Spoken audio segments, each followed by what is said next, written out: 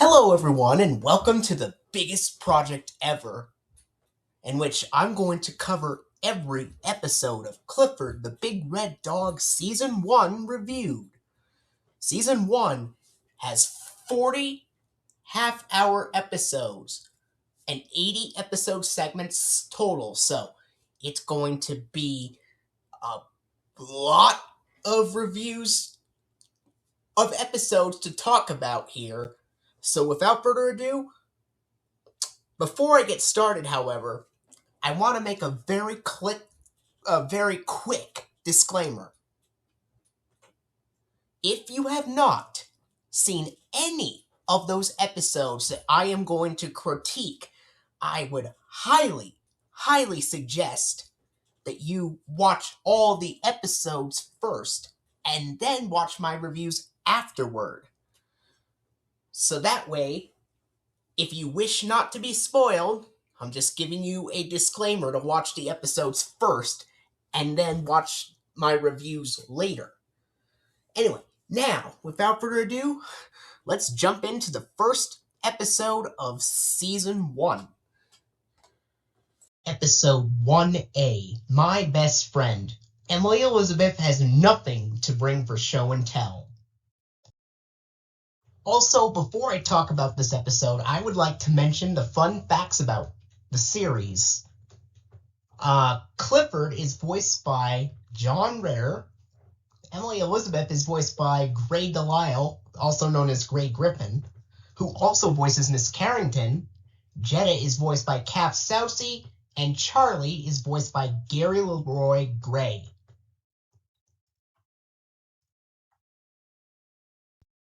This episode is built on a present-day linear storyline.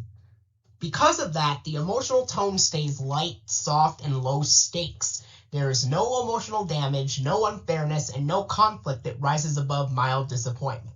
It's a gentle introduction to the world, but not a strong narrative. This is the first aired episode of the series, so its primary job is introduce Emily and Clifford, establish Birdwell Island, show the tone of the show, set up the show and tell premise. It succeeds at introducing the characters, but not at delivering a compelling story. Unlike the episode paired with it, which is Cleo's Fair Share, this one is structurally thin. This episode opens with Clifford, Cleo, and T-Bone playing pretend, Emily's class being dismissed, show and tell being announced. This is all surface-level setup. There is no emotional tension, no conflict, just a warm, gentle introduction. The show and tell announcement should create stakes, but the episode doesn't treat it as a big deal. Emily is excited, not anxious. Jetta brags, but mildly. Clifford helps Emily find an anchor. She's thrilled. This is the closest the episode gets to a big moment. Then Jetta casually deflates it by saying she brought one last year. Emily's reaction is not hurt, not embarrassed, not insecure, just mildly disappointed. This is not emotional damage. It's a tiny dip in mood, nothing more. The middle of the episode is a wandering sequence. The nest, the coral, the bones, the glasses, random exploring. Each moment is cute, but none of them escalate the story. There is no rising tension, no emotional stakes, no narrative progression. It's a montage, not an arc. This is where the episode feels thin. Emily tells Clifford to stay home while she keeps searching. Clifford whimpers. He's sad, but the context matters. Emily isn't angry. She isn't rejecting him. She isn't blaming him. She's just focused. This is soft disappointment, not emotional harm. It resolves quickly and gently. This is the closest the episode gets to emotional weight, and it's still very light. Charlie reminds Emily of the fun she had with Clifford, the joy of their adventures, the value of her dog. This is the emotional spark that the episode needed earlier. It's a good moment, but it arrives without build-up. Emily brings Clifford to class. Everyone cheers. Jetta rolls her eyes. Clifford is happy. Emily is proud. It's warm, but not deep. It's pleasant, but not memorable. The emotional beats are excitement, mild disappointment, soft sadness, realization, and joy. Everything is gentle, nothing is harmful, nothing is intense. This is why the episode stays firmly in meh territory. So yes, this episode introduces the characters and the tone of the show, but it doesn't deliver a strong story. The middle section drifts without escalation. The emotional beats are soft and easily resolved. And the one moment that could have carried weight, Clifford being told to stay home, is too gentle to matter. And while it does its job as the first episode, it's simply not that good of an episode on its own, especially compared to the stronger, more emotionally grounded episode paired with it. It's pleasant, harmless, and thin, landing squarely in the lower end of meh. When I call an episode meh, I mean it sits right in the middle. Not good, not bad, just floating between the two. And even inside the meh category, there are levels. Some meh episodes are almost good. They're close, they have charm, they just miss something. Some are perfectly average, nothing wrong, nothing special, and some are on the edge of being bad, not harmful, but thin, weak, or unfocused. Unfortunately, My Best Friend falls into that lower side of meh. It's not bad, it's not broken, it's not emotionally damaging, but it's also not strong, not memorable, and not structured enough to rise above fine.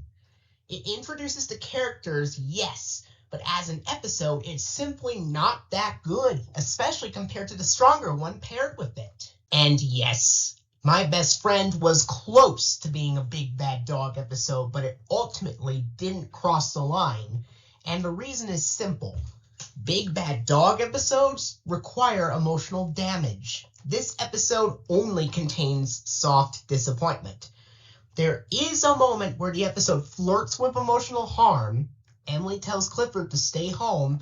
Clifford whimpers. He clearly feels left out. This is the closest the episode gets to emotional weight. If Emily had snapped at him, blamed him, rejected him, or made him feel unwanted, then yes, this would have tipped into Big Bad Dog territory, but she doesn't. She's not angry, she's not harsh, she's not unfair, she's just focused.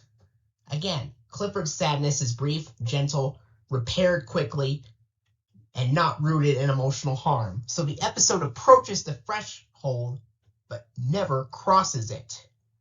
That's why it lands on the lower side of meh instead of becoming a Big Bad Dog episode. And honestly, that's perfectly normal. Not every episode in a show, even a good show, is going to come out as a strong episode. Some episodes land in the good category, some fall into meh, and some drop into bad territory. In Clifford the Big Red Dog episodes, bad Clifford episodes are always called Big Bad Dog episodes. Bad SpongeBob episodes are called Scumbobs, and bad Arthur episodes, I like to call them, a horrible kind of day.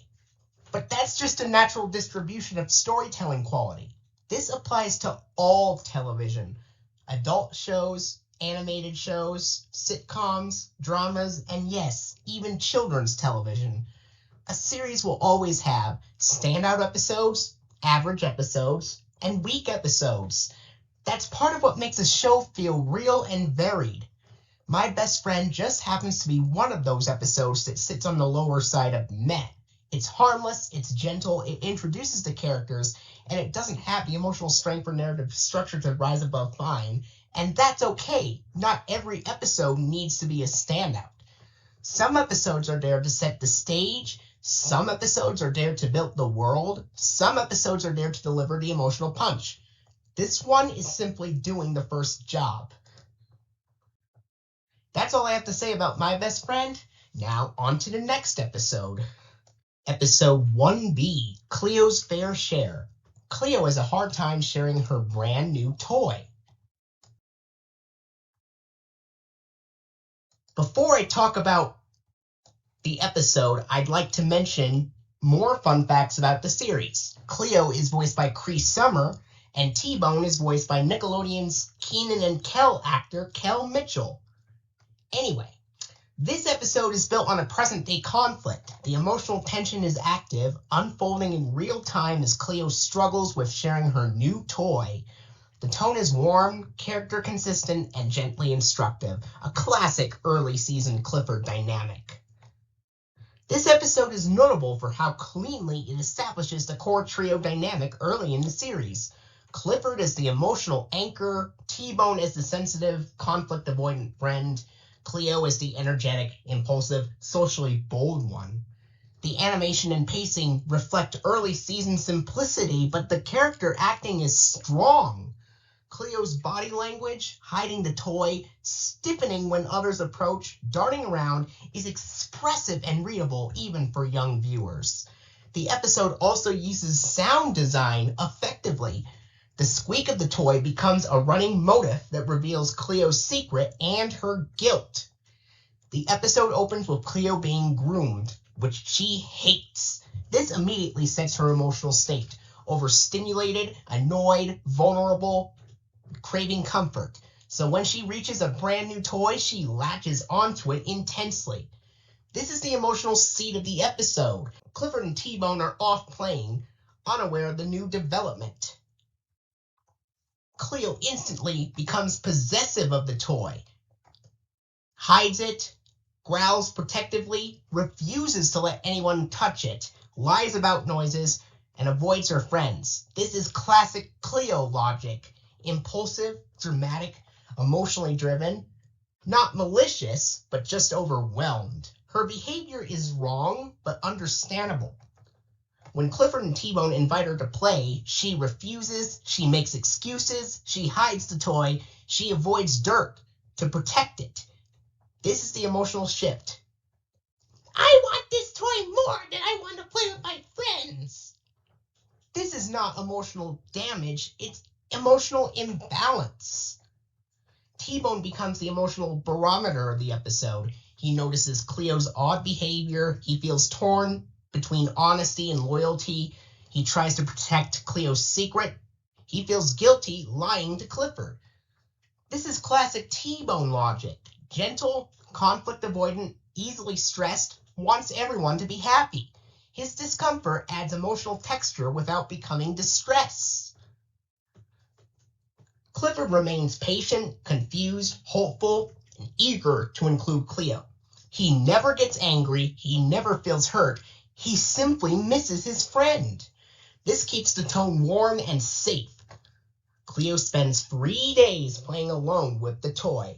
This is the turning point. She's bored, she's lonely, she realizes the toy isn't fun without friends. This is the emotional truth of the episode. A new thing's exciting, but friends make it meaningful. Cleo's loneliness is self-inflicted, not emotional damage. When Clifford and T-Bone finally find her, the toy squeaks, the lie collapses, Cleo panics, T-Bone admits the truth. This is the emotional confrontation, but it's gentle. No one is angry, no one is hurt, no one is blamed. Clifford simply wants her back. Cleo finally admits she didn't want to share. She was afraid the toy would get ruined. She knows she was wrong. She missed her friends. This is a clean emotional repair. Honest, vulnerable, in character, not forced. T-Bone reassures her. Clifford welcomes her back instantly. The trio plays with the toy together. Cleo throws it, T-Bone catches it, Clifford joins in. The toy becomes more fun when shared, the emotional thesis of the episode. The emotional beats are excitement, possessiveness, avoidance, loneliness, honesty, repair, and reunion. Everything is grounded, warm, and character consistent. Cleo's flaw is understandable, T-Bone's discomfort is gentle, Clifford's patience is steady. This episode teaches sharing without shaming. So yes, this episode delivers a clean emotional arc, a relatable conflict, and a warm payoff. Cleo's possessiveness is believable, T-Bone's discomfort adds gentle tension, and Clifford's steady kindness anchors the story. The repair is honest and earned, and the final message that sharing makes things more fun lands naturally. It's a strong early season episode with clear emotional logic and excellent character consistency. And you know what?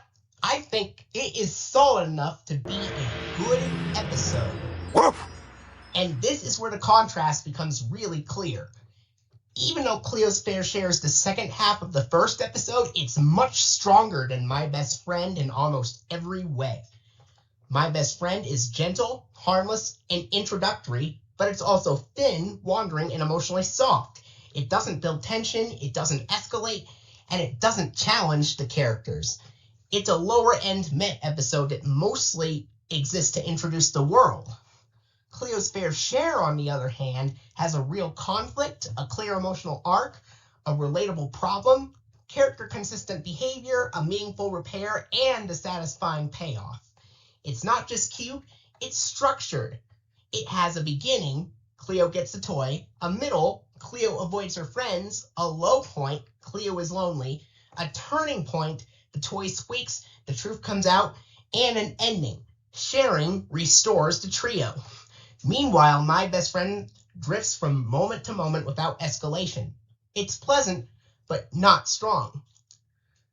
This is why Cleo's Fair Share earns a good episode rating, while My Best Friend stays on the lower side of meh.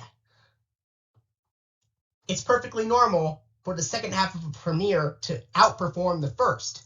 Not every episode in a show is going to land equally. Some are meh, some are good, and some fall into big bad dog territory. That's just how television works, even in children's shows. But in this case, the difference is especially noticeable because the two episodes sit right next to each other. One is a soft introduction, the other is a fully formed story. That's why this one is much better. And ironically, I wouldn't be surprised if the next episode we talk about ends up being the first episode to get a big bad dog rating and be so much worse than both of these. That's just how early season pacing works. You get a soft meh episode, then a genuinely good one, and then suddenly the show drops a rough one that crosses the emotional line. It's completely normal for a series to swing like that, especially in children's television. Some episodes are good, some Clifford episodes are good, some Clifford episodes are meh, and some Clifford episodes fall straight into big bad dog territory because they break the emotional contract. And the funny thing is, the first big bad dog episode often shows up very early in a show's run. So yes, it wouldn't surprise me at all if the next one we cover is the first truly emotionally damaging episode of the series. Episode 2A, Special Delivery. Clifford almost gets in trouble after he accidentally pops a package and Cleo opens it up. It's a big bad dog, big bad dog, big bad dog. Seriously? That's the only way I can start talking about special delivery, because the emotional logic collapses instantly and keeps collapsing until the episode becomes one of the most abysmal, frustrating entries in the entire series. Every single plot beat makes the situation worse, and the escalation reflects exactly how badly the episode fails. Emily Elizabeth trusts Clifford with a birthday present for her cousin Laura. Clifford takes the job seriously, proudly, responsibly. This should be a wholesome, character-affirming moment. Instead, the episode uses Clifford's responsibility as the foundation for his suffering. That's a betrayal baked into the premise. Clifford arrives doing exactly what he was asked to do. T-Bone is surprised. Cleo is curious. And Cleo's curiosity immediately overrides Clifford's responsibility. She grabs the package. She gets wild with it. She shreds it. This is where the episode should pivot into accountability. Instead, it pivots into Clifford's guilt. They find the magic ball. Cleo plays with it. T-Bone joins in. Clifford tries to stop them. The emotional pattern is painfully clear. Clifford tries to be responsible. Cleo ignores him. T-Bone follows Cleo. Clifford gets dragged into the chaos. When the ball inflates and won't fit back in the package, Clifford tries to fix it. He accidentally pops it, and Cleo and T-Bone get irritated at him. This is the second emotional fracture. The dogs who caused the problem blame the dog who tried to fix it. Clifford immediately says he needs to tell Emily Elizabeth. That's who he is. Honest, loyal, responsible. Cleo and T-Bone warn him Emily won't be happy. They offer to go with him. Clifford insists on doing it alone. This is the moment where the episode should support Clifford's integrity. Instead, it abandons him. Clifford imagines every round object as the ruined ball. He panics. He worries about Laura's birthday. He isolates himself. This is the emotional harm caused by Cleo's actions, not his own. And the episode never acknowledges that. Cleo visits Clifford. He admits he still hasn't told Emily. Cleo pressures him again. She tells him Emily will be furious. She suggests hiding the ball. Clifford, overwhelmed and scared, agrees. This is the worst emotional beat of the episode. Cleo weaponizes Clifford's fear to protect herself. And if anything, she never gets punished for it. Not once. Not even a little. Seriously. No apology, no accountability, just manipulation. Emily Elizabeth happily thanks Clifford for delivering the package. She gives him a treat. Clifford imagines Laura opening an empty box and crying. He refuses the treat. He whimpers. This is the emotional climax. Clifford is suffering because he tried to be responsible. And Cleo is nowhere near the moment of pain. Clifford finally shows Emily the ruined ball. Emily is upset, but fair. She wishes he hadn't hidden it. She explains she could have replaced it sooner. This is the only moment where the episode remembers its own moral framework. But it's too late to repair the damage done to Clifford. Cleo watches Clifford and Emily walk by. She smugly says she knew Clifford should have told Emily from the beginning. Then she falls out of a tree off screen. That's not accountability. That's not a lesson. That's not repair. It's a joke replacing responsibility.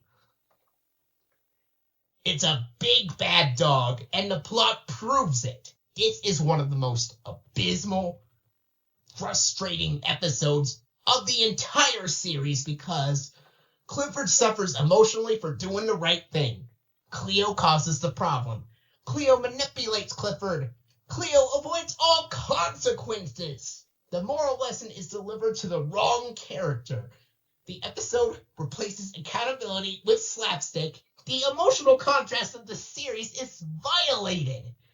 And that's why this episode is not just bad, it's abysmal, frustrating, and treats Cleo in a horrible way that she never gets punished for.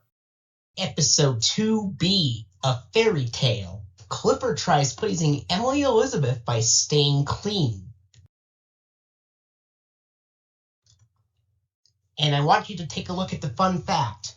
Gray DeLisle, the voice of Emily Elizabeth, voices Lily LaValle in this episode. This episode is built on a goal-based story engine. Clifford's goal is simple: stay clean until the afternoon, so Emily Elizabeth can enter him in the Dog of the Year contest. Everything, the temptation, the bone, the beach, The car wash, the fog, spins out of this one goal. It's light, harmless, mildly funny, and emotionally safe. This episode is one of the earliest to show Clifford trying to please Emily, Cleo and T-Bone tempting him into mischief, Jetta being mildly annoying but not harmful, a heroic payoff that restores the emotional balance. It's a classic Clifford tries to stay clean story, and it works fine. Not great, not bad. Emily Elizabeth gives Clifford a bath. He's huge, slippery, goofy. Jetta walks by and gets splashed. Her reaction is irritated, dramatic, but not harmful. This sets the tone. Light, comedic, low stakes. Emily explains the Dog of the Year contest. Clifford wants to look good for her. This is the emotional anchor. Clifford wants to make Emily proud. It's sweet and character true. Cleo tempts Clifford with the promise of a Clifford-sized bone. Clifford tries to resist. He fails. This is the comedic engine of the episode. Temptation versus responsibility. The digging scene is fun, but the structure becomes predictable. Clifford tries to stay clean. Clifford gets dirty. Clifford tries to fix it. Clifford gets dirtier. It's harmless, but it drags. This is where the episode becomes perfectly average. Clifford tries to use a human car wash. He comes out half clean, half dirty. It's funny, but it doesn't deepen the emotional arc. The fog rolls in. The ferry can't see the lighthouse beacon. Clifford becomes a giant living lighthouse. This is the emotional payoff. Clifford helps. Emily is proud. The townspeople cheer. Lily LaValle picks Clifford as Dog of the Year. It's warm and wholesome. The emotional beats are excitement, mild frustration, comedic temptation, soft panic, heroic payoff, and joy. Everything is gentle. Nothing harmful happens. Nothing escalates into emotional damage. This is why the episode is not good, but also not bad. So yes, this episode has a fun setup, a cute goal, and a sweet ending, but it's not that strong of an episode overall. It's a meh episode, and it gets that rating because the emotional arc is soft, the middle is repetitive, and the stakes never rise above Clifford wants to stay clean. The bone sequence is fun, and the ending is warm, but the episode never becomes strong or memorable. It's pleasant, harmless, and perfectly average. Nothing damaging happens emotionally, but nothing exceptional happens either. Episode 3A, and Birdy makes 3. Clifford is jealous until he teaches Birdy how to fly.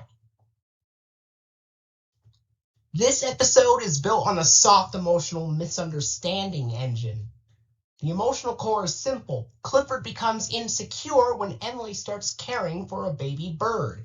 It's gentle, low stakes, and emotionally safe. Nothing harmful happens, and the misunderstanding is repaired quickly. This episode is important for one major reason. It is the first episode to introduce Mr. Bleakman, voiced by comedian Earl Bone.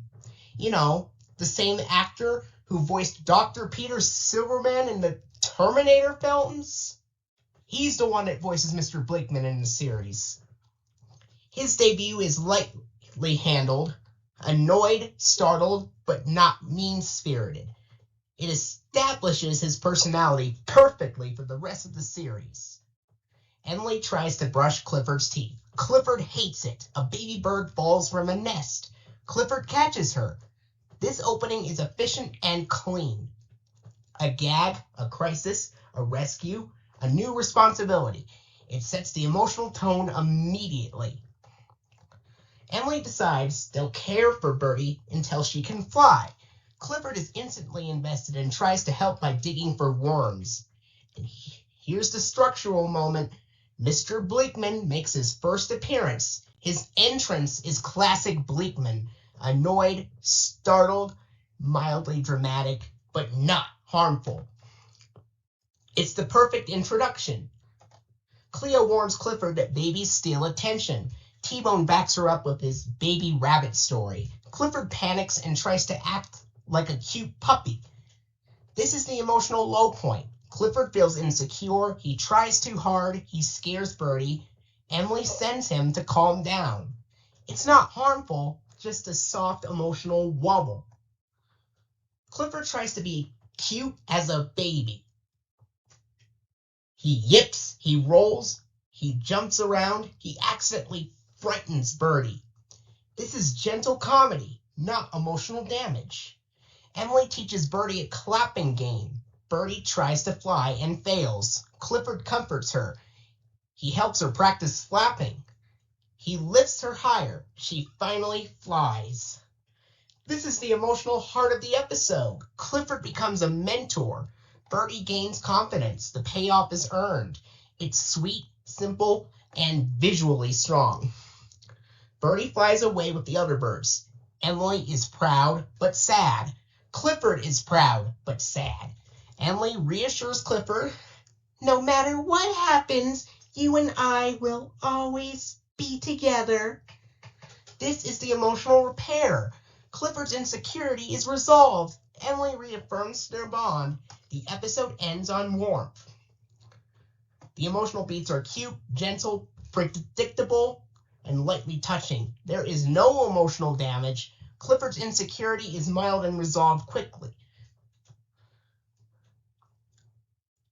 So yes, this episode is a sweet rescue, a gentle emotional arc, a charming flying sequence, and a warm reassurance at the end, but once again, it's not that strong of an episode overall. And it's another meh episode, and it gets that rating because the emotional arc is soft and the stakes are low, and the middle drags a little. Clifford's insecurity is mild, the conflict is predictable, and the episode never becomes particularly strong or memorable either. And again, it's also pleasant, harmless, and emotionally safe. And again, nothing damaging happens emotionally, but nothing exceptional happens either. Just like with a fairy tale. And that's why this episode also earns a meh rating. It's perfectly average. Episode 3B, Home is Where the Fun Is. Clifford takes Emily, Elizabeth, and Charlie on an adventure while Jetta requests to go to the Titanic Tower with her mom. Okay, so about the episode Home is Where the Fun Is. This episode is built on a perspective shift emotional engine. Emily believes Birdwell Island is boring compared to the glamorous Titanic Tower, while Clifford tries to show her the beauty of their home. It's a sweet idea with a warm payoff, but the execution is uneven and the emotional dip is deeper than usual for early season 1. This episode is notable for 3 production reasons. 1. This is Cap Sousey's first appearance as Mrs. Handover. Sousey already voices Jetta, and this is the first time she performs both mother and daughter in the same episode. She is a completely versatile actress with a wide vocal range, the female equivalent of Tom Kenny, just like Grey Delisle is the female equivalent of Mel Blanc. John Ritter voices 2 characters. In addition to voicing Clifford, John Ritter also voices the Ticket Man at the Titanic Tower. This is one of the earliest episodes of Ritter doing a secondary voice in the series. Emily's disappointment is unusually sharp for early season 1. This matters later because the episode's emotional dip is deeper than a typical meh. Jetta bursts in with 2 words, Emily Elizabeth, Titanic Tower. She brags about the height, the view, the grand opening. Emily is impressed but discouraged. She can't go. This sets up the emotional conflict. Emily feels left out. Emily tries to enjoy the island, but she's distracted, she's disappointed, she compares everything to Titanic Tower. Clifford notices immediately. This is the emotional low point, and the moment where the episode almost becomes a big bad dog episode. Cleo suggests Clifford show Emily how great the island is. Clifford takes this seriously. This is the story engine kicking in. Clifford tries to change Emily's perspective. Clifford takes Emily, Charlie, and the dogs on a series of island adventures. Seashell hunting, a ride on Clifford's back, beluga whales, sea turtle hatchlings, dandelion fields, and Lookout Point. These scenes are visually strong, emotionally warm, and genuinely fun. This is the best part of the episode and the part that rescues it. Meanwhile, Jetta and Mrs. Handover struggle with crowds, long lines, broken elevators, and exhaustion. Calf Sousey's dual performance shines. Jetta's theatrical enthusiasm versus her mother's exhausted realism. This parallel story reinforces the theme: excitement doesn't always equal happiness. The ending, the perspective shift. Emily realizes the island is amazing. She had a wonderful day. Clifford made it special. Jetta returns pretending Titanic Tower was absolutely amazing, but the contrast is clear. This episode ends with Emily thanking Clifford for a really amazing day. The emotional beats are envy, disappointment, curiosity, joy, and appreciation. Everything is gentle again. Again, nothing harmful happens. And Emily's mood shift is mild and repaired through experience. But the emotional dip is deeper than a typical meh, which is why this episode sits at the lower end of the meh category. So yes, this episode has fun island adventures, a sweet perspective shift, and great dual performances from both Calf Sousey and John Ritter, but it's not that strong of an episode overall. In fact, it might be a little bit weaker than And Birdy Makes Free and A Fairy Tale, but it's still a meh episode. And it gets that rating because the emotional arc is soft, the pacing drags in the middle, and the episode relies more on sightseeing than storytelling. Emily's disappointment is mild, the adventures are pleasant but not tightly structured, and the episode never becomes particularly strong or memorable. It's not as perfectly average as the other meh episodes on this list, but still, nothing damaging happens emotionally, but nothing exceptional happens either. Again, this places it at the lower end of meh, similar to the very first episode, My Best Friend. And there's also a little animation error at the very end. At the very end, when Clifford licks Emily, she is visibly laughing, but her audio is missing. This is a clear production mistake and slightly weakens the emotional payoff. This episode was dangerously close to becoming a Big Bad Dog episode. If Clifford had not taken Emily on the adventure, her disappointment and emotional withdrawal would have crossed into damaging territory, but only lightly. The adventure sequence is what saves the episode and keeps it firmly in the meh category. Episode 4A, Clifford's Carnival. Jetta becomes lazy and defiant and refuses to do her part for the fall carnival. This episode has a major fairness problem. Jetta spends the entire first half of bossing Emily, Elizabeth, and Charlie around, refusing to do any work, taking advantage of Clifford, and then blaming others for the consequences of her own laziness. The emotional imbalance is obvious. Emily and Charlie carry the workload, Clifford carries the physical burden, and Jetta carries nothing but entitlement. Jetta's flaw is pure irresponsibility, and the episode leans heavily on it. Clifford, Cleo, and T-Bone are having fun jumping in leads. It's wholesome, light, and classic Birdwell Island energy. Then, they see a giant floating head near the schoolhouse. Clifford panics, thinking Emily Elizabeth is in danger, and rushes to save her. This is actually a great Clifford moment. Protective, loyal, emotionally grounded, But the monster is just a balloon head for the fall carnival. Emily, Elizabeth, and Charlie are inflating the balloon. Jetta is supervising, or rather, bossing. She gives orders. She critiques. She contributes nothing. This is the first major emotional imbalance. Jetta is treating her friends like employees. Clifford inflates the scarecrow balloon. Charlie asks Jetta to tie the knot. She does, but she does it badly. The knot slips. The balloon flies around. It lands flat on Jetta's face. This is the first natural consequence, and she earned it. But instead of learning, she doubles down. Emily and Charlie need to move a basket of pumpkins. Jetta orders them around like she's running a construction site. Clifford helps because Clifford always helps, and Jetta takes advantage of it. This is the second emotional imbalance. Clifford's kindness becomes Jetta's excuse to avoid responsibility.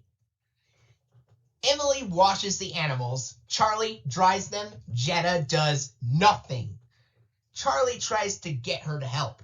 She refuses. Clifford arrives and cleans the entire carousel in seconds. And Jetta, she orders Clifford to work faster. This is the moment where her entitlement peaks. Soap suds splash all over Jetta. She wipes herself off using Clifford's tongue, thinking it's a towel. Then she blames Emily for bringing Clifford over. This is the emotional low point. Jetta refuses to take responsibility for anything. Mr. Rodriguez promises a big ice cream treat if the carnival succeeds. Clifford imagines a sundae the size of a house. Adorable. But then he pulls Jetta aside. He tells her he's been watching her, she hasn't done her job, she needs to usher the tractor to the pumpkin patch. This is the first adult in the episode to hold Jetta accountable. Jetta waits at the gate for a moment, then runs off to ride the Ferris wheel. Not once, not twice, but 15 times. Meanwhile, the tractor driver waits and leaves. This is the clearest example of Jetta's irresponsibility in the entire series. Mr. Rodriguez is upset. He's ready to cancel the hayride. Emily Elizabeth saves the day by suggesting Clifford pull the wagon. Jetta finally learns her lesson, brushing hay off everyone who rides. This is the emotional repair. Jetta actually works. She actually contributes. She actually learns. It's not perfect, but it's something. The carnival is a success. Kids get their sundaes. Clifford gets his giant dog-sized sundae. Jetta tells him to eat from his own cup, and for once, she's not being rude, just practical. Clifford enjoys his treat, and the episode ends on a warm note. And as for the rating, I'm going to be honest. I think it's a Big Bad Dog episode. Because while Jetta eventually learns her lesson, the episode still forces Emily, Charlie, and Clifford to carry all the emotional and physical labor while Jetta avoids responsibility until the very end. Clifford's Carnival is not absurdly bad like Special Delivery. It's not emotionally harmful. It's not unfair to Clifford. But it is still a Big Bad Dog episode. The episode's problems are real. Jetta bosses everyone around, avoids responsibility, and uses Clifford as free labor. But the emotional stakes are low. Nobody is emotionally harmed. Nobody is unfairly blamed. Nobody is humiliated. It's annoying, not damaging. At least not too damaging. If you count emotional damage in the episode Clifford's Carnival, there is a little bit of emotional damage, and Jetta's behavior does cross into a little bit of mild to moderate emotional damage, but nothing really extreme for the episode Clifford's Carnival. Jetta's behavior is still bad enough to drag the episode down. She refuses to help, She takes advantage of Clifford. She blames Emily for her own mistakes. She abandons her responsibility at the carnival. She rides the Ferris wheel 15 times instead of doing her job.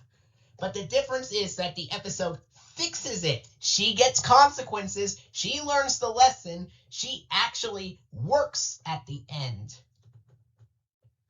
So yes, Clifford's Carnival is a big bad dog, but not a catastrophic one like the others. Meaning it's not absurdly bad, just weak, annoying, and dragged down by Jetta's behavior, but not emotionally broken.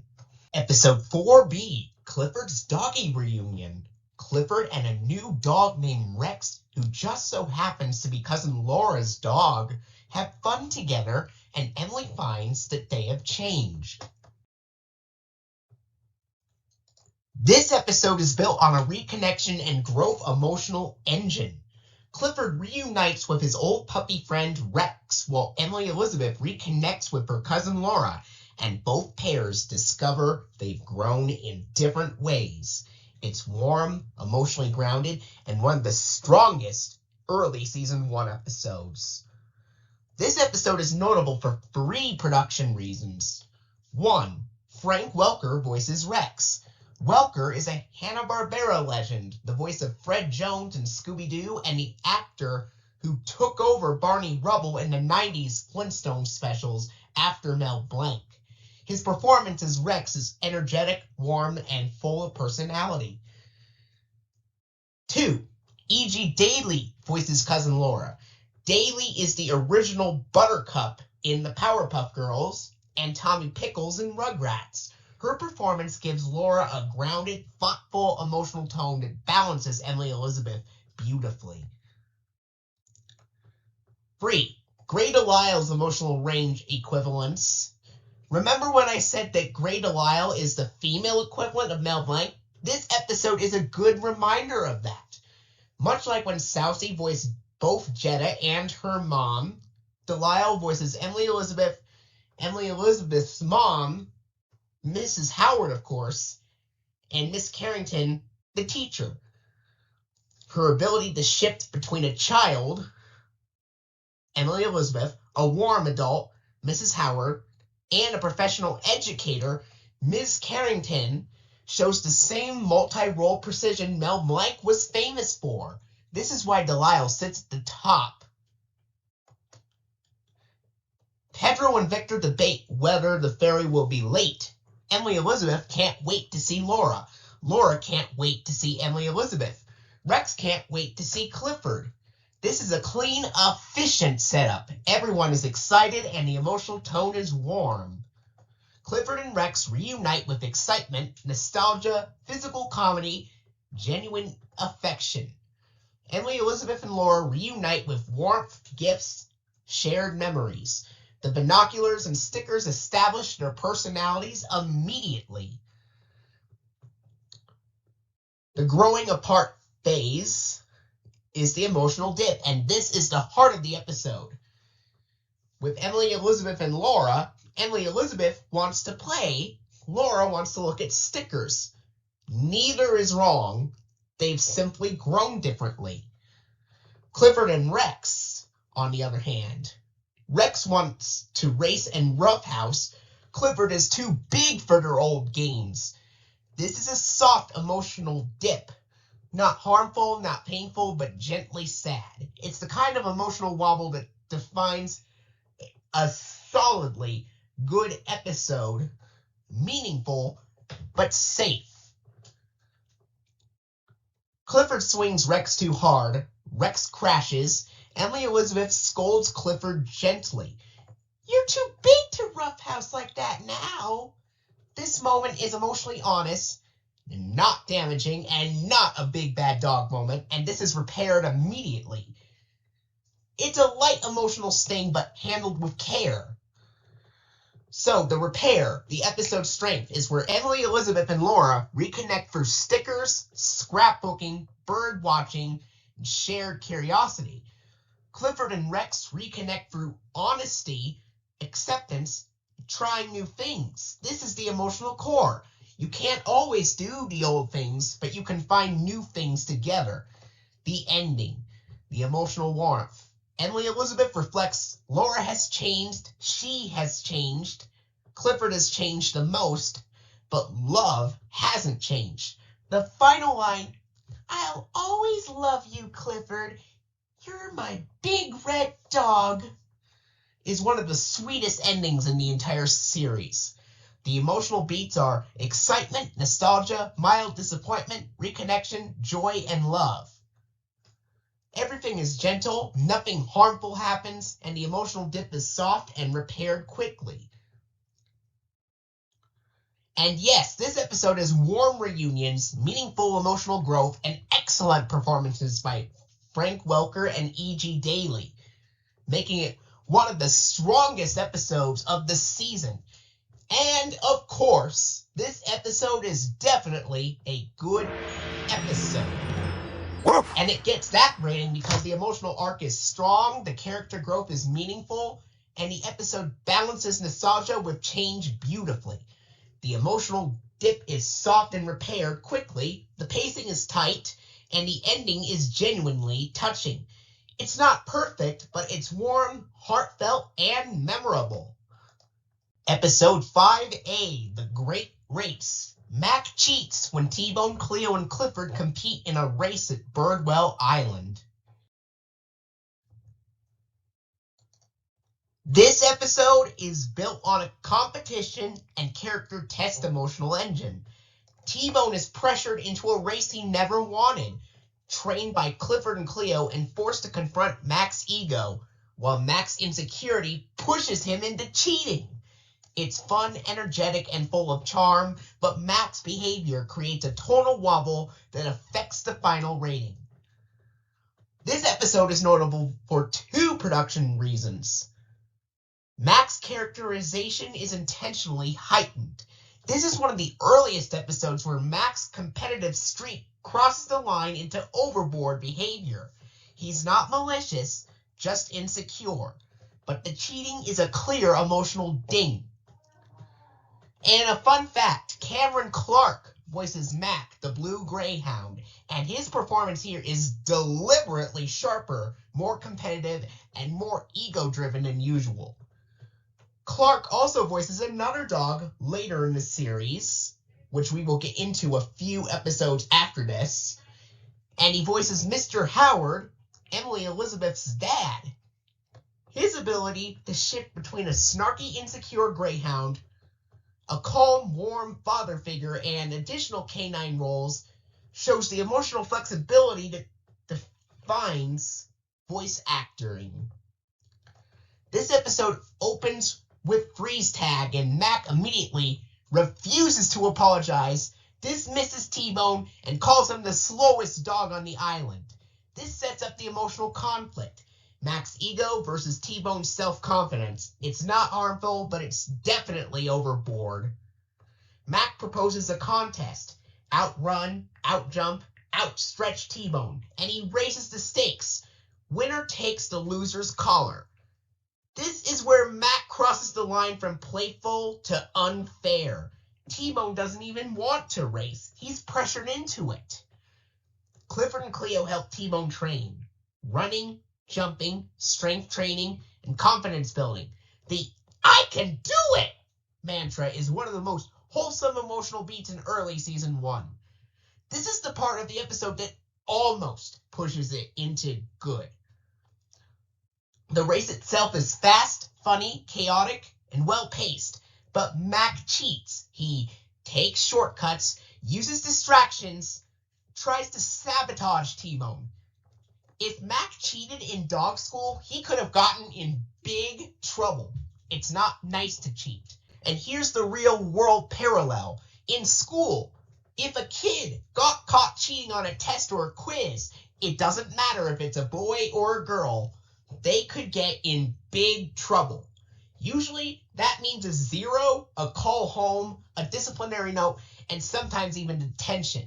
And on rare occasions, depending on the severity or if it's repeated, a student could even face suspension or expulsion. Schools take honesty seriously because cheating breaks trust. Mac's cheating is the emotional ding that affects the final rating. T-Bone loses, but he's proud of himself. He offers Mac his collar, fair and square. Mac hesitates. Mac feels guilty. Mac admits the truth. I cheated, okay? This confession is what saves the episode from dropping lower. If Mac hadn't admitted it, this episode could have been a little bit worse. But because he does, the emotional repair is clean and sincere. The emotional beats are insecurity, pressure, training, cheating, guilt, honesty, and repair. Everything is gentle, nothing harmful happens, and Mac's behavior is overboard, but not damaging, and he fixes it. So yes, this episode has great training scenes, a fun race, and a solid emotional repair, but Mac's cheating and overboard behavior keep it from being a truly good episode. Mac's cheating takes points off from being good, even though he admits it at the end. And that's why it's going to get a meh rating. If he didn't admit it, the episode could have been a little bit worse, but everything else is solid. The training montage is great, and the race is fun, and the ending is sincere. But Mac's behavior drags it down from good into the top of meh.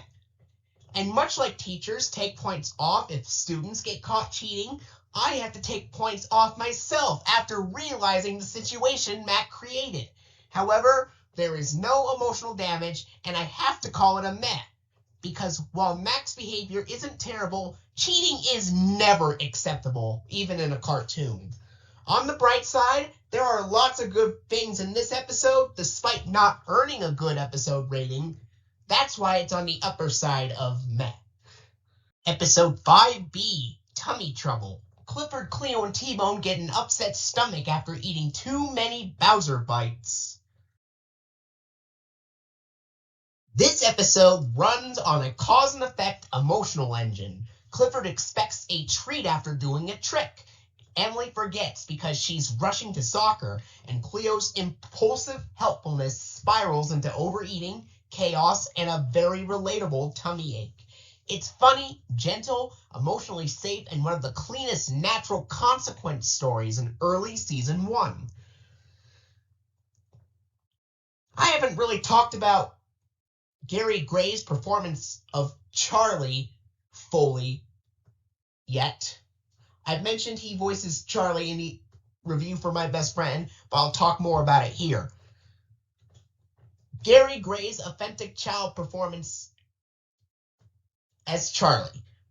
Unlike Gray Delisle and Kath Soucie, which were adult actors who performed children's voices, Gary Gray was an actual child, becoming a young teen when he was hired.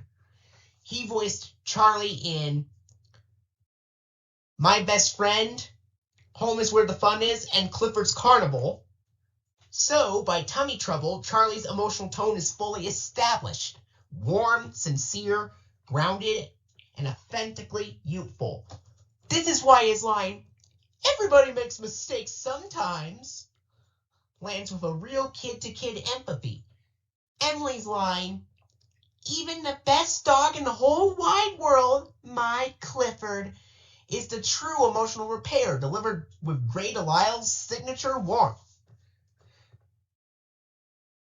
Emily and Clifford are mutual best friends, and Charlie and Emily are human best friends, and T-Bone and Clifford are dog best friends.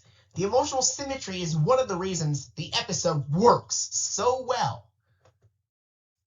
Emily practices tricks with Clifford. Sit down, roll over. Clifford expects his treat because that's the pattern. Then the Bleakmans arrive. Mrs. Bleakman, polite, cautious. Mr. Bleakman, dramatic, overreacting. Emily, respectful and reassuring. This sets up the fence rule, which becomes a comedic tension beat later. Emily rushes off to soccer and forgets Clifford's treat. Clifford's emotional logic is simple. I did the trick, I get the treat. He's not upset, just confused and patient. This is the spark that drives the entire episode. Cleo decides to fix the situation. This is classic Cleo. Impulsive, confident, chaotic, well-meaning, and wrong. She gives Clifford a treat, then T-Bone, then herself, then Clifford again. This is the first escalation. This is the comedic heart of the episode, the treat escalation. Cleo keeps finding excuses for more treats. T-Bone does a trick. Cleo throws well. Clifford does something special. They get dizzy, they get muddy, they get more treats. It's funny, harmless, and perfectly paced. Clifford slips near the fence. Mr. Bleakman panics. Clifford miraculously avoids damaging anything. This is a quick, harmless tension beat that pays off the earlier setup. Clifford, Cleo, and T-Bone all get sick, groaning, hiccuping, exhausted, and overstuffed. This is the natural consequence of the earlier comedy. No emotional harm, no unfairness, just dogs being dogs. They attempt to clean the yard before Emily returns. They fail, but in a funny, gentle way.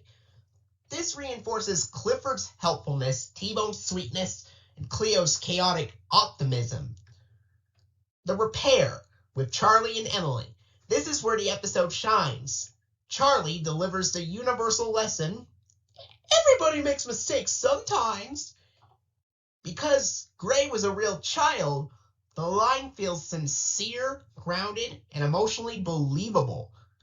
And in Emily Elizabeth, voiced by Ray Delisle, of course, delivers the personal emotional repair.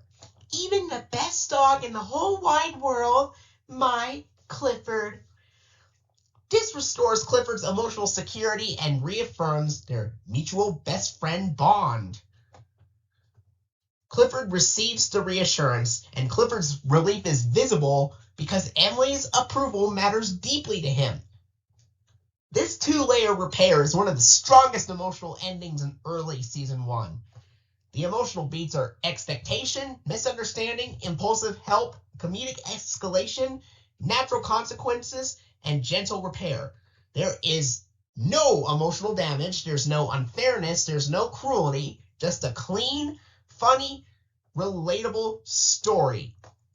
This episode has great comedic timing, a clean cause and effect structure, believable dog logic, escalating consequences, and a warm emotional repair. This is definitely a good episode because everything works. The comedy, the pacing, the emotional logic, the natural lesson, the gentle repair, the two-layer ending with Charlie and Emily Elizabeth, the authentic warmth from Gary Gray's real child performance, and the friendship symmetry between Emily, Clifford, Charlie, and T-Bone. There are no emotional dings, no unfair moments, and no character violations. It's simple, but it's executed with charm and clarity. Episode 6A, Cleo Comes to Town. Clifford and a dog named Manny show T-Bone how to welcome a new dog named Cleo and be friends.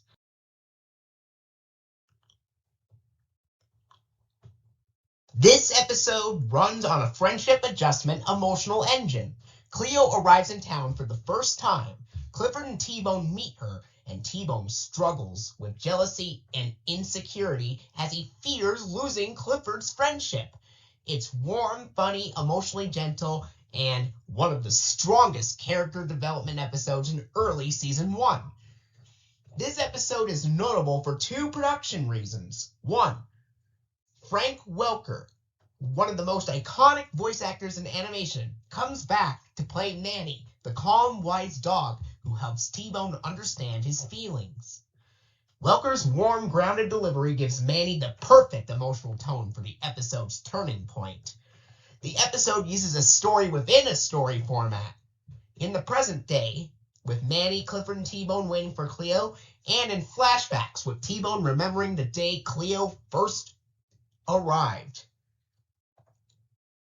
The structure allows the episode to explore T-Bone's emotional growth without disrupting the present-day timeline. The episode begins with Manny greeting T-Bone. Manny immediately senses T-Bone's excitement and nervousness about Cleo returning from vacation. This sets up the emotional theme. T-Bone cares deeply about his friends, and change makes him anxious. Manny's calm presence is the perfect catalyst for the flashback. Clifford and T-Bone have a comfortable, predictable routine. Walk Emily to school, walk through town, visit the library, play on the dunes, and go to the ferry dock. This routine represents emotional stability. Cleo's arrival disrupts that stability, and that's the point. Cleo bursts into the story with energy, confidence, enthusiasm, and zero hesitation. She immediately wants to play. She immediately gives T-Bone a nickname called T. She immediately changes the plan. Let's go to Rocky Point! This is classic Cleo. Impulsive, fun, chaotic, well-meaning, overwhelming, and it's exactly why T-Bone feels threatened. Cleo pulls the group toward caves, treasure hunts, new locations, and faster pacing. Clifford adapts easily. T-Bone struggles to keep up. This is the first emotional wobble. T-Bone feels left behind. The next day, T-Bone avoids Clifford and Cleo. He lies about wanting to spend time with Sheriff Lewis. This is the emotional truth. T-Bone is afraid Clifford will like Cleo more than him. This is one of the most relatable emotional beats in the entire series. Manny gently asks T-Bone what's wrong. T-Bone admits he doesn't like being called T. He feels replaced. He's scared of losing Clifford. Manny gives the perfect advice. Sharing a friend can be hard, but Clifford isn't the only one getting a new friend. Cleo's your friend too. Welker's delivery is warm, wise, gentle, and reassuring. This is the emotional turning point. The reunion, where T-Bone returns. Clifford and Cleo try to play tag without T-Bone. It's not fun. They miss him. When T-Bone returns, Cleo asks if he minds being called T. T-Bone says he likes it now. Clifford is thrilled. The trio finally clicks. This is the friendship formation moment. In the present day, Cleo returns. The flashback ends. Cleo arrives on the ferry. The trio reunites with joy and warmth. The emotional message is clear. They become terrific friends, and they still are. The emotional beats are routine, disruption, insecurity, jealousy, withdrawal, reassurance, acceptance, and friendship formation. And once again, everything is gentle and nothing harmful happens, and T-Bone's insecurity is handled with kindness and clarity. So yes, this episode has great character moments, a strong emotional arc for T-Bone, a perfect flashback structure, and a warm, satisfying ending. And of course, this episode is definitely a good episode. Woof! And it earns that rating because, once again, everything works. The flashback structure, the emotional clarity, T-Bone's relatable insecurity, Manny's wise guidance, Cleo's energetic introduction, Clifford's steady kindness, the formation of the trio's friendship, Frank Welker's warm performance as Manny, and the emotional symmetry between Emily, Clifford, and T-Bone, and Clifford. There are no emotional dings, no unfair moments, and no character violations. It's a simple story, but it's executed with heart and charm. And we get to explore the flashbacks, which really elevates the episode. Seeing how the trio first met adds emotional depth, context, and warmth that strengthens the entire story. Episode 6B, False Friends. Mac becomes Cleo's friend, but only because he wants to play on the new playground. This episode has a mild emotional logic problem. Max suddenly becomes extremely friendly toward Cleo, not because he likes her, but because he wants access to her brand new playground. He compliments her, hogs her attention, and suddenly pushes Clifford and T-Bone aside. It's jerky, petty, and mildly manipulative, but the emotional damage is light and mostly centered on Cleo feeling used. And yes, that alone is enough to trigger this as a Big Bad Dog episode. anytime a character uses a friend for their stuff, the emotional harm is real, even if it's mild. But unlike most of the Big Bad Dog episodes on the list, this one stays firmly on the lighter side. There's no fear-guilt spiral, and no humiliation. And most importantly, T-Bone recognizes Mac's behavior, calls it out, and stays loyal to Cleo, even when she doesn't see what's happening. That emotional clarity keeps the episode mild. Clifford, Cleo, and T-Bone are playing Nose to Can. It's simple, silly, and classic Birdwell Island fun. Cleo is excited about her new playground. T-Bone is thrilled to be the first to try it. Clifford is just happy to be included. Everything is normal and light. Mac overhears Cleo talking about her new playground and instantly becomes interested, not in Cleo, but in the playground itself. He dismisses their game, invites Cleo to his lawn, showers her with compliments, suddenly pulls her away from Clifford and T-Bone. This is where the emotional problem begins. Mac isn't being friendly, he's being opportunistic. Clifford and T-Bone arrive expecting to be the first to play on Cleo's new playground because Cleo promised. But Mac got there early. He's already playing with Cleo. He's already taken over the equipment. He's already positioned himself as Cleo's special friend.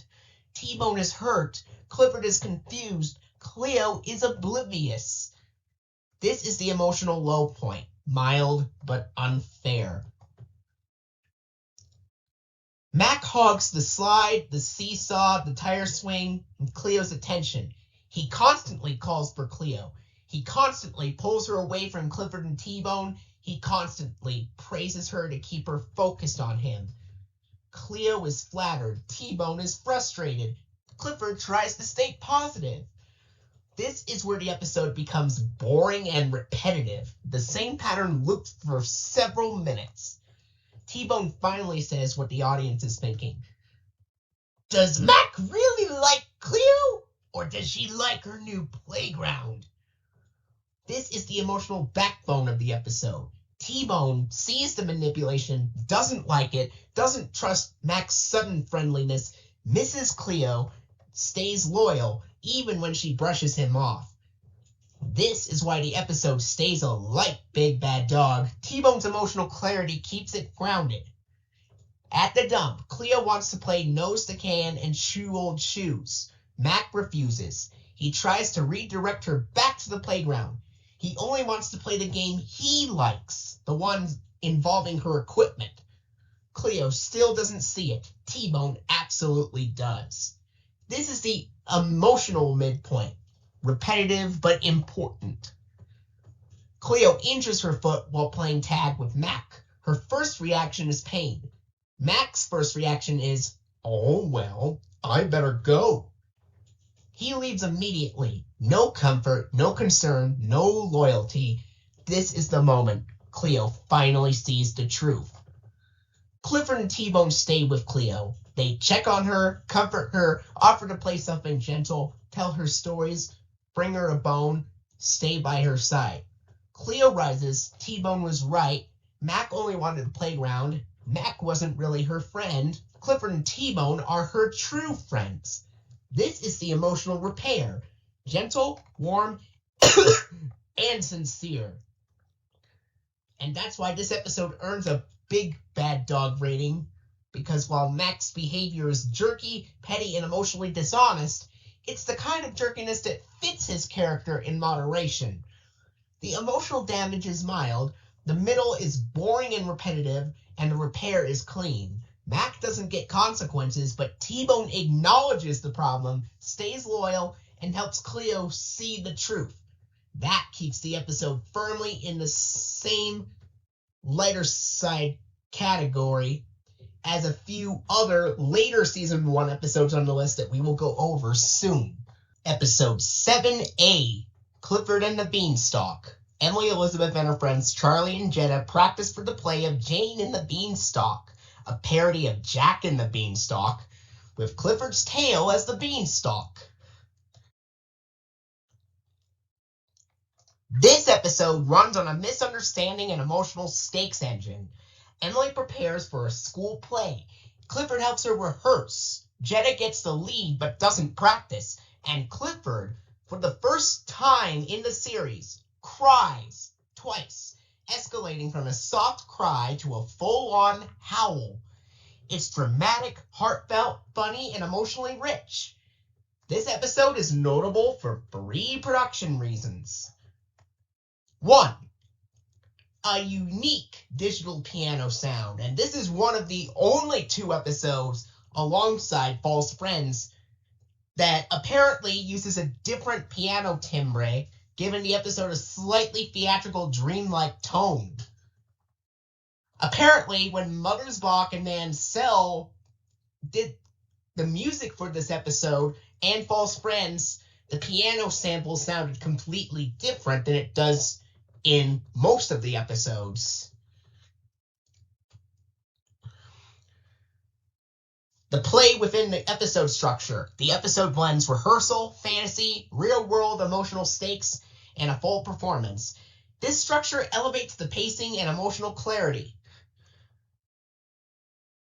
And this is the first episode I've said where Clifford cries twice. Both crying moments occur during rehearsal misunderstandings, making this the first episode where Clifford cries twice, both times for emotional reasons, both times due to misinterpreting Emily's lines, with the second cry escalating into a full-on howl. Emily announces the school play, Jane and the Beanstalk. Or actually, Miss Carrington announces the school play, Jane and the Beanstalk. Clifford is excited. Emily is determined. Her dad is supportive and goofy. This sets the tone. Emily works hard. Clifford supports her. Emily assigns roles. Charlie as the bean seller, Cleo as the goose, T-Bone as the cow, and Clifford as the mean, nasty giant. Emily begins practicing. She says, "I shall miss you so." She is speaking to her pretend cow, played by T-Bone, but Clifford misunderstands and thinks she is saying goodbye to him. He lets out a soft, confused, emotional cry. Charlie reassures him and immediately steps in saying, "It's only pretend, Clifford, and you're supposed to be mean, remember?" This does 3 things. Reframes the misunderstanding, redirects Clifford to his role, and stabilizes the rehearsal. Emily comforts him emotionally. Charlie comforts him logically. This is the first misunderstanding and the first crying moment. Later in the same rehearsal session, Emily practices again. She says, "Goodbye, old friend." And once again, Clifford thinks she's saying goodbye to him, not the pretend cow. But this time, the line hits harder. It sounds final. Clifford howls. Not a soft cry, not a whimper. A full-on, distressed, emotional howl. Louder, longer, and more intense. This is the first time in the series Clifford escalates from a soft cry to a full howl due to emotional misunderstanding. Emily reassures him again and the misunderstanding resolves. Emily auditions, but Jetta gets the part of Jane. Miss Carrington says Jetta has a natural flair for drama. Emily handles it with grace. Clifford supports her. Jetta immediately becomes Jetta. This sets up the emotional contrast. Emily is prepared, steady, and grounded. Jetta is theatrical, overconfident, and underprepared. Jetta avoids practicing, becomes the emotional fuse, and she repeatedly avoids practicing. "I have a costume fitting. I need new shoes. I'll learn my lines later." Miss Carrington warns her, "There are only 2 days left." Jetta ignores it. This is the slow burn emotional tension of the episode. Emily's dad and Clifford help build the set. Clifford paints too enthusiastically and splashes Jetta. Jetta panics about her appearance. Emily stays calm. Clifford tries to help. This reinforces the emotional roles. Clifford is helpful and loyal, Emily is steady, and Jetta is self-focused and dramatic. Backstage, Jetta freezes. She doesn't know her lines. She panics. She tries to hide it. Miss Carrington asks, "Are you ready for the play?" Jetta lies, but she's terrified. Then the crisis hits. They forgot to build the beanstalk. Clifford offers his tail. Everyone agrees. Jetta refuses. "I'm not climbing some furry red beanstalk tail." Miss Carrington pushes back. "We've all worked very hard. I think you can be a little flexible." Jetta breaks. And Jetta admits, "I didn't practice and I don't know my lines." Miss Carrington is disappointed, visibly, but not cruelly. This is one of the strongest emotional beats in early season 1. Emily knows the lines. She steps in. The show goes on. Clifford becomes the beanstalk, a brilliant visual gag and emotional payoff. The performance is warm, funny, and successful. After the play, Jetta admits, "I probably should have practiced harder and not relied so much on my good looks and natural talent." It's sincere, it's humble, it's one of her best self-aware moments. She compliments Emily, she compliments Clifford. The emotional arc resolves cleanly. The emotional beats are excitement, rehearsal, misunderstanding, soft cry, reassurance, second misunderstanding, full-on howl, disappointment, fear, confession, and repair. And everything is gentle in this episode, nothing harmful happens, and Clifford's crying is tender and emotionally safe. Yes, this episode is a strong emotional arc. 2 perfectly placed misunderstanding and crying moments, including Clifford's first full-on howl, Jetta's fear and frustration confession, and a charming school play structure that ties everything together. This is a good episode because, like Cleo Comes to Town, and, of course, Tummy Trouble, everything works. The emotional misunderstanding, Clifford's crying full-on howl both during rehearsal, Charlie's reassurance, Emily's steady kindness, Jetta's dramatic overconfidence, Miss Carrington's disappointment and firmness, the beanstalk crisis, Emily saving the play, Jetta's honest confession, the unique piano sound, and the strong emotional payoff. There are no emotional dings, no unfair moments, and no character violations. It's dramatic, funny, heartfelt, and executed with charm. Episode 7B, An Itchy Patch. Clifford is afraid of going to the veterinarian to go see Dr. Din after he develops an itchy patch and can't stop scratching. This episode runs on a fear avoidance and relief emotional engine. Clifford develops an itchy rash, becomes scared of going to the veterinarian, tries to hide his symptoms, and the itch keeps coming back worse and worse until he can't take it anymore. It is one of the very few rare and well put together episodes that is frustrating, but in a good way. Most good episodes are not frustrating at all, and when they are, it's never the kind of frustration you'd expect from Big Bad Dog episodes. This is empathetic frustration, not negative frustration. It's the kind where you think, I can't really imagine experiencing what Clifford's going through. And that's exactly why the episode works so well. This episode is notable for 3 production reasons. The introduction of Dr. Din, she is voiced by Nanny Min. I think that's how you pronounce the name correctly. But she also voices Miss Lee, the librarian. Dr. Din is a new veterinarian, warm, calm, and gentle, instantly trustworthy. The fear avoidance structure. One of the only episodes where the emotional engine is fear, avoidance, escalation, collapse, and relief. And the rare good frustration tone. Most good episodes are warm, funny, gentle, and emotionally smooth. This one is different. Itchy, uncomfortable, tense, sympathetic. And that difference elevates it. Clifford scratches against a tree. Everyone laughs. It seems harmless. But the itch is persistent and Clifford is visibly uncomfortable. Emily notices, maybe you should see Dr. Din. This sets up the emotional conflict. Clifford is scared of the vet. Cleo tells Clifford, the veterinarian and the groomer are best friends. And Cleo hates the groomer. This is classic Cleo. Confident, dramatic, and wrong. But Clifford believes her. This is the fear trigger moment.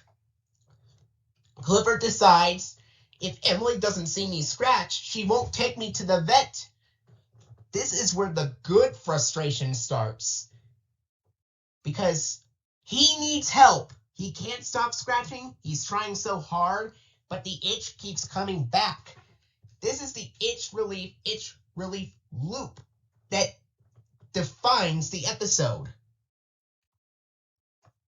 Emily goes to the library. Clifford tries to hold still. He can't. He rolls, he wiggles, he yelps, he tries to hide it. Cleo and T-Bone panic. No, Clifford! Emily will see! This is the second escalation, and it's frustrating, but in a way that makes you feel for Clifford, not annoyed at him. Clifford's itch becomes unbearable. He scratches so hard he creates a tidal wave. Emily sees everything. She says, Clifford, please stop scratching. It's time to go to the vet. Emily's dad also tells Clifford to stop scratching. This is the collapse of the avoidance arc. Clifford whimpers, scared, defeated, and exhausted.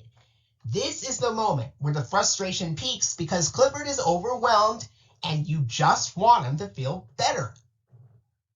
Clifford arrives at Dr. Din's office. He's terrified, but Emily reassures him. I'll always take good care of you. Dr. Din is gentle, calm, friendly, patient. She examines him and says, he has a rash, nothing a little cream won't fix. This is the relief moment. The fear dissolves, the frustration dissolves, Clifford relaxes. The giant cream sprayer is hilarious. Clifford's tail wags. Cleo and T-Bone panicked and realize he's fine. Clifford is finally relieved. This is the emotional release the episode builds toward. Emily tells Clifford, doctors are there to help us, and I always want to take good care of you because you're Clifford, my big red dog. This is the emotional anchor of the episode. The emotional beats are itch, fear, avoidance, escalation, collapse, relief, and reassurance. And it is one of the very few rare and well put together episodes that is frustrating, but in a good way. Most good episodes are not frustrating, and when they are, it's never the kind of frustration you'd expect from Big Bad Dog episodes.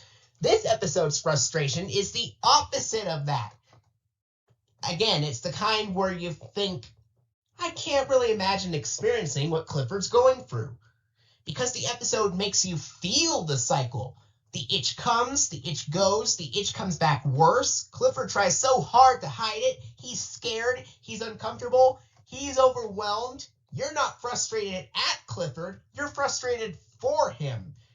This is empathetic frustration, rooted in care.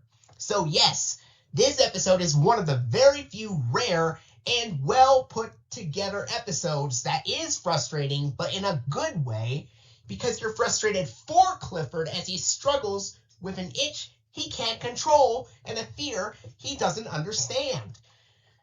This is a good episode. Woof! Because everything in this story, where Clifford tries to stop itching but can't, works. The fear avoidance emotional engine, the itch relief loop, the empathetic frustration, Clifford's vulnerability, Emily's steady reassurance, Cleo's misinformation, the tidal wave scratching sequence, the gentle vet visit, Dr. Din's perfect introduction, and the emotional payoff of relief. And it is one of a very few rare and well put together episodes that is frustrating, but in a good way.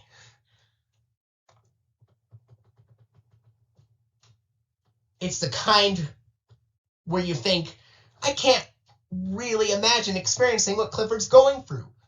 Most good episodes are not frustrating, but this one is, and it's not the frustration you'd expect from Big Bad Dog episodes. It's frustration born from caring about Clifford, not being annoyed by him. There are no emotional themes, no unfair moments, no character violations. It's unique, heartfelt, and once again, it's also executed with charm. Episode 8A, A New Friend. A brand new dog, a three-legged beagle named KC, comes to Birdwell Island, and Cleo spreads a rumor that he has a contagious leg-losing disease. This episode runs on a new character introduction emotional engine. KC, a friendly three-legged dog, arrives on Birdwell Island. Clifford and T-Bone welcome him immediately, but Cleo becomes convinced incorrectly that Casey has a leg-losing disease she might catch. The episode is warm, well-meaning, and has a strong ending, but the middle act drags, and Cleo's fear becomes jarring, repetitive, and medically impossible. This episode is notable for two production reasons. This is the other dog role Cam Clark performs in the series, or Cameron Clark, the first being Mac. The only two voices that sound similar but not exactly the same are Mac and KC. Mac and KC share a youthful tone, but Mac is sharper and more competitive. KC is higher pitched, friendlier, and more open. This is deliberate emotional separation.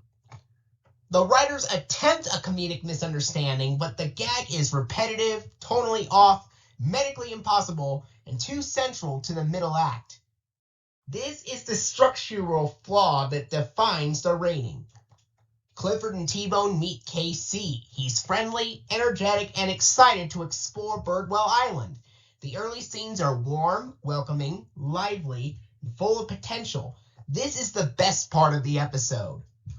Cleo sees Casey's missing leg and immediately jumps to a conclusion that he has a contagious disease. She calls it some kind of leg-losing disease. This is where the episode becomes jarring because you cannot catch a missing leg. Limb loss is not contagious. Cleo's fear is based on false medical ideas. The episode repeats this fear too many times. The problem isn't that Cleo is confused, it's that the gag overstays its welcome. Cleo repeatedly avoids Casey. She dodges him, she panics, she warns the others, she imagines losing her own legs, she misinterprets normal interactions. This is the dragging section of the episode. It's not harmful, it's not mean-spirited, it's not upsetting, but it's confusing and tonally off, and it interrupts the pacing. While Cleo spirals, Clifford and T-Bone remain friendly, open-hearted, welcoming, and patient. Their behavior keeps the episode grounded. Casey climbs Rocky Point with confidence. Clifford overhelps. Casey jokes about losing his leg. The group finally acknowledges the elephant in the room. This is the turning point. KC is self-aware. He's used to people staring. He can do most things other dogs do. He'll ask for help when he needs it. This moment is warm, confident, affirming, and emotionally clear. It's the scene that saves the episode from being worse. Cleo apologizes, Casey forgives her, the group accepts him fully, the Lighthouse finale is joyful and visually strong. This ending is strong enough to keep the episode from dropping into the big bad dog category. The emotional beats are excitement, curiosity, misunderstanding, confusion, repetition, apology, and exceptions.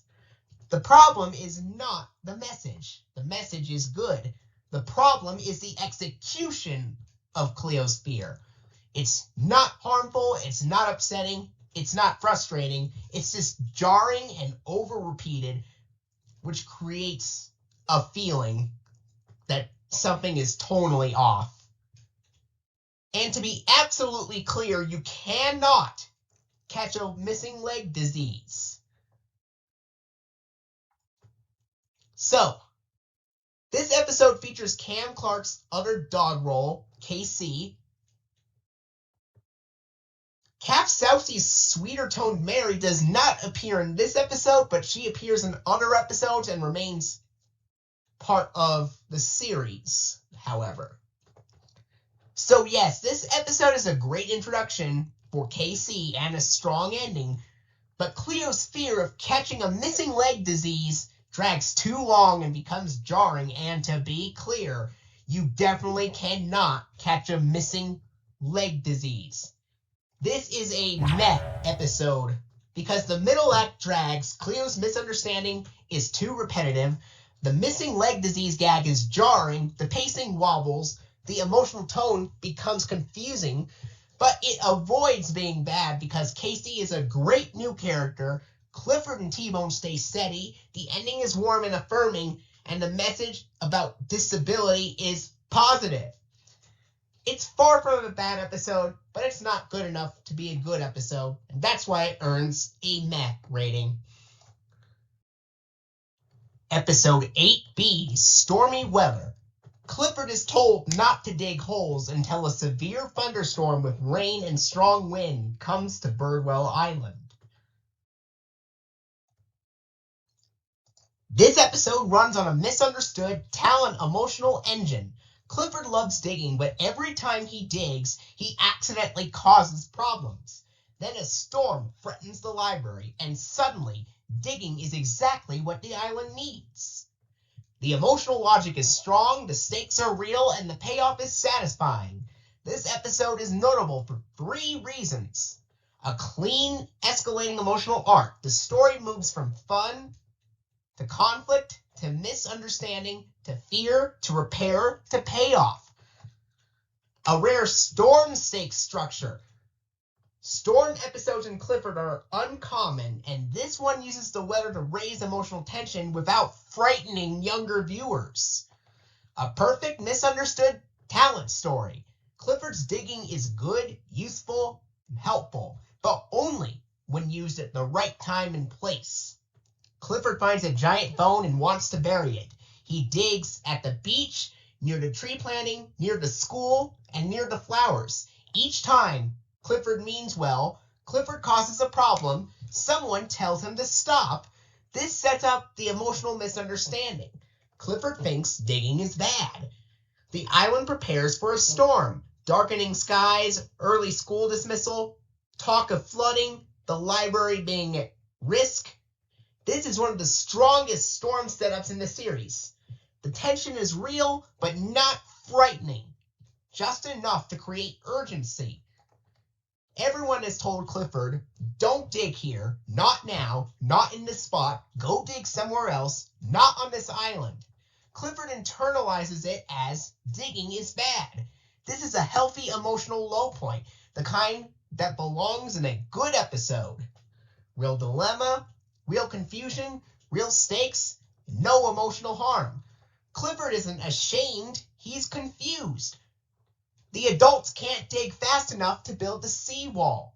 Emily Elizabeth realizes Clifford's talent is exactly what the island needs. This is the emotional pivot. Emily Elizabeth delivers one of her best emotional clarifications. Digging isn't bad. Digging is one of Clifford's best talents. There's a right place and time for it, and right now, digging will help everyone. Clifford's ears lift, his tail rises, his confidence returns. This is the emotional repair done right. Clifford digs with purpose. The seawall rises, the community cheers, the library is safe, the storm passes. This is a strong, satisfying payoff because it resolves the emotional dilemma. Clifford's talent is valuable. Clifford learns timing, the community appreciates him, the misunderstanding is repaired. The final beat, everyone offering Clifford a new bone, is warm and funny. The emotional beats are enthusiasm, conflict, misunderstanding, fear, repair, and payoff. This episode never dips into confusion, unfairness, or emotional harm. It uses the emotional low point correctly as a moment of misunderstanding that leads to growth. This is exactly what a good episode should do. And yes, this episode has a strong emotional arc, a real dilemma, a well-constructed low point, and a satisfying payoff. Clifford's misunderstanding is believable, the storm adds real stakes, and the final repair is warm and earned. And this is a good episode. Because everything works in this story. The misunderstood talent, emotional engine, the storm stakes, the emotional low point, Emily's perfect repair, the seawall payoff, the community cheering Clifford, and the warm ending. It's heartfelt, well-constructed, and emotionally clear. Episode 9A, Circus Stars. Clifford helps out and takes Gordo the elephant's place at the circus after Gordo catches a cold. This episode runs on a hero replacement emotional engine. Clifford idolizes Gordo the Great, but when Gordo gets sick, Clifford steps in to help the circus and eventually performs with his hero. It's joyful, warm, perfectly paced, emotionally clean, and full of iconic moments. This is not just a good episode, it's a great episode. This episode is notable for 4 major production reasons. This is the 3rd episode in a row where Frank Welker voices a character, and the 1st episode where he voices 2 in the same episode, Gordo the elephant and Boomer the monkey. This is a major Welker showcase, and it's no surprise that he would later voice a monkey in another PBS Kids show, or actually do the sounds for another monkey in a PBS Kids show that would air 6 years after Clifford the Big Red Dog, and ironically enough, on the exact same day. And you know what that is? Curious George. Both Clifford and Curious George premiered on September 4th, but 6 years apart from each other. Clifford on September 4th, 2000, and Curious George on September 4th, 2006. Gordo's voice sounds similar to Frank Welker's Barney Rubble voice, but deeper and more resonant. He has shared traits: warm, goofy, gentle, rounded vowels, soft comedic timing. The differences are Barney's voice is a little bit higher, and Gordo's is about the same but slightly deeper, slower, and a more gentle giant theatrically. This is a classic Welker emotional lane separation. Gordo's sneezes in this episode are absolutely hilarious. This is one of the funniest sound design moments in the entire series. The sneezes work because of Welker's hyper performance, the sneeze mixed with the sound of an elephant's trumpet, perfect comedic timing, which always interrupts at the funniest moment, huge sound, circus stopping, room shaking, Cleo's line, "He sneezes just like you too," adds a second laugh, fits Gordo's personality, big, silly, and lovable. This is a defining comedic moment of the episode. A clean, emotionally satisfying hero replacement arc. Clifford gets to help his hero save the circus, learn the finale, perform with Gordo. It's a dream come true structure executed flawlessly. Clifford adores Gordo the Great. The episode establishes postures, admiration, excitement, anticipation. This is a perfect emotional setup for a hero replacement story. The circus camp is quiet. Gordo sneezes hilariously. Dr. Din explains he has a terrible cold. This is a clean, inciting incident. Gordo can't raise the tent. No tent equals no circus. The community is disappointed. The stakes are real but gentle. Clifford volunteers to raise the tent. This is the first payoff. Clifford gets to help. The circus gets saved. The community cheers. Gordo is grateful. It's a perfect example of Clifford's helpfulness being used correctly. Gordo is warm, friendly, humble, and grateful, and his sneeze is a comedic masterpiece. Cleo's line, "He sneezes just like you too," lands with double comedic payoff.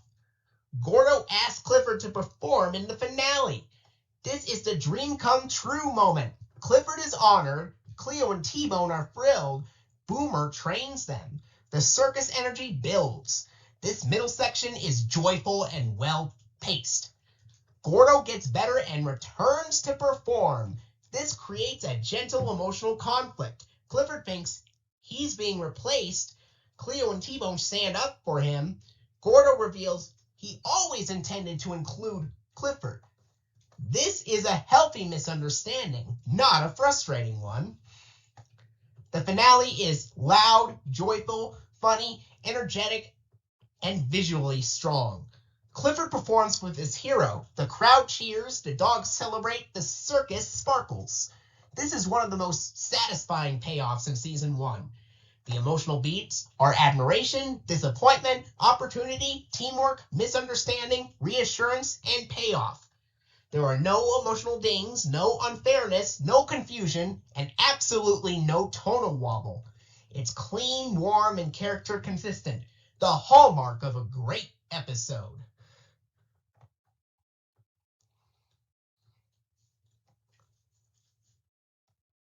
This episode is warm, funny, perfectly constructed, and it has a great payoff. Iconic Gordo sneezes, and this is the first time Frank Welker voices two characters in the same episode, with Gordo's voice echoing his Barney Rubble warmth. The emotional arc is flawless. Clifford's admiration is heartfelt. The circus setting is magical. The Gordo sneeze is iconic. The misunderstanding is gentle and healthy. The finale is joyful and spectacular. The voice acting is top tier. The payoff is perfect. It's one of the strongest episodes in the entire season. Episode 9B, Limelight Fright.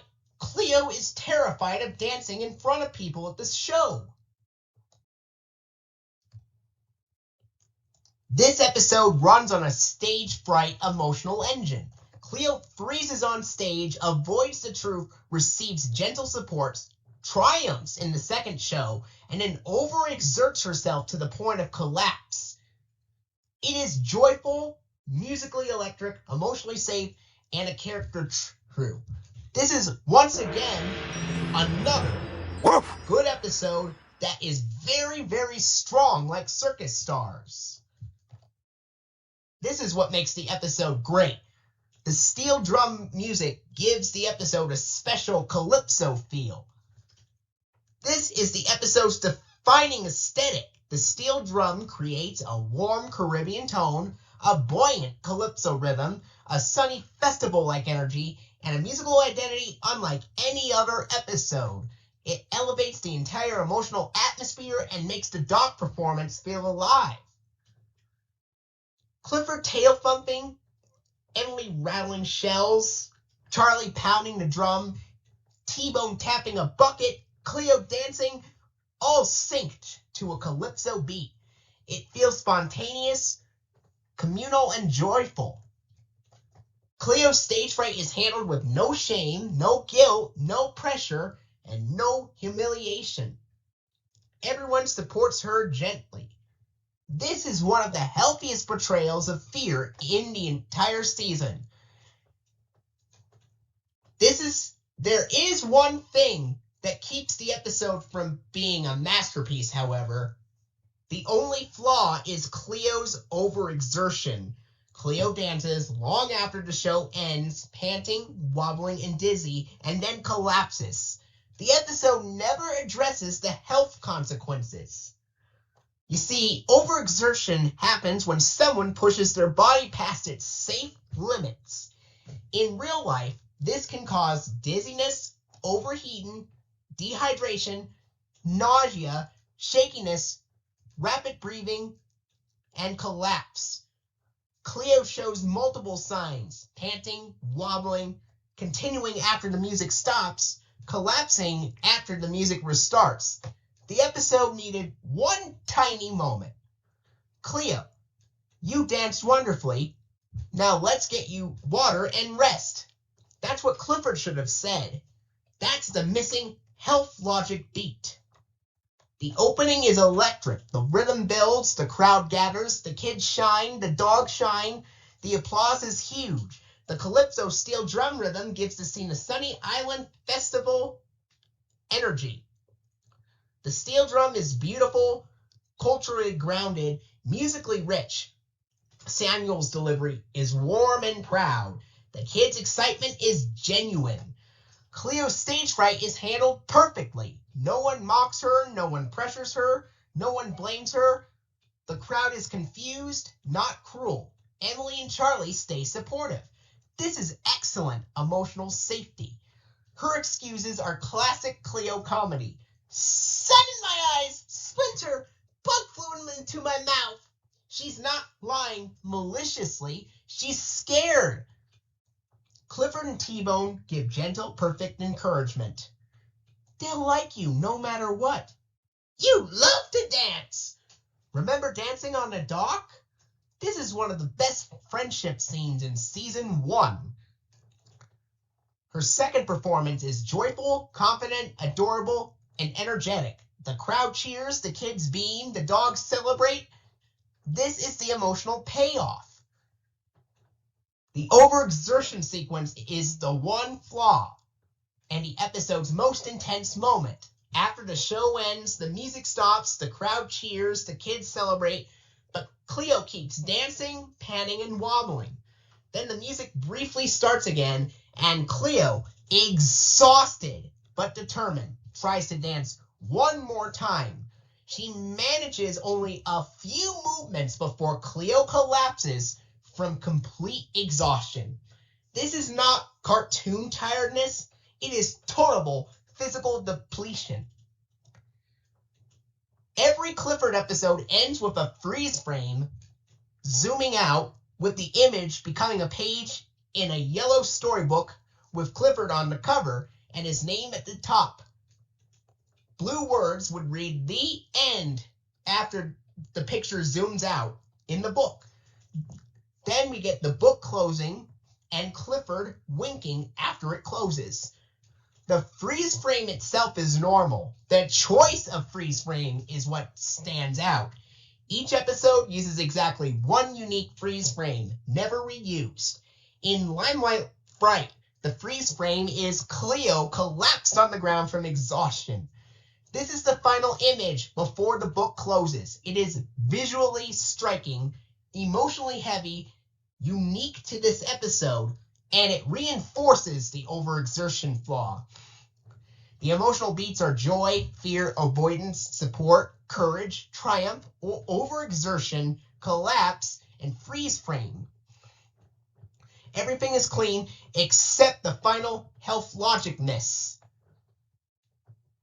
So yes, this episode is musically brilliant, emotionally safe, beautifully paced, and nearly flawless, except for Cleo's overexertion, collapse, and heavy freeze frame ending that shows her lying on the ground. This is still a good episode because the Calypso steel drum music is phenomenal, the emotional arc is clean, the support scenes are perfect, Cleo's triumph is earned, the pacing is excellent, the characters are true, and the energy is joyful. The only thing Keeping it from being an absolute masterpiece is the overexertion, the collapse, and the flaw in the freeze frame. Other than that, it is a great episode. Episode 10A, To Catch a Bird. Emily Elizabeth gets falsely accused by Jetta for taking her medal and her mirror. This episode has some serious problems right from the start.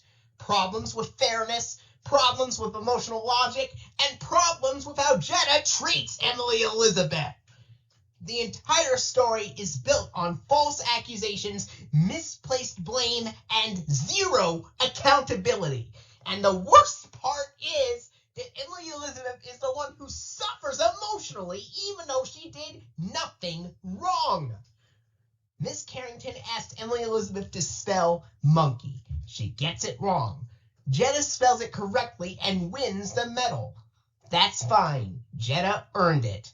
But the episode uses this medal as the fuel for Jetta's worst behavior. Emily Elizabeth, Jetta, and Charlie go to the park to play soccer. Jetta puts her medal in her sweater pocket. A seagull sees it and steals it.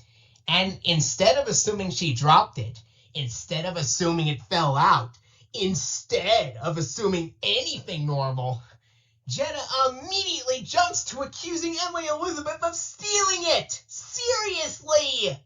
This is the first major emotional break. Jetta attacks her friend's character with zero evidence. Jetta storms off to find Emily Elizabeth. Mac tells Clifford, T-Bone, and Cleo that Emily Elizabeth stole the medal. This is where the episode becomes genuinely upsetting. A false accusation spreads. Emily Elizabeth's reputation is damaged, and the show treats it like a minor misunderstanding. Clifford even has to defend Emily Elizabeth's honesty, something that should never be questioned. Jetta barges up to Emily Elizabeth, irritated and accusatory. She claims Emily was jealous and stole the medal. Emily Elizabeth calmly explains that the medal probably fell out of her pocket, but Emily Elizabeth is forced to comfort the person who falsely accused her. That's not just unfair, it's emotionally backwards. Emily Elizabeth helps Jetta search for the medal. The dogs sniff around. Cleo gets yelled at. Jetta snaps at everyone. Jetta is rude, impatient, and ungrateful the entire time. She treats Emily Elizabeth like a suspect, not a friend. A bird steals Jetta's mirror. Jetta immediately blames Emily Elizabeth again. Seriously. At this point, the episode isn't just frustrating, it's exhausting. Jetta is wrong twice. She apologizes 0 times. And Emily Elizabeth keeps absorbing the emotional fallout. Emily Elizabeth finds the medal and the mirror. The seagull took them both. Emily Elizabeth solves the mystery. Emily Elizabeth restores the items. Emily Elizabeth does the emotional repair. And Jetta, she gets her stuff back and walks away without a single consequence. And that's why this episode earns a because it's abysmal, frustrating, and treats Emily Elizabeth horribly, while Jetta never gets punished for her behavior. Remember how HuskyDog88 said that opening up someone's mail without permission is considered illegal? Well, guess what? I have to agree with that. If Cleo was a human, she would have gotten arrested. Jetta is already a human, and she's a child. If she did that as an adult, I bet you that would also be illegal. Falsely accusing someone without conclusive proof of guilt. And I bet you she would get arrested and thrown in jail if she was an adult. I'm sorry, that's enough rambling about the episode for now, but To Catch a Bird, this is really, really abysmal. But at least on the bright side, the dogs are cracking the case to find out who took the medal in the mirror, and I will give the writers credit for that. But everything else about this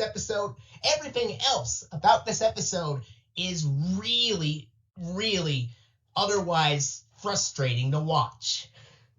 And that's all I have to say about To Catch a Bird.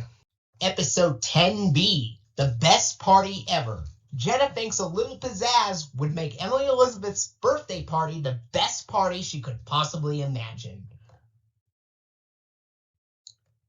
This episode runs on a simple slice-of-life emotional engine. Emily and Charlie prepare a homemade birthday party. Jetta criticizes it. Emily doubts herself, and the party turns out fun anyway. It is wholesome, gentle, and safe, but Jetta's repetitive, low-energy behavior drags the pacing down, making the episode kind of forgettable. This is the definition of a meh episode, and it is far from bad.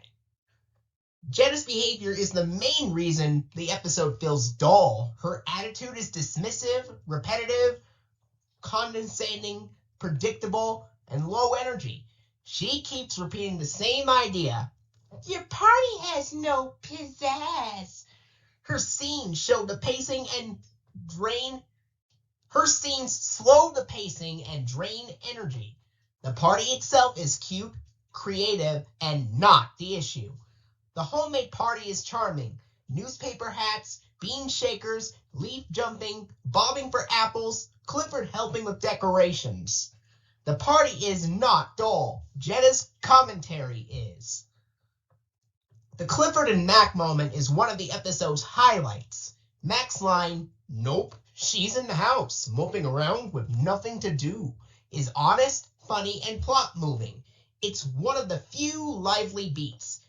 This is the first episode featuring Baz and Mary, and the voice acting split becomes visible.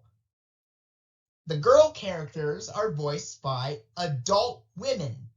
Emily is voiced by Grey Delisle, Jetta is voiced by Kath Soucie, and Mary, the girl in the wheelchair in the episode and other episodes, is also voiced by Kath Soucie.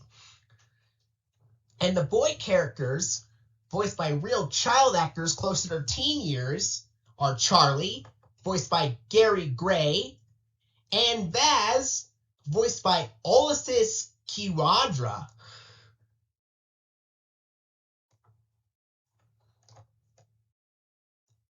And they are two Nickelodeon child actors officially anchoring the Clifford Kid Ensemble. Kath Soucie's performance as Jetta is spot on, even when the character is flawed. Soucie's range is enormous. She can do sweet mothers, soft-spoken girls like Mary, bratty, snobby children like Jetta. She keeps Jetta theatrical and emotionally safe. Even in the worst episodes, Soucie's acting is fantastic. The writing is the problem, not the performance. In To Catch a Bird, one of the worst Jetta episodes, Soucie's acting is still excellent. The acting is never the issue, the writing is. And yes, that sister episode was abysmal and frustrating, but this episode is nowhere near that.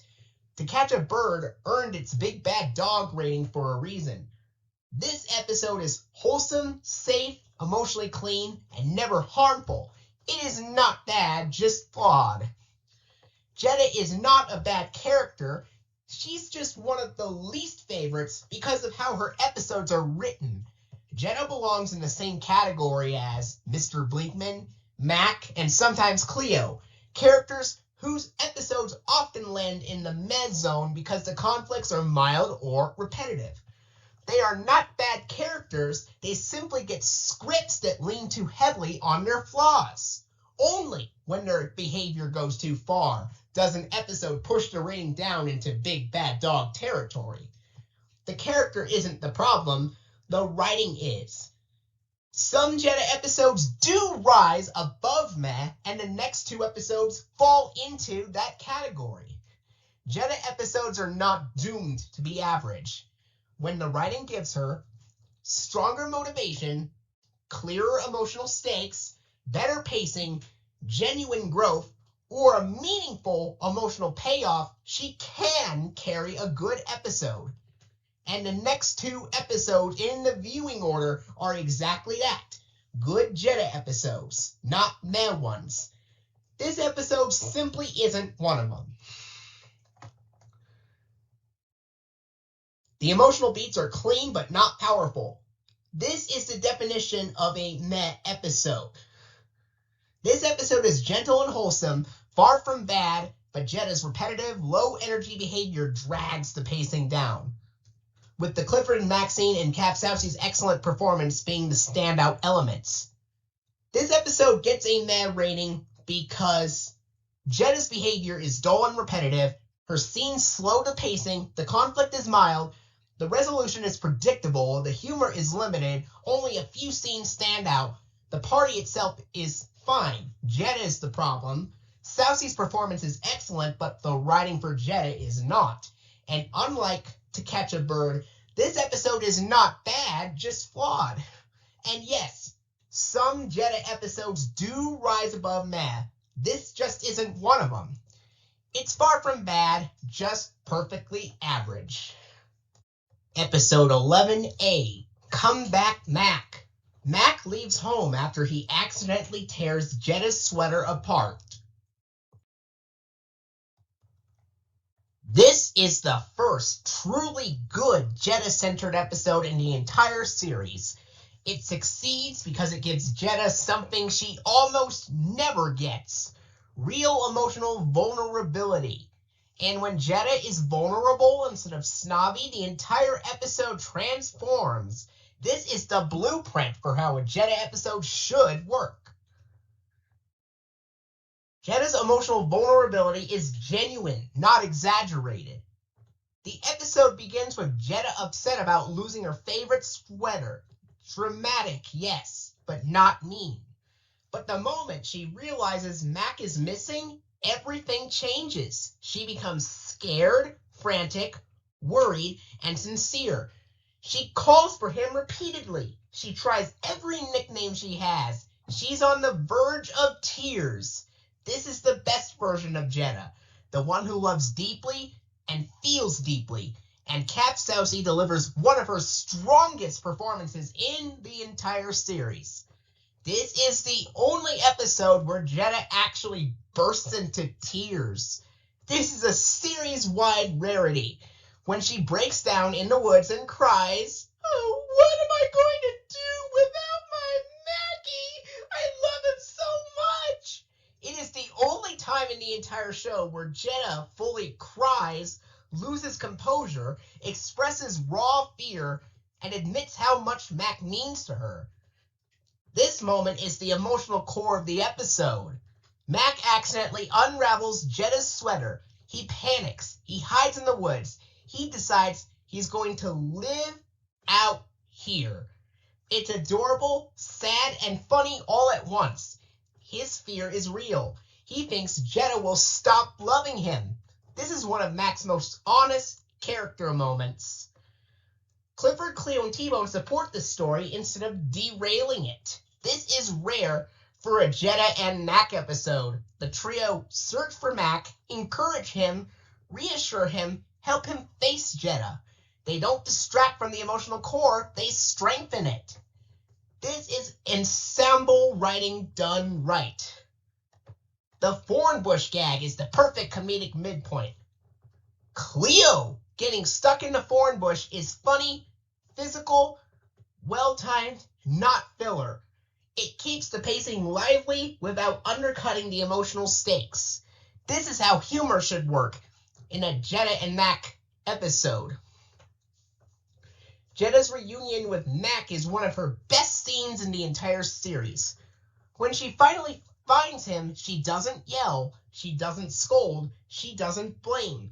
She hugs him. She tells him he's more important than the sweater. She admits she loves him. She forgives him instantly.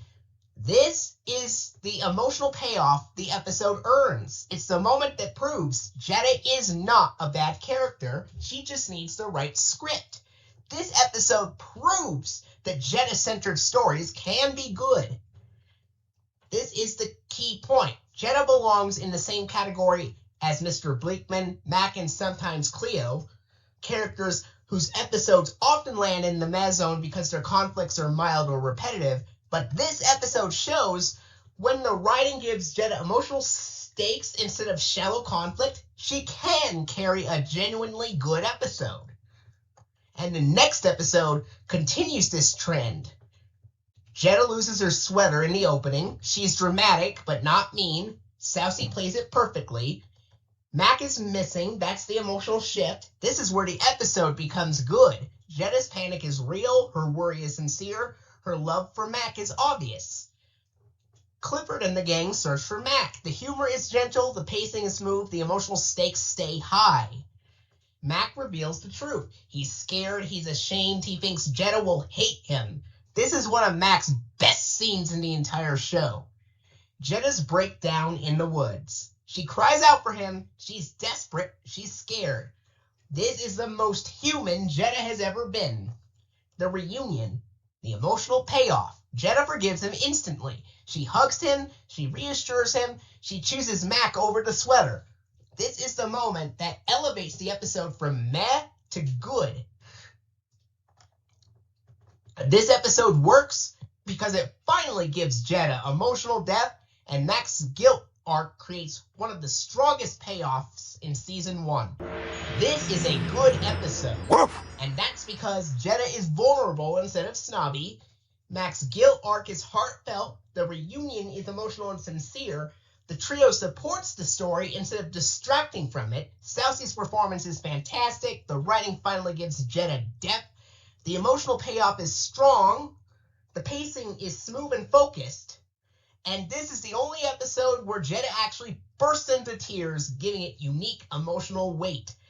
This is one of the best Jetta episodes, and it proves she's not a bad character. She just needs the right script. And that's what makes this a truly good episode. Episode 11B, Boo. Clifford gets all tangled up in a white sheet, and all the people at Birdwell Island get a great big scare from the mysterious ghost dog of Birdwell Island. This episode is the correct way to write a Jetta has an attitude story.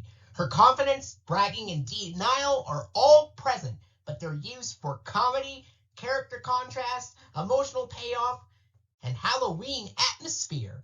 Instead of dragging the episode down, her attitude drives the story forward. This is another good Jetta episode, and not a meh one. Jetta's attitude is back, but balanced and purposeful. Her bravado is funny, harmless, and used as setup for the payoff. The Halloween setting amplifies her personality in a fun way. The spooky environment makes her denial funnier, not annoying. Clifford's lion costume and innocence add emotional warmth. His confusion about Halloween and movies grounds the episode emotionally.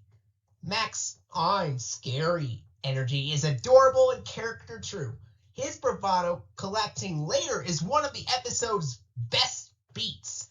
The scary movie sequence is a perfect midpoint. Clifford is scared. Jetta is unimpressed. Mac tries to be tough. Jetta eating pumpkin cookies and apple cider is a key behavioral detail. It shows she's relaxed and enjoying the night, making her later panic funnier. And they are not portrayed negatively. They're cheerful, festive, and fully participating. A rare positive portrayal. And yes, even they get scared near the end. When Clifford becomes the accidental ghost dog, the Bleakmans panic, run, react like everyone else. This reinforces the episode's theme. Everyone gets scared sometimes, even adults, even the Bleakmans. It's a rare moment of emotional openness for them. The ghost dog panic is the best payoff Jetta has had so far. Clifford under the street equals chaos. Jetta's bravado collapses instantly, and it's funny, not humiliating. The final message lands perfectly. Emily's line, "It's okay to be scared. Everyone gets scared sometimes." Jetta accepts it. Mac accepts it. Clifford is comforted. The Bleakman's fear reinforces it. Clifford's lion costume sets the tone. Jetta and Mac arrive with attitude. The scary movie establishes contrast. Jetta relaxes with pumpkin cookies and cider. The Bleakmans appear as flowers, cheerful, not negative. The lights go out. Tension rises. Clifford becomes the ghost dog. Everyone panics. Even the Bleakmans run. The reveal calms the town. Jetta learns the lesson without losing dignity. This is a good episode because Jetta's attitude is balanced and funny. The Halloween setting enhances the story. The scary movie sequence is well timed. The ghost dog panic is a perfect payoff. Clifford's innocence adds emotional warmth. Mac's bravado collapsing is adorable. The final message lands cleanly. The pacing is strong and focused. Jetta enjoying pumpkin cookies and apple cider adds grounded humanity. The Bleakmans are portrayed positively, and even they get scared, reinforcing the theme. This is why it's another good Jetta-centered episode. It uses Jetta's ego the correct way, and it's perfectly balanced. Episode 12A, Little Clifford. Emily Elizabeth tells the story of how she first got Clifford before he grew into a big red dog. This is one of the most emotionally important episodes in the entire series. It's the definitive Clifford origin story told through Emily's narration, and it succeeds because it blends nostalgia, emotional clarity, character truth, gentle humor, world building, and a perfect sense of scale. This is not just a good episode, it's a great episode. It's the kind that feels special, warm, and foundational. The framing device is perfect. Emily narrates the story as my favorite memory. It gives the episode emotional weight and focus. The city setting is a rare and refreshing change. It makes Clifford's smallness feel even more dramatic. Clifford as a tiny puppy is one of the show's most iconic visuals. He is small, vulnerable, curious, and deeply attached to Emily. Emily choosing the runt is the emotional heart of the story. This defines their relationship forever. The voice acting fun facts enrich the episode's texture. Cameron Clark voices the baker in this episode. Nick Jameson voices the pet Storman, and later voices Mr. Kibble and Sheriff Lewis. This adds richness to the world. The bakery scene is the perfect comedic escalation. This is where the episode's physical comedy peaks. Clifford hides in Emily's purse, gets scared, jumps onto the counter, slips, gets rolled inside a donut, causes a chain reaction of chaos.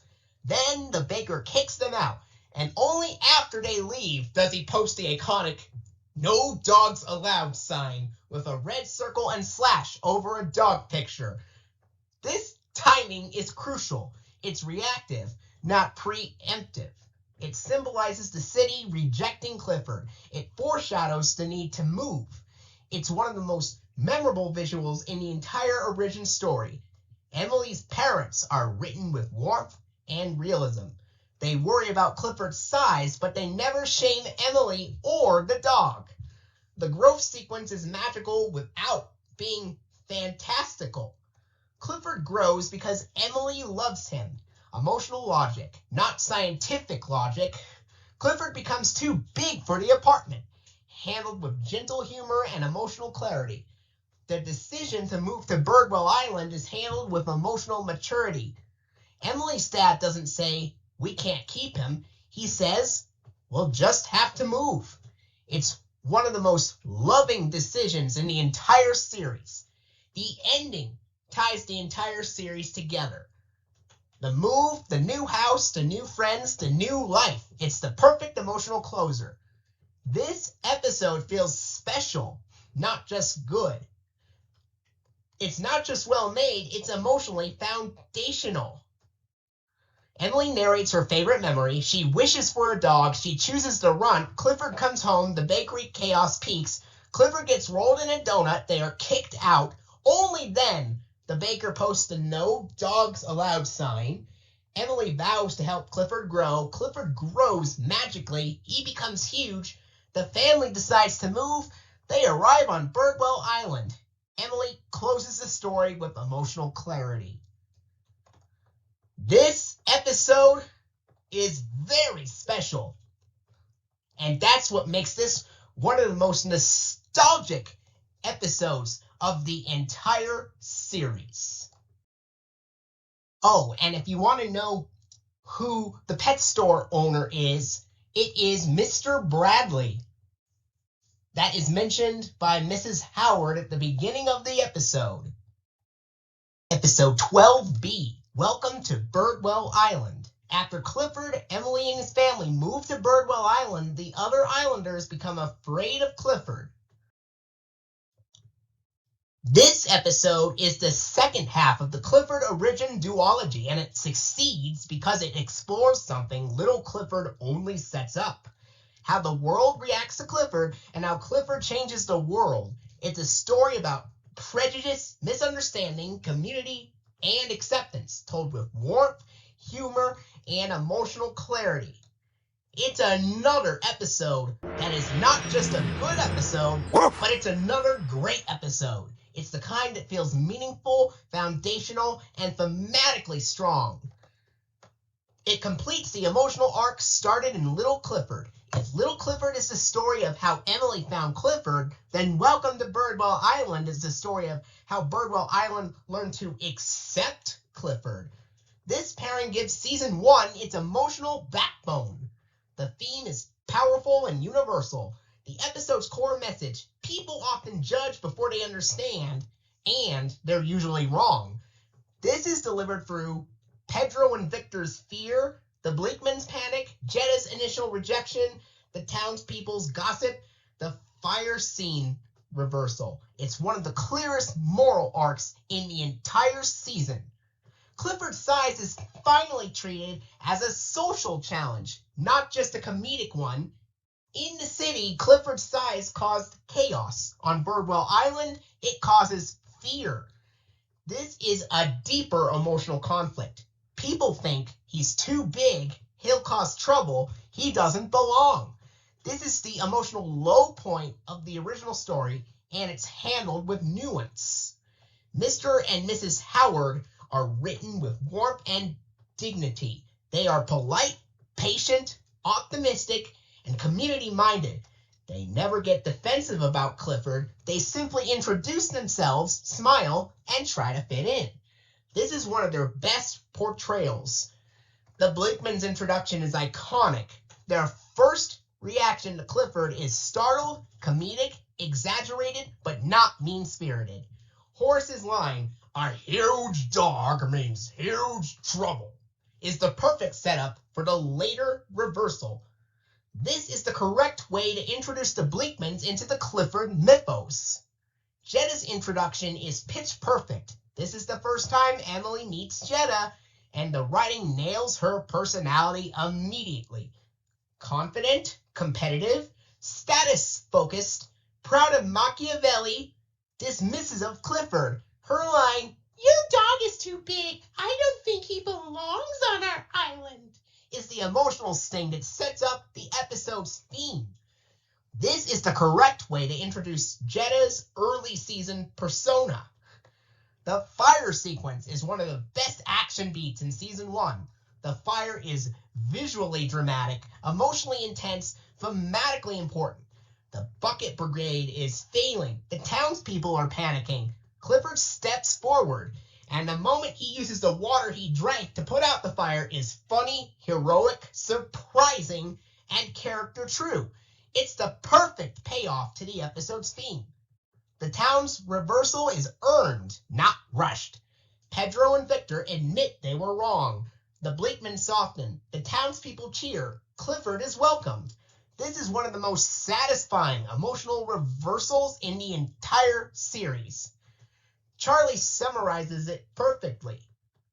The moral is delivered cleanly and honestly when he says, "You have to give someone a chance and really get to know them before you decide how you like them or not." This is one of the strongest morals in Season 1. The ending ties the origin duology together. Emily ends with, "Now everyone loves Clifford, my big red dog." It's the perfect emotional closure to the 2-episode origin story. So in the opening, Clifford is beloved now, but Emily reveals it wasn't always that way. When they arrive on Birdwell Island, Mr. and Mrs. Howard are optimistic, Clifford is excited, and Emily is hopeful. Pedro and Victor's fear is that they assume Clifford will be trouble without knowing him. The Bleakman's introduction is startled, comedic, exaggerated fear. Jetta's introduction is dismissive, competitive, and classic early season Jetta. Town gossip happens because people assume Clifford will cause problems. The fire sequence is the emotional and action climax. Clifford saves the day. The town's reversal is where everyone apologizes, everyone welcomes Clifford, and everyone learns the lesson. And the closing narration is where Emily ties the story back to the present. And this episode is another nostalgic episode. It completes the original story beautifully. The theme is powerful and universal. Clifford's size becomes a social challenge, not just a joke. Mr. and Mrs. Howard are written with warmth. The Bleakman's introduction is iconic. Jetta's introduction is pitch perfect. The fire sequence is one of the best in the season. The town's reversal is earned. The moral is strong and clear. The ending ties the entire duology together. This is a special episode, one of the strongest emotional stories in Season 1. Episode 13A, Doing the Right Thing. T-Bone decides to give the hedgehog toy back to Mr. Kibble after inadvertently stealing it. This episode is the correct version of the moral structure attempted in Special Delivery. It uses the same bones. A friend takes something that isn't theirs. Someone gets emotionally hurt. Guilt builds. The item must be returned. A moral is learned. But doing the right thing executes this structure properly with correct emotional assignment, correct character logic, and correct moral clarity. This is a good episode, the kind that works exactly as intended. The right character causes the problem. T-Bone finds the hedgehog toy. T-Bone keeps it. T-Bone knows it isn't his. This is the correct emotional setup. In Special Delivery, Cleo causes the problem, but Clifford suffers. A classic big bad dog misassignment. The right character feels guilt. T-Bone's guilt is earned, internal, and character true. He can't eat, he can't sleep, he can't enjoy the toy. In Special Delivery, Clifford feels guilt he didn't earn, emotional punishment. Cleo's temptation is used correctly. Cleo says, "Finders keepers, losers weepers." This is exactly what Cleo would say, impulsive, not malicious. In Special Delivery, Cleo manipulates Clifford and avoids consequences entirely. Clifford provides gentle moral clarity. Clifford says, "It doesn't seem fair if you're the one who lost it." This is the correct Clifford-style moral nudge. Soft, empathetic, effective. In Special Delivery, Clifford is left alone with fear and guilt. The Becky scene is the external moral trigger. Becky shoves her brother and steals his ball. He cries. Their mother, voiced by Cree Summer, corrects her instantly. Give your brother his ball back. You know it doesn't belong to you. Becky never speaks, which keeps the emotional focus on the crying brother, the mother's moral clarity, T-Bone's reaction. This is the clean moral mirror that Special Delivery never had. The dream sequence gives T-Bone internal agency. T-Bone meets his conscience, inner T-Bone. This sequence is surreal, funny, and emotionally rewarding. It gives T-Bone internal moral processing, unlike Clifford's fear spiral in Special Delivery. The puppy flashback is emotionally honest. We see puppy T-Bone lose his favorite toy, the wiggly rope, to older dogs who say, finders keepers, losers weepers. This is the perfect emotional mirror. In Special Delivery, there is no honest mirror, just Clifford suffering for Cleo's mistake. Mr. Kibble and Harriet add real stakes. Nick Jameson voices Mr. Kibble with warmth and sadness. Harriet howls in disappointment. This shows T-Bone someone else is hurting because of what I did. In Special Delivery, the emotional stakes are misassigned. Clifford suffers, Cleo escapes. T-Bone's confession is honest and vulnerable. He says, it belongs to Mr. Kibble. I knew it was his, but I really wanted it. No excuses, no deflection, no blaming Cleo. This is real character growth. The ending is warm, simple, and earned. Mr. Kibble says, you did the right thing. T-Bone beams with pride. Clifford and Cleo support him. This is the correct emotional payoff. In Special Delivery, the payoff is incomplete. Clifford repairs Cleo's mistake and Cleo avoids accountability. But here's a scene-by-scene emotional logic breakdown. First, T-Bone finds the toy. He wants it. He knows it isn't his. Then, Cleo pushes, finders keepers, temptation, peer pressure, classic Cleo. Then Clifford questions fairness, gentle, thoughtful, and effective. Then Becky steals her brother's ball, and T-Bone is shaken. This is the external moral trigger. Then T-Bone's guilt grows. He can't enjoy the toy. After that comes the dream sequence. The inner T-Bone appears. It's creative, surreal, and emotionally revealing. Then there's a flashback where puppy T-Bone loses his toy. That's the emotional mirror. Then we have Mr. Kibble and Harriet, where the stakes become real. Then T-Bone decides to return the toy. That's the turning point. And then the return is the emotional payoff. Mr. Kibble praises him. T-Bone feels proud. This episode works because it takes the same moral structure as Special Delivery, but assigns the guilt, the lesson, and the emotional consequences to the correct character. T-Bone gets a meaningful spotlight. The moral dilemma is clear and relatable. Cleo's temptation is used correctly. Clifford provides gentle guidance. The Becky scene deepens the emotional stakes. The dream sequence is creative and memorable. The puppy flashback is powerful. Mr. Kibble's scene adds real consequences. The ending is warm and earned, and it fixes every flaw that made Special Delivery a big bad dog episode. But this is a good episode. Solid, emotionally grounded, and character true.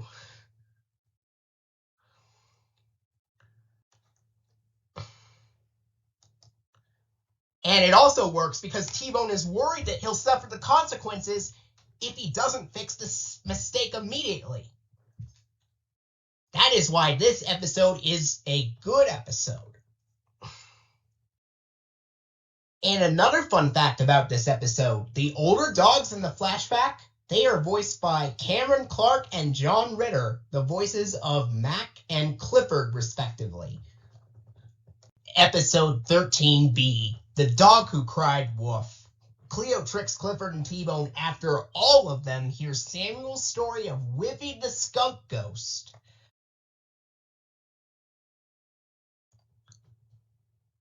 This episode is a Cleo-centric trickster story built around fear, pranks, and consequences. It is not a good episode, but it is also not harmful.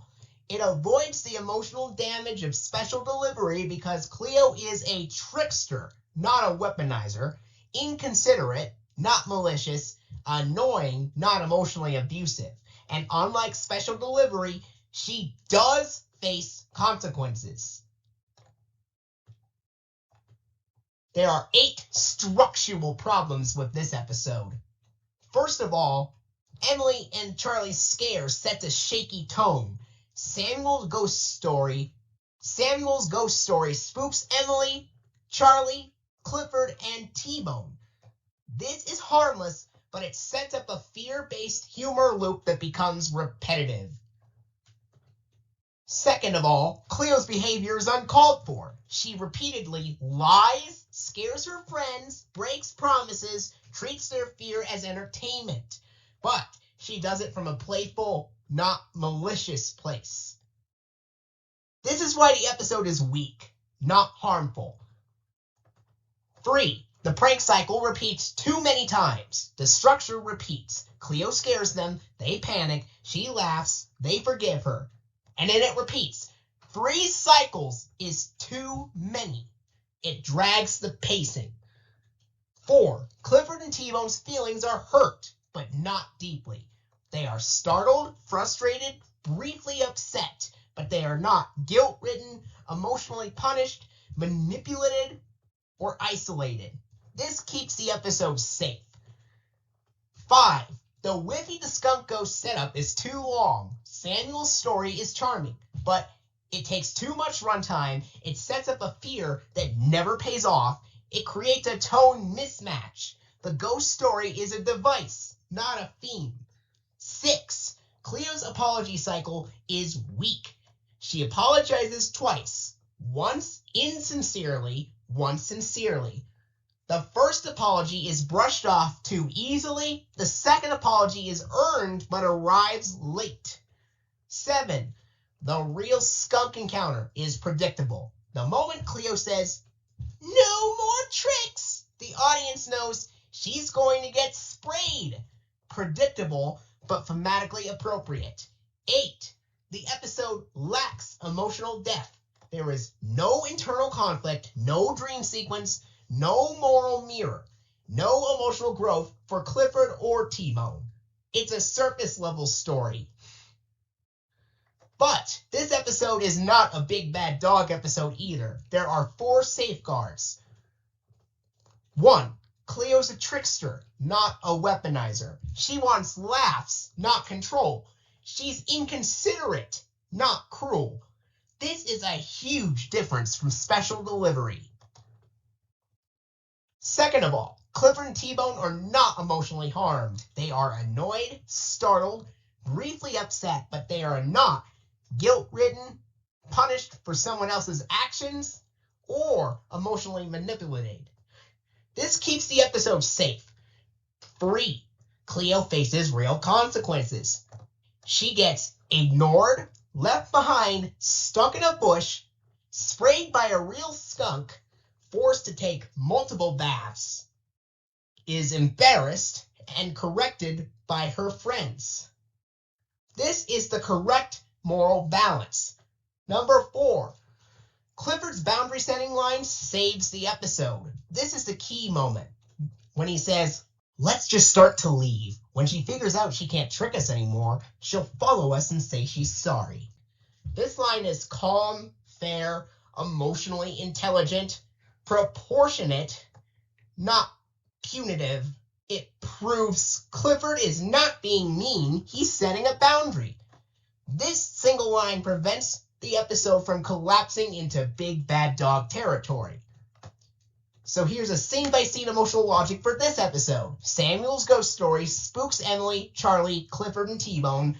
Cleo's first prank scares the dogs. Cleo's second prank pretends she's in danger. Cleo promises to stop, then breaks the promise. Clifford and T-Bone ignore her third prank attempt. Cleo gets stuck and sprayed by a real skunk. Clifford and T-Bone rescue her. Cleo apologizes sincerely. Cleo faces multiple baths. Lesson learned. If Mrs. Diller had given Cleo a timeout for the rest of the day, this episode would have jumped straight to a good episode. Because a timeout provides explicit accountability, it reinforces the moral, it validates Clifford and T-Bone, it completes Cleo's emotional arc. But right now, the episode ends with, "I've learned my lesson the stinky way." Funny, but incomplete. A timeout would have made it emotionally correct. This is a meh episode, because it's weak but safe. Cleo's behavior is uncalled for, but she's a trickster, not a weaponizer.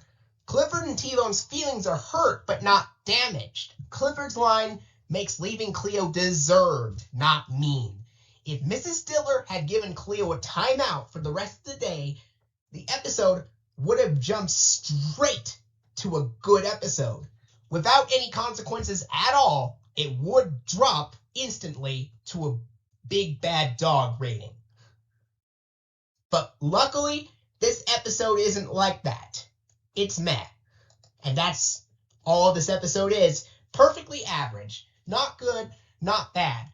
And I can recall there was another friend of mine. She did not like the episode The Dog Who Cried Woof and didn't really care for it that much.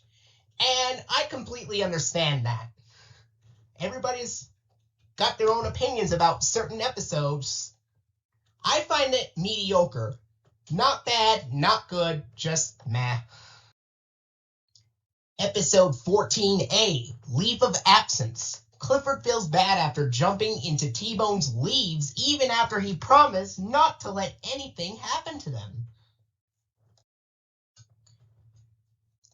This episode is one of the strongest moral stories in early Clifford. It succeeds because Clifford's guilt is earned, not imposed.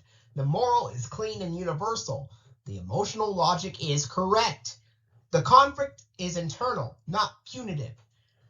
The resolution is warm and satisfying. It's a good episode. Woof! This is why the episode works. 1. The setup is simple, clean, and emotionally grounded. T-Bone is building the perfect crunchy leaf pile. He cares about it. He's excited. He wants it to be special. This gives the episode a clear emotional anchor. Clifford makes a promise, and the story treats it seriously. T-Bone asks, "You promise?" Clifford barks affirmatively. This is the emotional core of the episode. Everything that follows is about promise integrity. Cleo provides temptation, but not manipulation. Cleo is impulsive, excitable, playful. She tempts Clifford, but she does not pressure him. She is a trickster, not a weaponizer.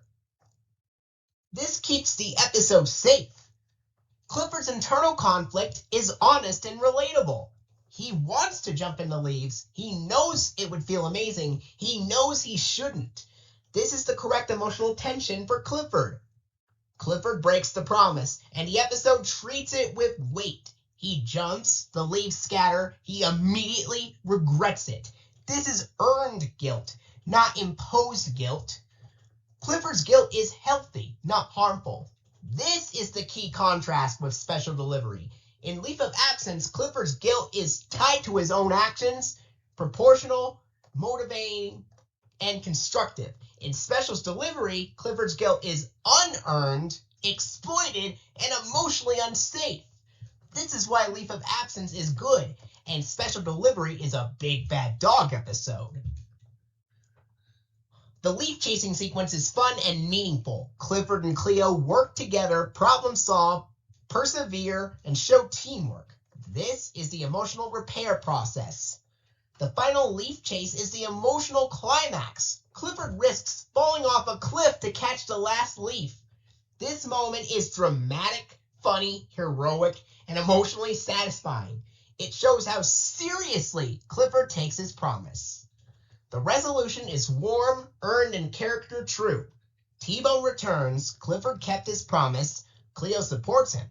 The friends reunite. T-Bone says, "I knew Clifford would take good care of them. He promised." This is the emotional payoff. The moral is clean and universal. Clifford says, I guess I should only make a promise if it's one I can keep.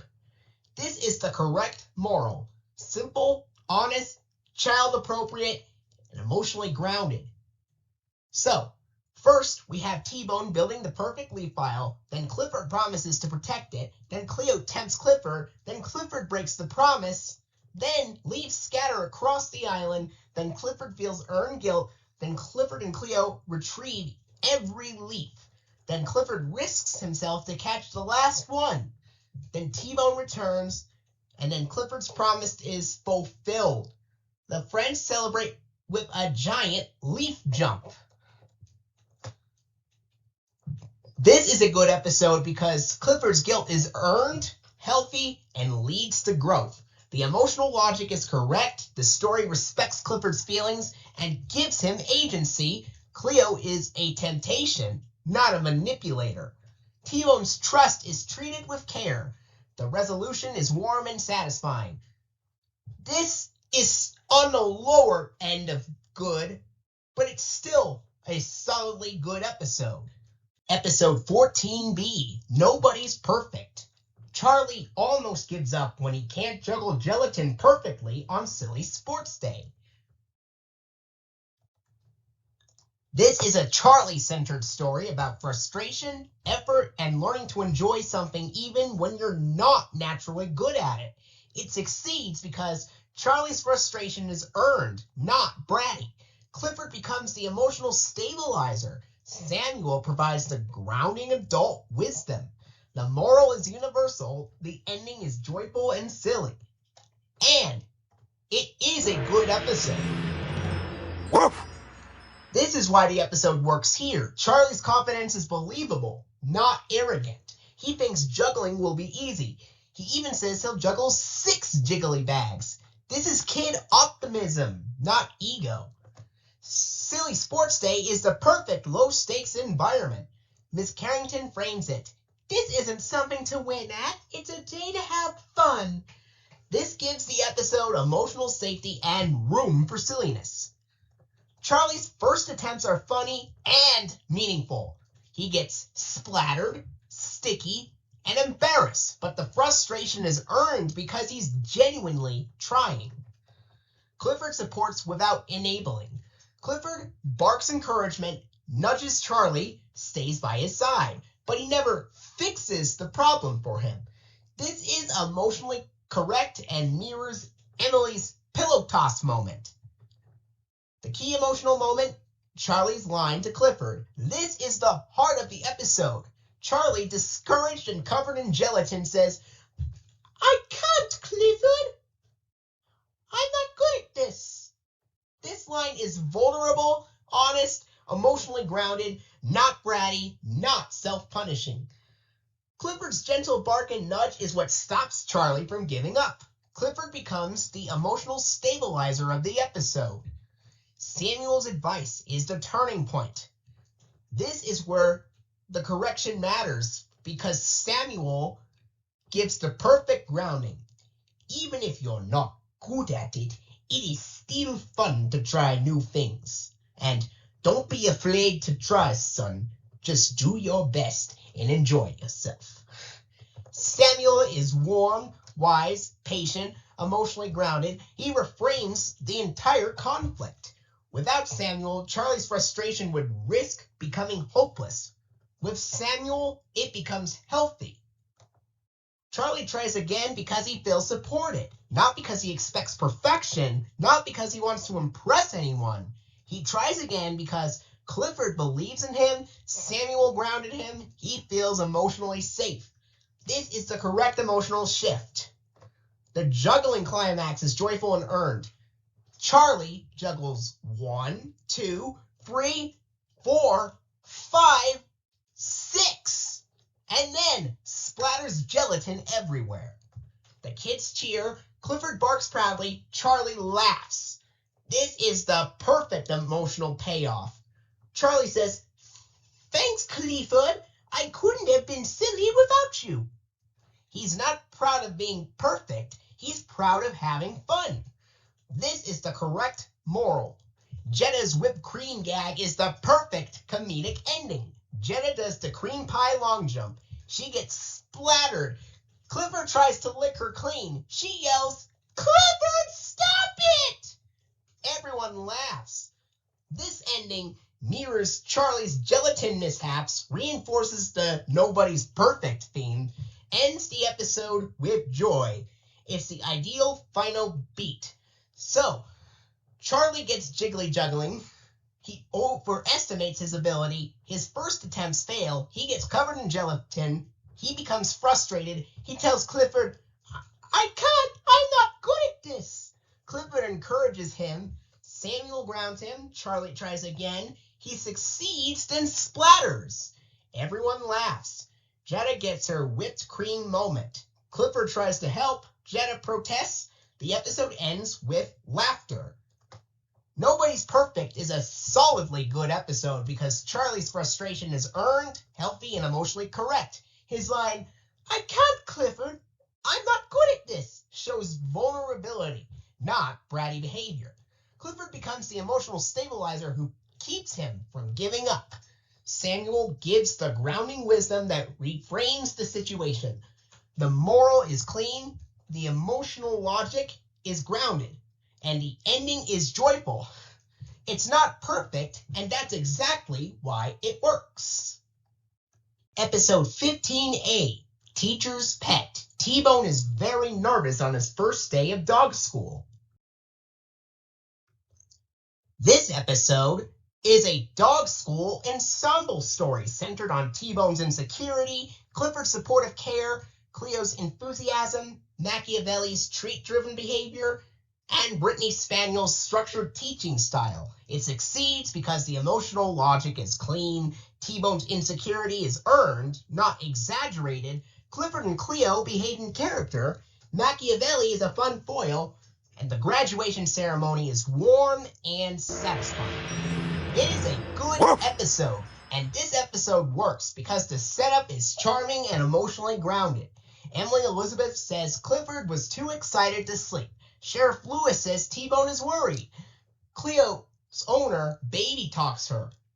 Jetta brags about Machiavelli. This gives us 4 emotional stakes.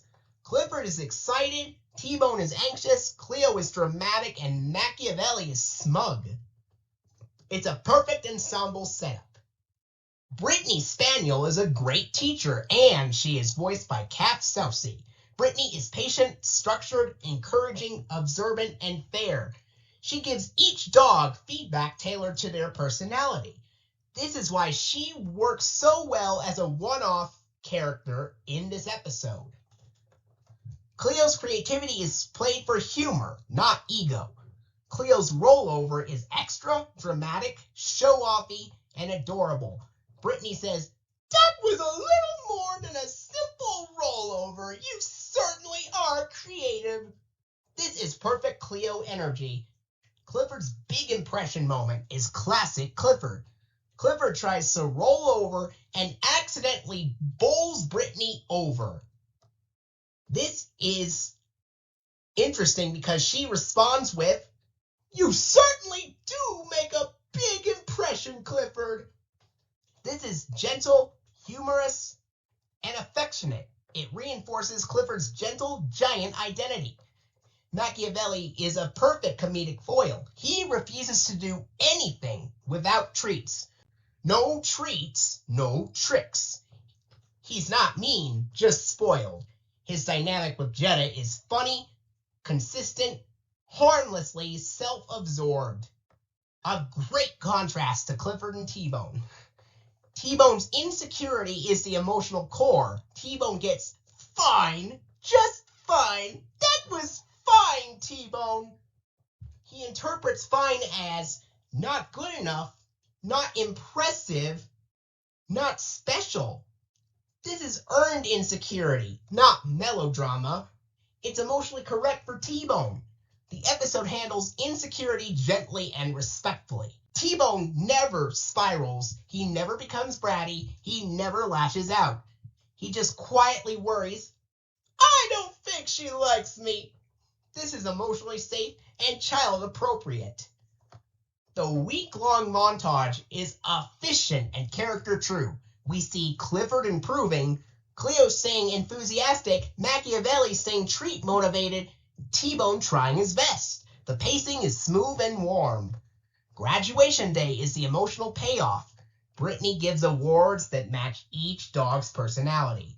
Cleo for enthusiasm, Clifford for biggest impression, Machiavelli for best tricks for treats, and T-Bone for being hard-working, always trying his best, and absolutely delightful student.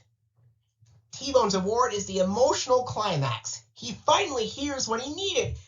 Absolutely delightful! Sheriff Lewis beams with pride. This is the heart of the episode. The ending reinforces the theme. Brittany says, "They were all wonderful, and I really enjoyed being the teacher." The message is every dog is special. Effort matters. Enthusiasm matters. Kindness matters. Perfection does not matter. This is why the episode is solidly good. So we have dogs arrive at the school. Brittany introduces herself. Cleo overperforms. Clifford makes a big impression. Machiavelli refuses without treats. T-Bone gets fined. T-Bone becomes insecure. The dogs train all week. Graduation day arrives. Each dog gets a personalized award. T-Bone gets the emotional payoff. The episode ends with warmth and pride. One thing they could have added to Teacher's Pet is including KC in the dog school class.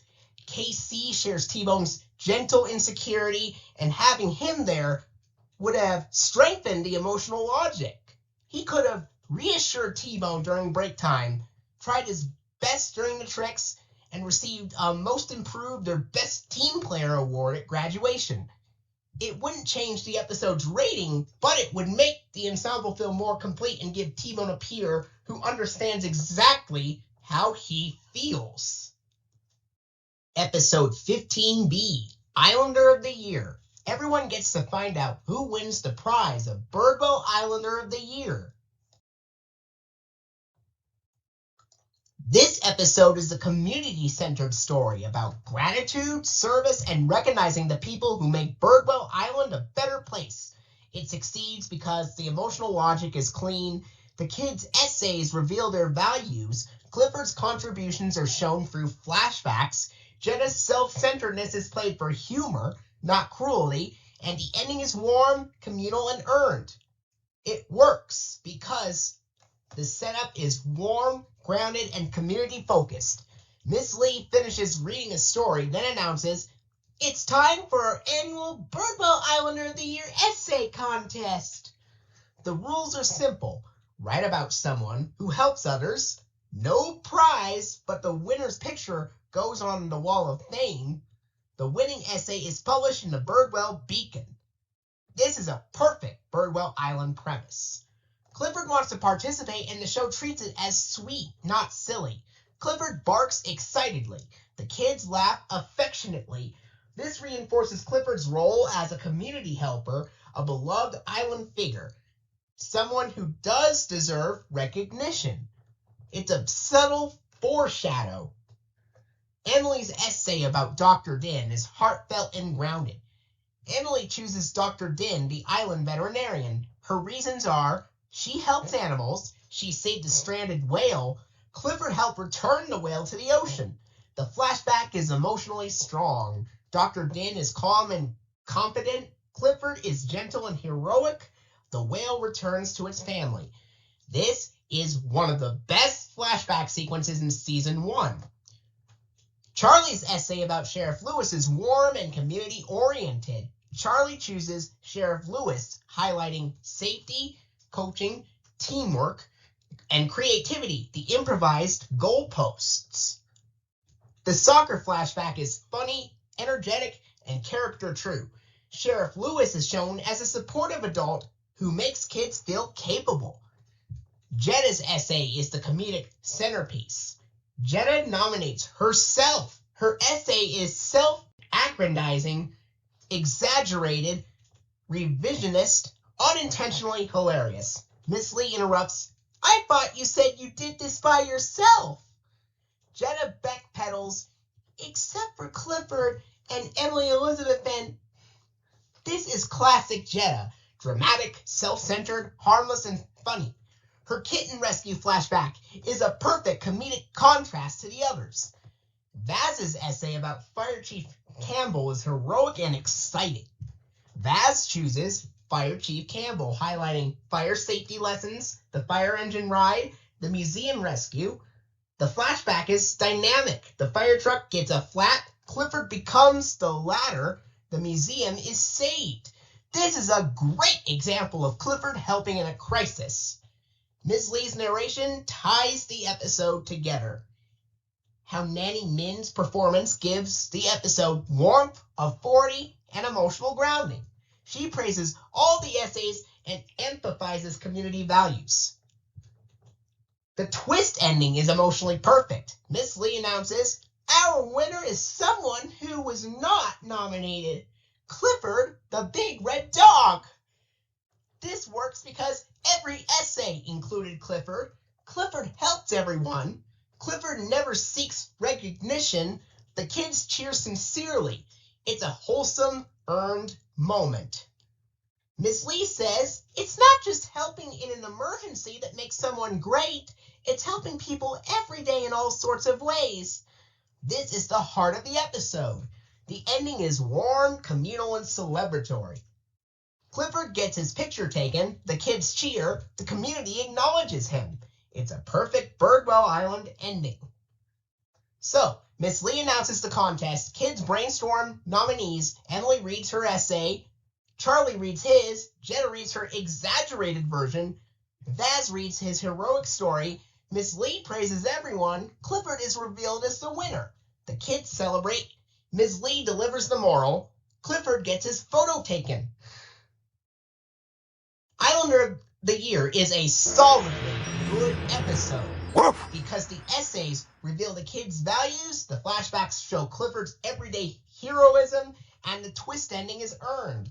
Jetta's comedic self-nomination adds humor without undetermining the emotional logic. Ms. Lee, voiced by How Nanny Min, who also voices Dr. Din, grounds the episode with warmth. It's not perfect, but it is still a solidly good episode. Episode 16-8, Clifford's Big Surprise. Clifford gets bored when everyone can't play with him until they throw him a surprise birthday party. This episode is a Clifford-centered emotional story about misunderstanding, loneliness, and the payoff of a surprise party. It succeeds because Clifford's tedium is emotionally correct, not narratively dull. The boring day framing is purposeful. The kid's secrecy never becomes hurtful. The surprise is earned. The pacing is quietly clever. The ending is warm, communal, and joyful. Let's talk about why this episode works. First of all, the setup is emotionally simple and relatable. Clifford begins the day excited to play with Emily Elizabeth. He finds Emily is busy, the kids are hiding things, no one has time for him. This is the classic, everyone is secretly planning something structure, but the episode handles it gently. Clifford's tedium is portrayed with emotional safety. This is the key insight. Clifford feels bored, confused, and left out, but the viewer does not. The episode uses tedium as a character emotion, not a pacing flaw. Clifford's boredom is the setup, not the tone. This is why the episode stays engaging. Emily's secrecy is kind, not deceptive. Emily says, "We'll play later, I promise." She is rushed, distracted, trying to hide the surprise, but she never hurts Clifford's feelings intentionally. This keeps the emotional logic safe. Cleo and T-Bone's subplot is funny and character true. They're hiding the giant dog bone present. Cleo panics, lies badly, shoves T-Bone into a bush. T-Bone, muffled, confused, cooperative. This subplot keeps the energy up while Clifford wanders. The island-wide secrecy is charming, not stressful. Everyone is preparing. Victor and Pedro with balloons, Emily with decorations, Mr. Howard with the cake, Cleo and T-Bone with the present. The viewer is always aware something is happening. This prevents the episode from dragging. Clifford's boring day sequence is the emotional midpoint. Clifford says, boring, boring, boring. This is the correct emotional low point. Not sad, not abandoned, not depressed, just tedium. And crucially, Clifford's boredom does not become the viewer's boredom. The audience is watching the surprise build. Clifford discovers fun on his own. He starts playing by himself, kicking sand, making trick shots, laughing. This is important because Clifford finds joy independently. The episode avoids unhealthy dependence. It shows resilience. This is a strong emotional beat. The surprise party reveal is joyful and earned. Emily calls, "Clifford! Surprise!" The entire island jumps out. Clifford's reaction, barking, tail wagging, joyful chaos. This is the emotional payoff. Emily's explanation is warm and reassuring. Emily says, "I hope you weren't too lonely. We were all working hard to make sure your surprise party was the best ever." This line validates Clifford, explains the secrecy, restores emotional balance. Perfect emotional logic. The ending is warm, communal, and celebratory. Emily says, "You're the best dog in the whole world." The island cheers, Clifford beams. It's a perfect season 1 ending. So, Clifford wants to play, Emily is busy, the kids hide the surprise, Clifford feels bored and confused, Cleo and T-Bone panic over the present, Mr. Howard hides the cake, Clifford plays alone and cheers up, Emily calls him, the island reveals the surprise, Clifford is overjoyed, Emily reassures him, the party begins.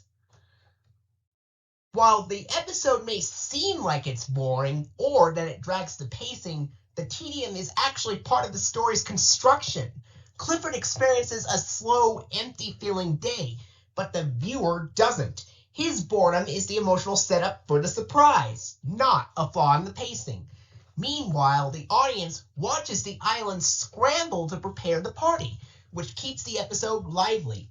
The contrast between Clifford's quiet day and everyone else's frantic secrecy is what makes the pacing work. That's why Clifford's Big Surprise is a good episode. Woof!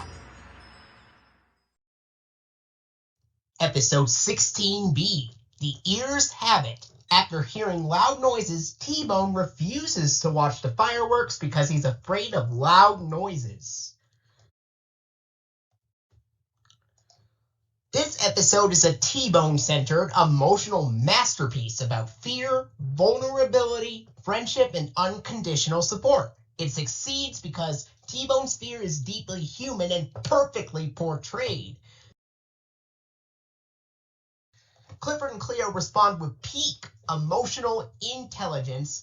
The coping strategies are realistic, varied, and psychologically accurate. The pacing is airtight and beautifully constructed.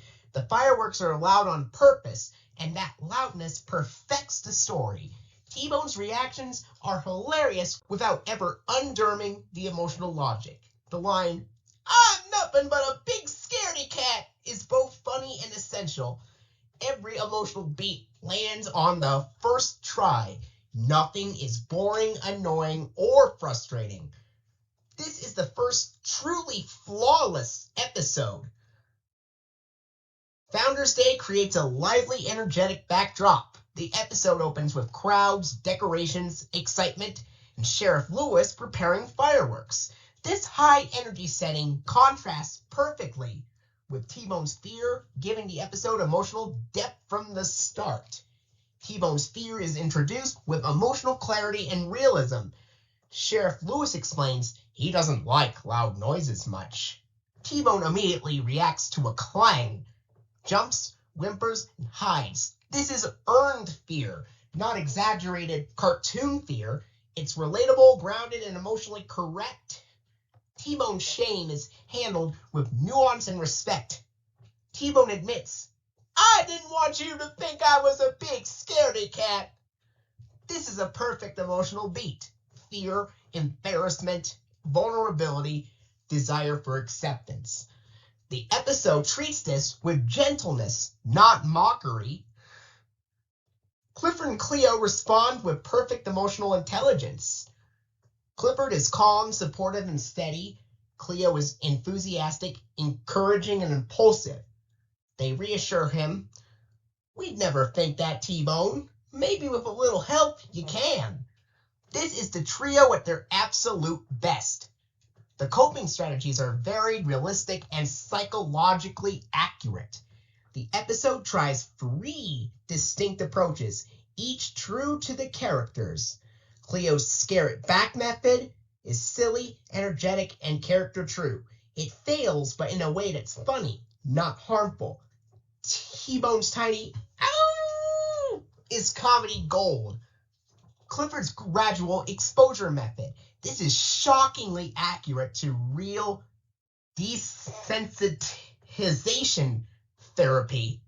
Small noise, medium noise, big noise, controlled environment, encouragement. T-Bone succeeds briefly. Emotional support after a setback. When the horn blares and T-Bone panics, the episode shifts to validation, empathy, and shared vulnerability. This is the emotional heart of the episode. The everyone is afraid of something scene is perfect. Cleo admits she's afraid of the dark. Clifford admits he's afraid of spiders. This moment is honest, funny, universal, emotionally grounding. It reframes fear as normal, not shameful. This is one of the strongest emotional beats in all of season 1. Clifford and Cleo choose friendship over fireworks. T-Bone says, "You don't have to stay with me." Cleo immediately says, "Okay, great, we'll see you tomorrow." And then Clifford goes, "No." This is brilliant character writing. Cleo is impulsive, Clifford is loyal, T-Bone is self-sacrificing. Clifford's firm no is the emotional anchor of the episode. The trio watches the fireworks together safely. They stay at T-Bone's house. They watch from a distance. T-Bone feels safe. This is supportive, gentle, emotionally correct. This episode never forces T-Bone to get over it. It supports him where he is. The fireworks are loud, and that's exactly why they work. The fireworks are booming, bright, overwhelming, and they are supposed to be. The loudness is not a flaw. It is the emotional engine of the story. T-Bone's fear only makes sense if the fireworks are genuinely loud. The episode doesn't soften the sound, it embraces it because the fear is real, the stakes are real, the support is real, the loudness perfects the story. The final shot is warm, funny, and emotionally earned. Cleo says, "This is perfect, Clifford." Clifford agrees. Then we see T-Bone smiling, tail wagging, loving the fireworks. It's a perfect comedic reversal. T-Bone's reactions are some of the funniest in the entire season. The micro whimpers, the sudden jumps, the tiny howl, the dramatic hiding, the "I'm never coming out" meltdown, the final reveal where he's actually enjoying the fireworks. The comedy is rooted in character, not mockery. It enhances the emotional arc instead of underming it. "Why, I'm nothing but a big scaredy cat" is essential. This line is hilarious, heartbreaking, sincere, and perfectly delivered. It captures T-Bone's vulnerability and sets up the everyone is afraid of something scene. It's one of the most iconic emotional comedic beats in season 1.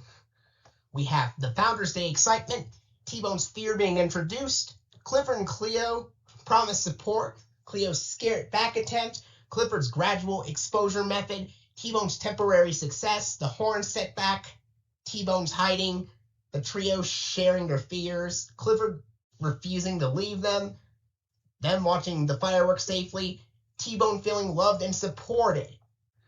The Ears Have It is the first episode in the entire season where everything is completely flawless from start to finish. There is nothing boring, nothing annoying, nothing frustrating, and nothing that needs fixing. Every emotional beat works on the first try. T-Bone's fear is handled with perfect sensitivity. Clifford and Cleo respond with exactly the right emotional intelligence, and the coping strategies are realistic without ever slowing the pacing. The fireworks, while loud, actually perfect the story. They are supposed to be loud because the emotional stakes depend on it. T-Bone's reactions are hilarious, his vulnerability is honest, and the episode never missteps. This is exactly what a Clifford episode should be. Emotionally honest, character true, beautifully paced, and deeply supportive. It earns its rating because it doesn't just work. It works perfectly. This is, of course, a good episode and an absolute masterpiece from start to finish. Episode 17A, Tough Enough. T-Bone thinks people will like him more when he acts like a tough bulldog.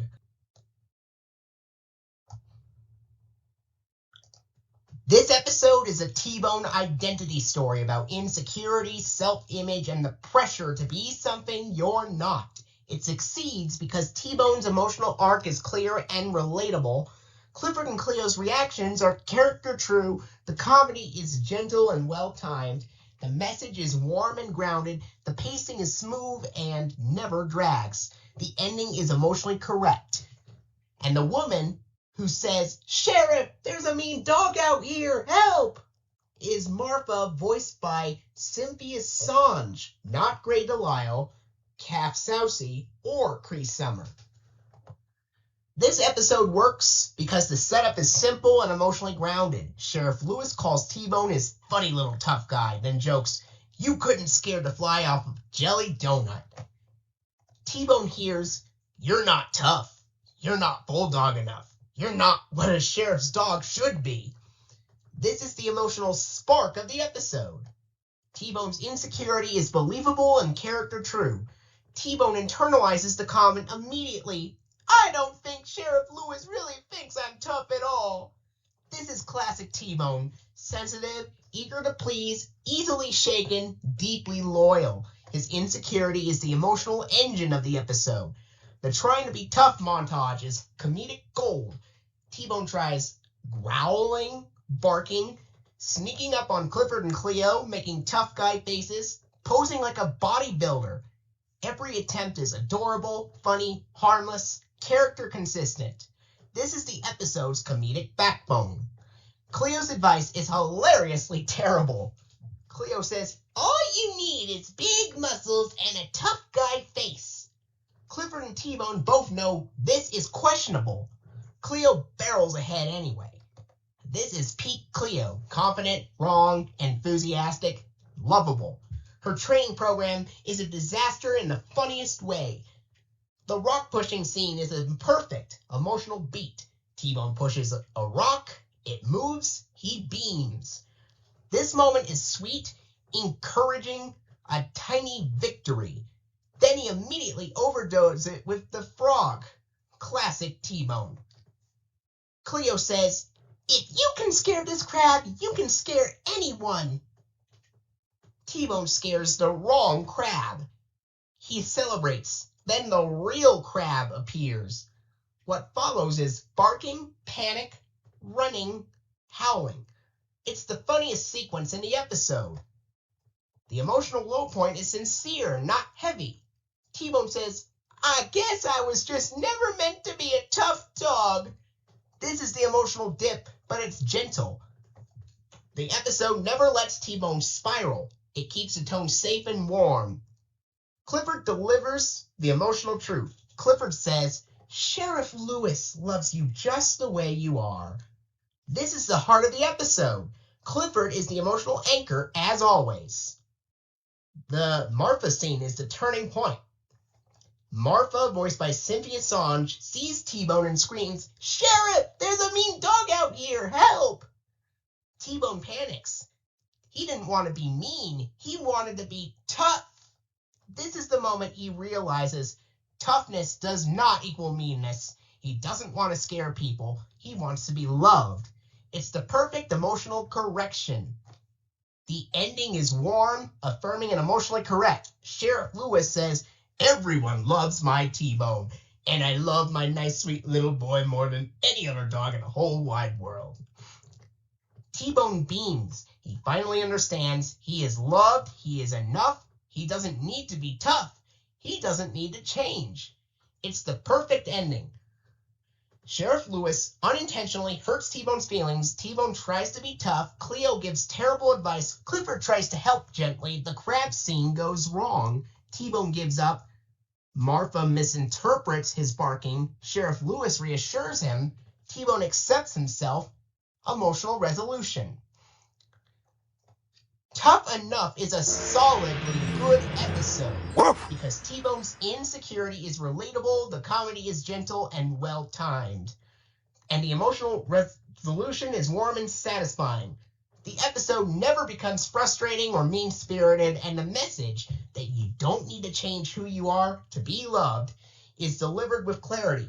It's basically T-Bone trying to be Binky Barnes from Arthur, but in a softer, sweeter Clifford way. The fun fact about Martha being voiced by Cynthia Songe adds charm to the episode's world building. It's not flawless, but it's consistently good. Episode 17B, Stars in Your Eyes. Charlie is skeptical about bringing his telescope for a space party.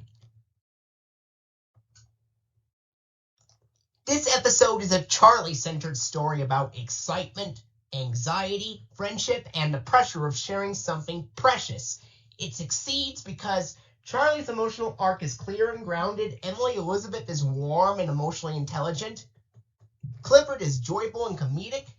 Jetta's two Clifford snaps are hilarious accidents, not irritation. She instantly resets back to snobby calm, keeping the tone light. The pacing is smooth, lively, and imaginative. The ending is warm, hopeful, and visually iconic. The opening is playful and sets the tone immediately. Clifford brings back a giant log instead of a stick. Emily laughs, Clifford beams. This is classic Clifford energy. Big, silly, and warm. Charlie's telescope is the emotional anchor. Charlie proudly shows off his new telescope. It's real, it's powerful, it's special to him. This object becomes the center of the emotional conflict. Jetta's two Clifford snaps are comedic perfection. Jetta only says 2 lines to Clifford in the entire episode, and both are just her saying his name. The first time it is a quick, irritated Clifford after she gets covered in sand, and in the second time, it is a full-volume, explosive Clifford when it happens again. Because these are brief, isolated, exaggerated, and not tied to the emotional plot. They become pure comedy, not conflict. Jetta isn't being mean, she's reacting to slapstick chaos. The humor comes from the escalation. A tiny annoyed mother, followed by a dramatic scream. Why Jetta snapping works is because she resets instantly. This is the angriest Jetta gets in the episode, but it works because her anger is isolated to 2 brief, accidental slapstick moments. After each snap, she instantly resets back to her normal snobby but calm personality. Exactly like Plankton snapping and then immediately going back to sneaky mode. Because the snapping is momentary and she resets instantly, the snaps become funny character beats instead of emotional beats. This is the ideal way to use Jetta in a Charlie-centered story. Jetta unintentionally creates the central conflict. Jetta tells Charlie the telescope could get ruined, Emily would be mad, he shouldn't come without it. This is classic Jetta. Dramatic, self-centered, not malicious, and unintentionally harmful. Her influence triggers Charlie's anxiety. Charlie's anxiety is realistic and well written. Charlie worries the sand will ruin the telescope. He'll disappoint Emily, He shouldn't bring it. He shouldn't come at all. This is a realistic kid fear, the fear of damaging something valuable and letting people down. The party scenes are joyful, imaginative, and visually rich. Emily's "Look at the Stars" party is creative, colorful, full of games, full of laughter. The cardboard telescopes, the solar system mobile, the pretend moonwalking, all of it builds a vibrant, fun atmosphere. Emily's emotional intelligence is perfect. When she learns Charlie might not come, Emily says, or actually Mary says, "We'd rather have Charlie here without his telescope than not have Charlie here at all."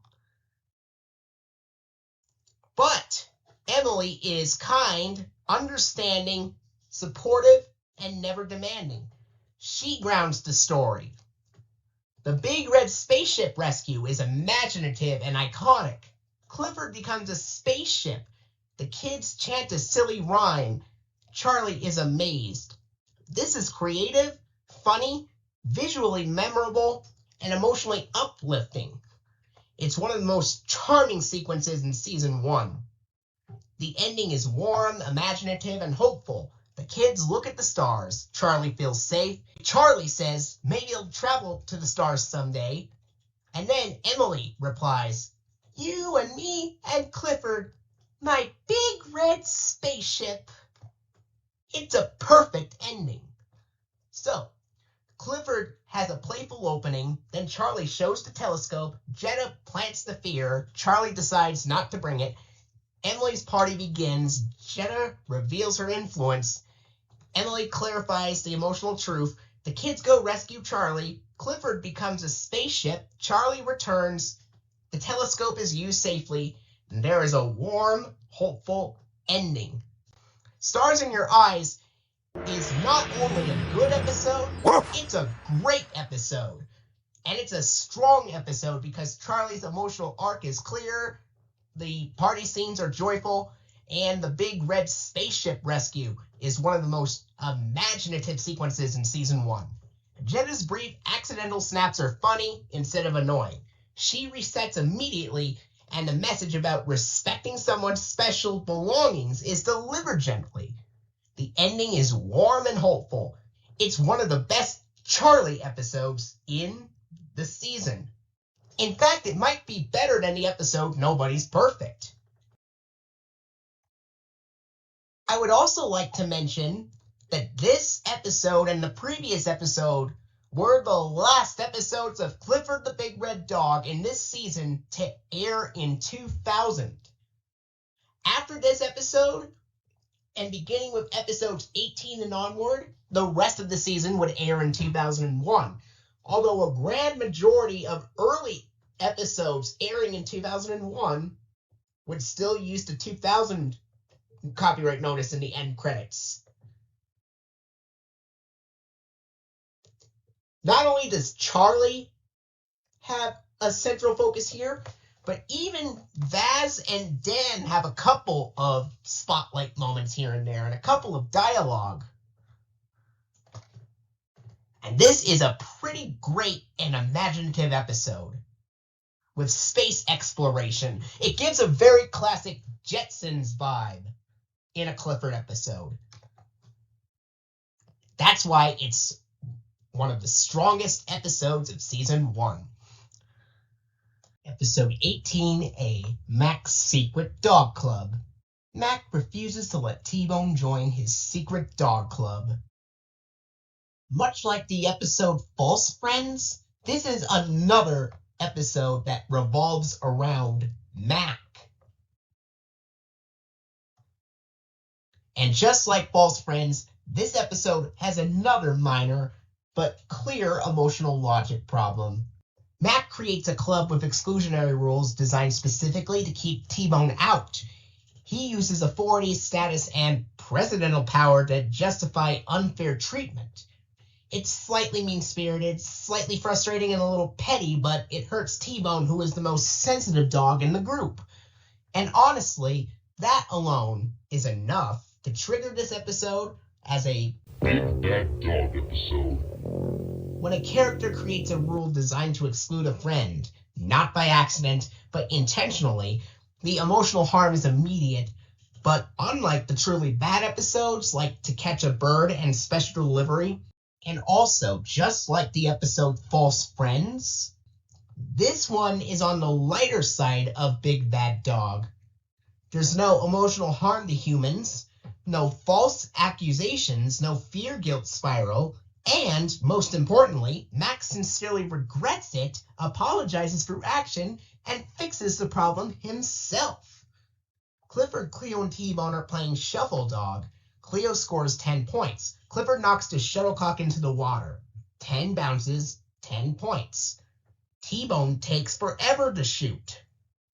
It's light, harmless, and sets up T-Bone's gentle, slower nature, which becomes important later. Mac bumps into T-Bone and immediately starts bragging about his secret dog club. He says, "Not everyone can get in," planting the seed of exclusion. He leads them to the secret spot, a beautiful waterfall area, but T-Bone struggles with the climb and needs Clifford's help. And this is where the emotional problem begins. Mac announces the first rule of the club. You have to get here without help. This is unfair, arbitrary, and clearly targeted at T-Bone. Mac knows T-Bone can't meet this requirement. He knows T-Bone is gentle, slow, and easily discouraged. He knows this rule will exclude him, and he does it anyway. This is the instant Big Bad Dog trigger. The moment Mac weaponizes a rule to hurt a friend, the rating locks in. Clifford and Cleo immediately dislike it and don't want to be a part of the club anymore. T-Bone is hurt and confused. They vote. Mac votes no. Clifford, Cleo, and T-Bone vote yes. They win, right? Wrong. Mac declares that as president, he has 4 votes. This is the emotional low point. Mac uses fake authority to override fairness. Clifford and Cleo refuse to participate in an unfair club. They leave with T-Bone. Mac tries to tempt Clifford with vice president status. It doesn't work. This is a great moment. Clifford and Cleo choose loyalty over status. Mac tries to run a meeting by himself. He announces old business and new business. It's awkward, it's empty, it's lonely. This is the natural consequence. A club built on exclusion has no heart. Mac tries to lure Cleo with tummy yummies. She refuses. He tries offering games and prizes. Clifford asks the key question, can T-Bone join? Mac says no. And the rest of the episode is boring and tedious, up until Clifford delivers the emotional truth. It's no fun being left out of a club by yourself either. This line hits Mac hard. Mac finally breaks. He admits it's no fun being alone. He changes his vote. He lets T-Bone in. And this is the difference between this episode and the truly bad Big Bad Dog episodes. Mac learns, regrets, and fixes the problem himself. With the club open to everyone, the dogs return to the waterfall. They slide down the rocks, they splash in the water, they play together as equals. The emotional balance is restored. And that's why Mac's Secret Dog Club earns a light Big Bad Dog episode rating, because while Mac's exclusionary behavior is unfair and hurtful, the episode is nowhere near as bad as To Catch a Bird or Special Delivery. The exclusionary rule alone triggers the Big Bad Dog rating, but the episode stays on the lighter side because Mac sincerely regrets his actions, fixes the problem himself, and restores the emotional balance. And that is why Mac's Secret Dog Club might be considered one of the best Big Bad Dog episodes on the list, because it is mainly boring and tedious, with a little bit of mean-spirited and frustrating parts here and there. But it is definitely not the worst episode out there. Episode 18B, The Dog Park. Mr. Bleakman crosses the line when he bans all dogs at the park. This episode has a massive emotional logic problem. Mr. Bleakman's frustration escalates into a community-wide punishment that harms every kid and every dog on Birdwell Island. The episode asks the audience to accept that one adult's irritation justifies banning all dogs from the park, and that is a huge fairness violation. Yes, he regrets it later. Yes, he apologizes. But the emotional damage is real, and the episode still forces Clifford to absorb fear, guilt, and shame for something he never intended to do. The episode opens with a perfect day at the park. Kids are playing, dogs are happy, Mr. and Mrs. Bleakman are relaxing. Everything is peaceful, until Clifford's joy becomes too much for Mr. Bleakman. Instead of moving, adjusting, or communicating, he mutters that there ought to be a law about dogs in the park. That's the first crack in the emotional foundation. T-Bone and Cleo are playing tug of war. Mac is being Mac, cheering for whoever is winning. Clifford arrives, and the dogs decide to play Red Rover. Clifford charges, the dogs scatter, and he nearly bumps into Mr. Bleakman's bench. Clifford licks him, a friendly gesture, but Mr. Bleakman reacts with irritation and calls Emily Elizabeth over to remove her galloping gargantuan. Clifford is not being malicious. He's being a dog, but the emotional tone shifts. Clifford is now the problem. Mr. Bleakman spots a rare Birdwell Island budgie. He's thrilled, focused, proud. Then it disappears. Clifford unknowingly took the stick the bird was perched on. He and his friends are trying to protect the bird, not disturb it. They carry it gently to a pond. Meanwhile, Mr. Bleakman is stomping around, scaring birds, not paying attention, and eventually walks straight into the pond. When he sees Clifford with the bird, he explodes. His shout scares the bird away. Clifford tries to apologize with a dog kiss and gets yelled at again. This is the emotional breaking point. Mr. Bleakman declares that Clifford and the other dogs had ruined the park for bird-loving humans and swears he'll get even. Clifford whimpers, scared, guilty, and confused. This is where the episode becomes painful. Sheriff Lewis reluctantly puts up a no dog sign. Violet questions it. Sheriff Lewis questions it. Everyone hates it. But Mr. Bleakman insists the dog park is for people, not dogs, and forces the rule through. This is the emotional injustice. One adult's frustration becomes a punishment for the entire island. The next day, Mr. Bleakman returns to the park. At first, he enjoys the quiet. Then he notices something. No kids, no dogs, no birds, no squirrels. Mrs. Bleakman explains the truth. Without dogs, the park loses its life. And this is the turning point. The moment of regret. Mr. Bleakman realizes he made a terrible mistake. Emily Elizabeth, Jetta, Charlie, and the dogs are bored and sad. They want to go to the park. Jetta angrily blames Mr. Bleakman. When he arrives, they brace themselves, thinking they've done something wrong. But he surprises them. He apologizes. He says kids and dogs belong at a park. He throws the no dog sign in the trash. This is the emotional repair, and it's genuine, but it doesn't erase the harm Clifford felt earlier. Dogs are allowed again. Mr. Bleakman tries to birdwatch. Clifford shakes off water and accidentally soaks him.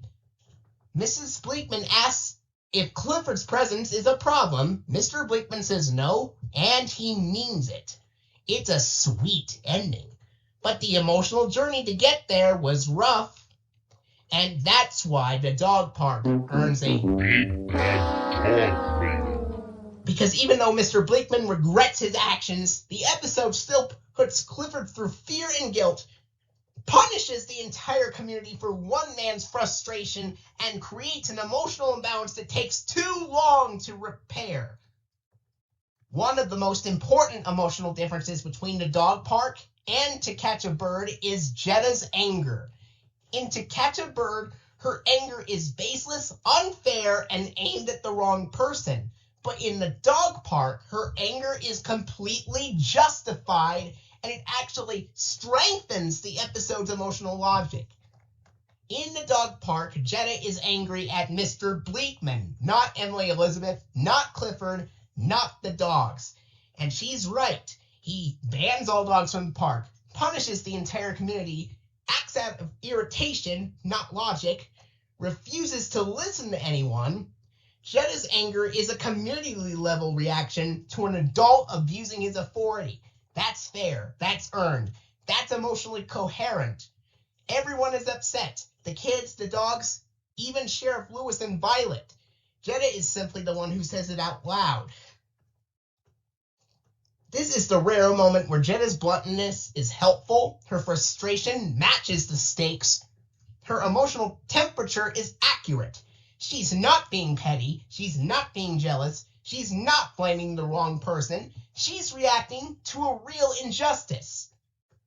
Jetta's frustration actually clarifies the emotional theme. One adult's anger shouldn't punish an entire community. Her reaction validates the kid's feelings, reinforces the unfairness of the man, pushes the story toward resolution. She becomes the emotional mirror for the audience, the one who says what everyone is thinking. Her anger doesn't harm anyone. Unlike in To Catch a Bird, where Jetta's anger spreads a false accusation, damages Emily Elizabeth's reputation, forces Emily to do emotional labor, and creates unnecessary conflict. In the dog park, her anger doesn't hurt anyone, doesn't accuse anyone innocent, doesn't create emotional fallout, doesn't require repair. It's clean, justified frustration, not character-damaging behavior. Her anger helps set up Mr. Bleakman's regret. When Jetta says, "Mr. Bleakman has ruined it for everyone," she's not being dramatic, she's stating the truth. And that line matters because it signals the emotional low point, it shows the kid's perspective, it sets up the contrast for Mr. Bleakman's realization, it makes his apology feel earned. Her anger is part of the narrative machinery that pushes Mr. Bleakman toward regret. In To Catch a Bird, Jetta's anger is unfair, misplaced, and harmful, but in the dog park, her anger is justified, accurate, and emotionally healthy. She's not the problem. She's the pressure valve that expresses what the entire island is feeling. And that's what is completely different about it compared to Catch a Bird. That's what's completely different about the dog park in a good way, even though the rest of the episode is still frustrating to watch. And I will say this. Normally, an apology would repair the damage, but in the dog park, the damage is just too severe to keep it out of the abysmal big bad dog territory. Well, I think I had enough things to say about the episode The Dog Park. Episode 19A, Fluffed Up Cleo. Cleo keeps bragging about winning a ribbon for Birdwell Island's fluffiest dog. This episode is a Cleo-centered pride story that struggles under the weight of its own premise. It is not a good episode. The middle is repetitive, the tone becomes heavy, and Cleo's behavior dominates the narrative in a way that strains the emotional balance of the trio. But it is also not harmful, and it ultimately repairs itself through one perfectly placed narrative moment. The opening is genuinely funny. The first few minutes are the strongest part. Clifford's animal guessing game, T-Bone's elephant bit, Cleo's dramatic entrance, Clifford's walrus moment. This is classic Birdwell Island energy, light, silly, and charming. Cleo's win is cute, but immediately becomes a problem. Cleo wins the fluffiest dog on Birdwell Island ribbon. That's fine. The issue is what happens next. She becomes self-absorbed. She refuses to play. She won't get dirty. She brags non-stop. This is where the episode starts to strain. The bragging becomes repetitive and tonally heavy. Cleo's bragging isn't playful, funny, or self-aware. It's constant, self-centered, socially grating, and emotionally draining. This is the weakest part of the episode, and the reason the episode isn't really good. The Mac parallel is the episode's smartest structural choice. Mac shows Cleo his trophy room. He brags, he monologues, he won't stop talking. Cleo becomes visibly bored. This is the turning point, the moment she realizes, oh no, I was doing this to Clifford and T-Bone. This is the moment that saves the episode. Mac's bragging is perfect, deserved payback. What Mac did wasn't justified, but narratively it was completely deserved for Cleo, the perfect mirror she needed to recognize her own behavior. This scene gives Cleo self-awareness, triggers her apology, restores the emotional balance, and prevents the episode from collapsing into something harmful. Without this scene, the episode would have dropped the full point. This is the hinge that determines the rating. Cleo's self-awareness is the emotional core. Cleo recognizes her mistake, reflects on her behavior, feels embarrassed, decides to apologize. This is the emotional correction the episode needed. The apology is sincere and emotionally correct.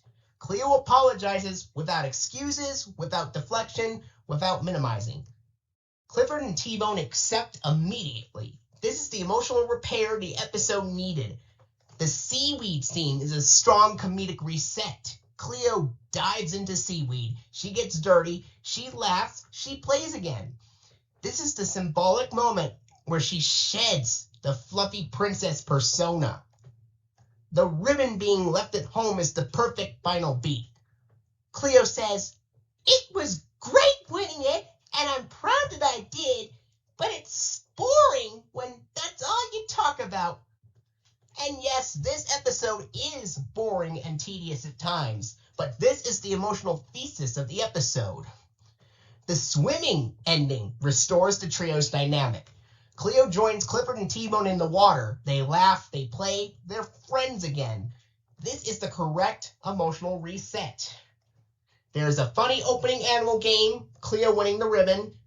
Cleo begins bragging. Cleo refuses to play. Mac brags endlessly. Cleo realizes she's acting like Mac. Cleo apologizes. Cleo gets dirty again.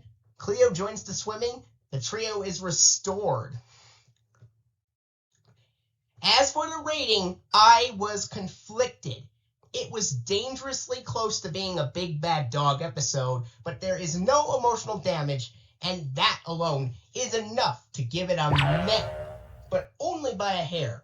Listen, this episode is far better than Special Delivery, but one more push of that behavior from Cleo would have become eventually damaging, which would have taken this off of meh territory and into big bad dog territory, and that's why it's a meh.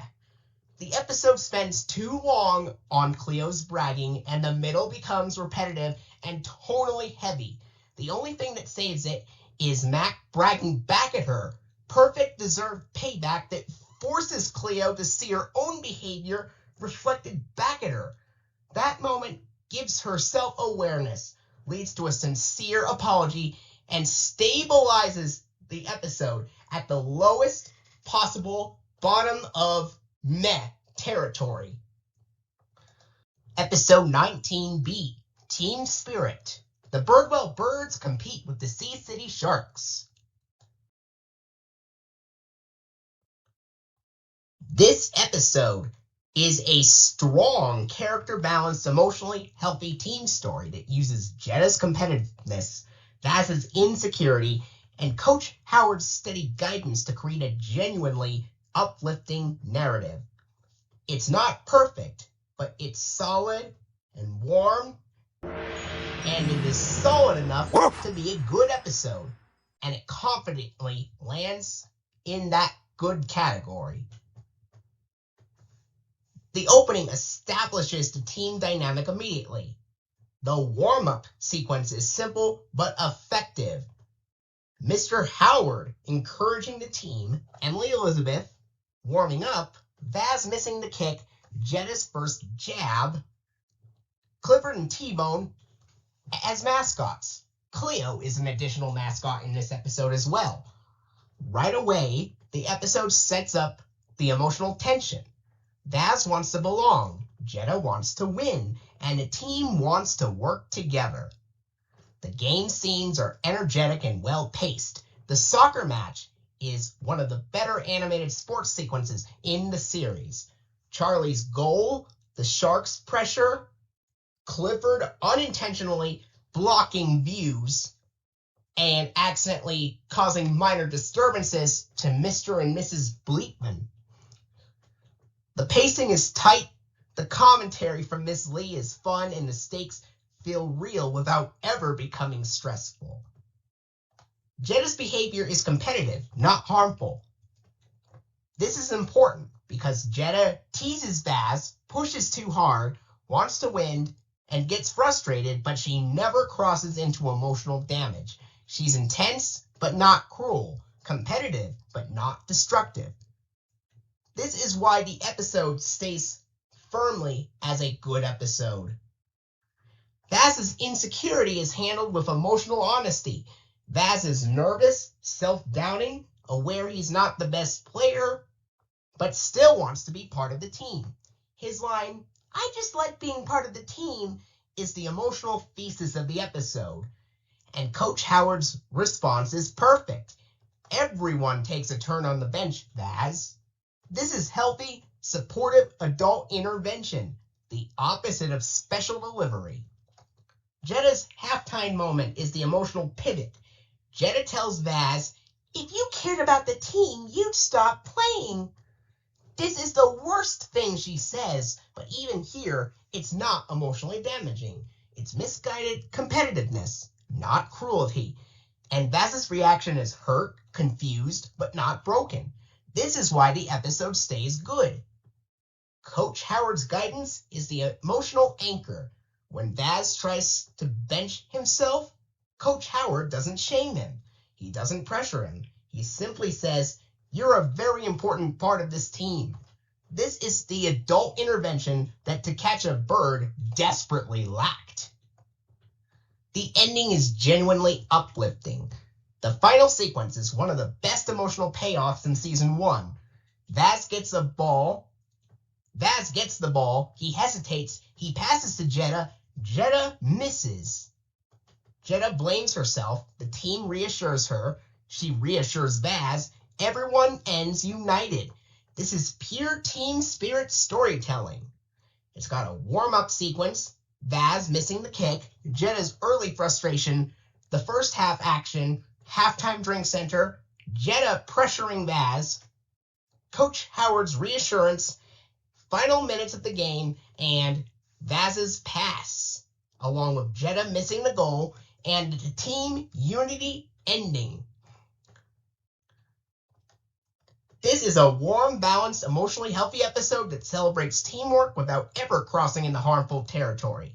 Vaz's insecurity is handled with care, Jetta's competitiveness never becomes damaging, and Coach Howard provides the adult guidance that keeps the team grounded. The ending is heartfelt, supportive, and genuinely uplifting. A strong example of Clifford's best storytelling. Episode 20A, Clifford on Parade. Charlie and Emily Elizabeth have a fight about what kind of float to make for the big parade until Clifford comes up with the perfect solution. Clifford on Parade is a warm, emotionally balanced friendship conflict episode that succeeds because it keeps the emotional focus tight, the conflict healthy, and the musical finale unusually strong. Emily and Charlie's disagreement is handled with maturity. Clifford's sadness is gentle and confused, but never heartbroken, and the parade music is the best of the 3 episodes that use this theme. Thanks to the tuba-heavy parade cue, the missing puzzle piece in the later versions of the music. This is a good episode, and it's because it is a healthy, relatable conflict between friends. Emily and Charlie disagree about what kind of float to make, whether Emily Elizabeth would like a sports float or a pirate float. Neither of them are wrong or unkind. It's a safe, emotionally healthy disagreement, not a harmful one. They try each other's ideas, get frustrated, and eventually split, but the tone stays grounded and respectful. Clifford's emotional reaction is gentle, sad, and confused, not heartbroken. Clifford overhears the argument and becomes sad, confused, worried, and distracted, but never devastated. This is the key emotional logic distinction. Clifford is sad and confused, not heartbroken. The gentle sadness. It's enough to matter, but not enough to harm. The Super T-Bone scene is the emotional bridge. Cleo and T-Bone are playing Super T-Bone, but Clifford can't join in. His sadness interrupts his play. The emotional tell. Their entire dialogue is short and focused.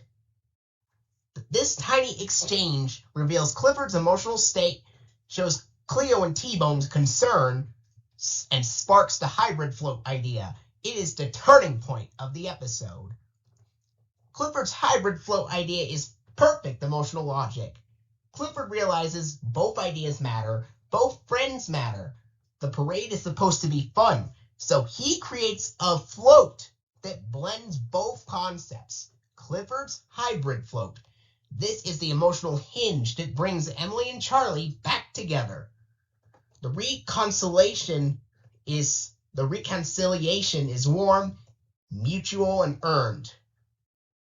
Emily and Charlie both admit being alone isn't fun. The parade is better together. They value each other's ideas. This is one of the healthiest reconciliations in season 1. The parade music is one of the 3 episodes. This episode is one of the 3 episodes with the parade music, and this episode contains the best version of it. This episode is one of the 3 that use the same parade-themed musical cue. The same musical cue is also heard in later season 2 episodes, which are Clifford's Cookie Craving and Stage Struck, but I'm not going to go over those episodes until we get into season 2. But Clifford on Parade from season 1 is the best version for one reason. It includes the tuba, the crucial bass voice that gives parade music its weight, drive, and identity. Why the tuba is especially important in parade music? It's because the tuba isn't just important, it's the structural backbone of parade music. The tuba carries the bass line, the engine of the march. Parade music depends on strong downbeats, steady forward momentum, harmonic grounding, and rhythmic weight. The tuba provides all of these at once. Without it, the music loses its floor, loses its drive, feels thin, and floats instead of marching. Parade music is brass-driven, and the tuba is the lowest brass voice. A parade ensemble is built like a pyramid. Trumpets play the melody, trombones play the counterlines, horns are the harmonic color, and the tuba plays the bass foundation. The tuba is the floor the rest of the brass stands on. It creates the oompa identity of a parade. The tuba provides the the upper brass provide the pa. Without the tuba, the cue becomes lighter, thinner, less grounded, and less parade-like. The tuba enters at the exact moment the cue becomes complete. It plays right after Cleo's line of "Clifford made everyone happy." And then the opening phrase briefly restarts, and after it restarts, that's when the tuba enters, completing the bass line. This is the moment the music becomes full, grounded, triumphant, and unmistakably parade music. And the sample that they've used in Clifford the Big Red Dog, when Mothersbaugh and Mansell composed the music for the show, came from a CD sampler ROM from the 90s called It's a Roland Orchestral Family Volumes 1 and 2 Sampler CD-ROM. It sounds more realistic, despite being a synthesized sample. However, 1960s television shows, they used real tubas. Shows like The Flintstones and The Jetsons and films like Mary Poppins all used real live orchestras because synthesizers didn't exist, samplers didn't exist, and electronic scoring wasn't possible. Their tuba lines were warm, resonant, expressive, and physically performed. In Clifford the Big Red Dog, the show used a synthesized tuba sample, but a realistic one. As mentioned, the tuba sample used in Season 1, including this episode, comes from the Roland Sampler Archives Orchestral Family Volume 1 and 2 Sampler CD-ROM from the 1990s. These Roland libraries were multi-sampled, velocity-layered, recorded from real orchestral instruments, and designed for professional samplers. This gave the tuba sample a warm, rounded tone, believable resonance, a realistic attack and decay. For a children's TV show in 2000 to 2003, this was high-quality orchestral sampling.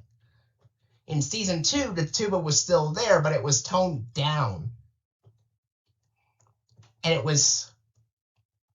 And that is why the reused parade cue feels thinner, lighter, and less grounded in those Season 2 episodes. Without the tuba, it's like a missing puzzle piece. But anyway, back to the episode. The final float is joyful, funny, and iconic. Cleo and T-Bone get a few final lines. These lines confirm the emotional resolution, mirrors Clifford's earlier sadness, coincide with the 9-note repeat and tuba entrance. The finale is visually hilarious and musically triumphant. Jetta has exactly 3 lines in this episode. Her only lines are, "Hey, that's my twirling baton. I need that baton for the parade. I'm gonna march for the high school band." She appears again at the end, twirling her baton, but does not speak. Her minimal presence keeps the emotional focus on Emily and Charlie while still contributing visually to the parade atmosphere.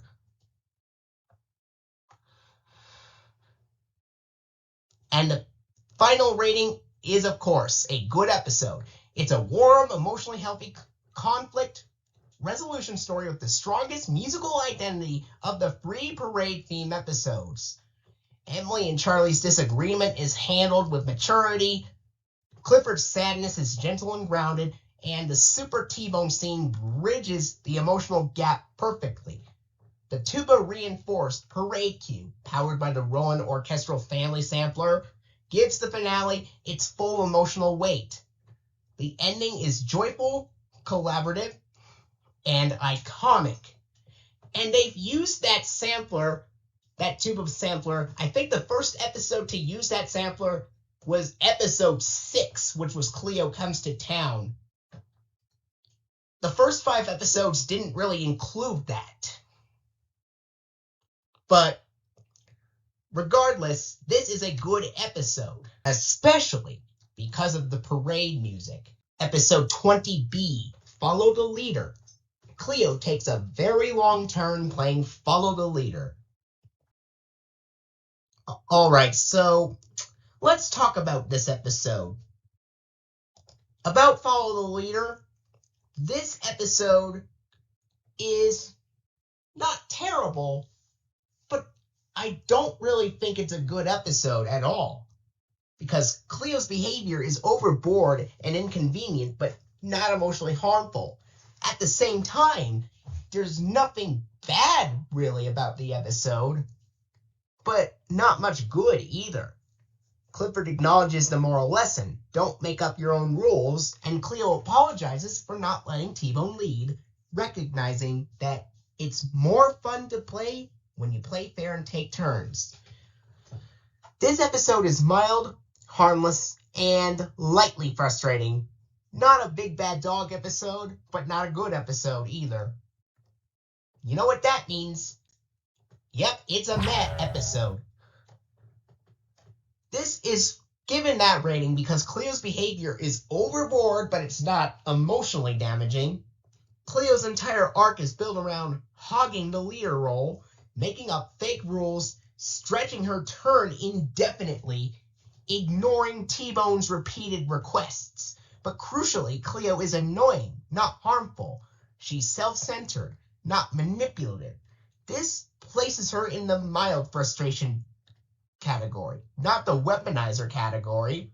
Her worst offenses are inventing the 47 things rule, refusing to rotate turns, insisting the leader decides when the next leader starts, ditching the group to chase goodies.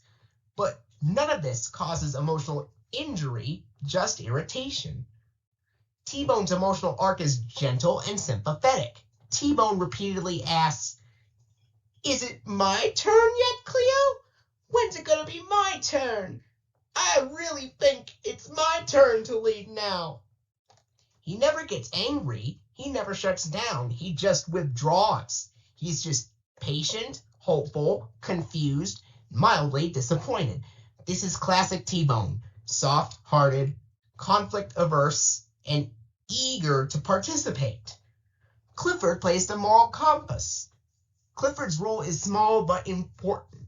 He notices Cleo's unfairness. He gently pushes for fairness. He supports T-Bone. He votes for T-Bone to lead. He follows T-Bone confidently.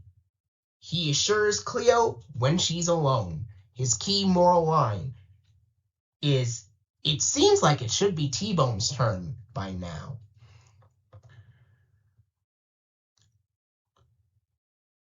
And at the end, he reinforces the lesson, and don't make up your own rules. Clifford is the steadying force that keeps the episode emotionally safe. Cleo's runaway moment is inconvenient, not dangerous. When Cleo refuses to follow T-Bone and instead follows the truck to the swap meet, the emotional tone stays light. She's excited, she's not scared, she's not punished, she's not abandoned. She even imagines Clifford and T-Bone playing with her. This is not a Cleo gets herself into trouble episode, it's a Cleo learns perspective episode. The swap meet sequence is the emotional reset. At the swap meet, Cleo plays alone, imagines her friends, realizes she misses them, admits she took too long a turn, acknowledges she's good at leading but overdid it. Her key reflective line, "I was taking a pretty long turn, but I'm so good at leading." This is the moment she recognizes the imbalance. The apology is clean, direct, and emotionally healthy. When Clifford and T-Bone find her, Cleo immediately resets. "I guess maybe my turn is over, huh? I'm sorry I didn't let you be the leader before, T-Bone. It's more fun to play when you play fair. And take turns. And don't make up your own rules." Those lines are said by Clifford, Cleo, and T-Bone respectively. If you notice, the quotes are in different colors. Purple's for Cleo, yellow's for T-Bone, and red is for Clifford. Again, this is the full accountability sequence. This is rare for Cleo. She apologizes without excuses, and the group dynamic resets instantly.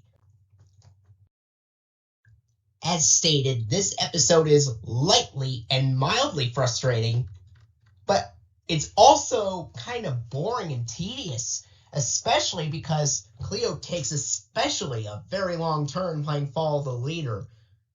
This is where the tedium kind of drags the pacing of this episode a little bit. As for the episode, it's a mild, harmless episode with a simple fairness lesson. Cleo's behavior is overboard, but not emotionally damaging. T-Bone's feelings are handled gently, and Clifford provides the moral grounding. The apology is clean, the lesson is clear, and the emotional stakes remain low. A solidly middle-of-the-road episode. It's not great, but it's not bad, just meh. It could have been a good episode if Cleo and T-Bone and Clifford all took turns right from the start. But as it is, it's a perfectly average episode where Cleo takes a little too long to be the leader. Episode 21A, Goodbye, T-Bone. Clifford and Cleo think T-Bone is leaving Birdwell Island.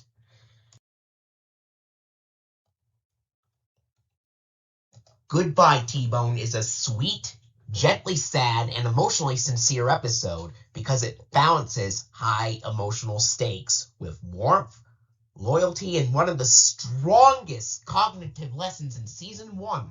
The characters believe they are facing a major loss, but the viewer is kept safe through gentle tone, sincere friendship, and a joyful resolution. This is one of the most heartfelt friendship anxiety episodes in the entire season. The sadness is gentle, but the emotional stakes are very high. Cleo overhears Sheriff Lewis say, "We're moving tomorrow." She misses, "We're only moving a couple of blocks." She assumes T-Bone is leaving Birdwell Island forever. For Clifford and Cleo, this is devastating. They think they're losing one of their closest friends. They believe this is T-Bone's last day on the island. They treat every moment as a final memory. This is friendship level high stakes, not danger stakes. But the sadness is delivered gently. No panic, no fear, no emotional collapse, just sincere, worried love. This balanced high stakes and soft tone is rare and beautifully handled. The misunderstanding is believable and emotionally logical. Cleo's behavior fits her established pattern. Hears half of the story, fills in the rest, jumps to conclusions, spreads it as fact. This is classic Cleo impulsiveness. Not malicious, just reactive. The misunderstanding drives the entire emotional arc without ever feeling forced. Clifford and Cleo's reaction is sweet, not dramatic. Instead of confronting T-Bone or spiraling, they decide, let's make today T-Bone's big day. This is one of the most wholesome decisions in the series. They want to give him joy, comfort, memories, and love. Even though they think they're losing him, this is what makes the episode emotionally rich. T-Bone's confusion is adorable and perfectly in character. T-Bone keeps asking, "What's going on? Why are you being so nice to me? Do you know something I don't know?" He's not scared, just puzzled. This keeps the emotional tone light even during the sad parts. The T-Bone's big day sequence is one of the sweetest in Season 1. Clifford and Cleo give him Cleo's hedgehog toy, Clifford's giant bone, a trip to the butcher shop, a sunbathing moment, a chance to fly. The flying moment is the emotional peak. "I've always wanted to fly. Now that was really special." This is pure, sincere friendship. The lighthouse scene is the emotional climax. Clifford and Cleo talk about the way things used to be, one last look at the island, everything's going to change after tomorrow. T-Bone finally realizes, "Why are you talking like I'm leaving forever?" This is the moment the misunderstanding breaks. The reveal is funny, relieving, and joyful. T-Bone explains, "We're just moving down the street." Cleo and Clifford's reaction is perfect. Shock, relief, laughter, and a musical riff of, "He's moving down the street, baby!" The emotional tension dissolves instantly. Cleo admits, "Next time I'll make sure I get all the information before I start passing it around." This is one of her cleanest accountability moments in the entire series. Clifford reinforces, "We're sorry we were acting so strange, T." T-Bone responds with warmth, "Today, you really make me feel like a special friend." This is emotionally mature, sincere, and beautifully resolved. The ending is adorable and funny. Cleo asks, "Since you're not really leaving, can I have my hedgehog toy back?" It's a perfect comedic button that resets the status quo. This is the key reason the episode rises above meh, and it earns a good rating. It teaches a real cognitive skill. Don't jump to conclusions and make sure you hear the whole story before passing information around. Cleo hears half the story and spreads it as truth. The episode shows how misunderstandings snowball and how easily they can be avoided. This is a thinking lesson, not just a behavior lesson, and that makes it more meaningful than the average Clifford episode. And yes, this episode, Goodbye T-Bone, with the word good in the title, is a good episode. Woof! The title promises good, and the episode delivers it. Good emotional logic, a good friendship arc, a good cognitive lesson, and a good, warm resolution. It earns its rating honestly. A genuinely good episode in every sense of the word. Episode 21B, The Truth About Dogs and Cats.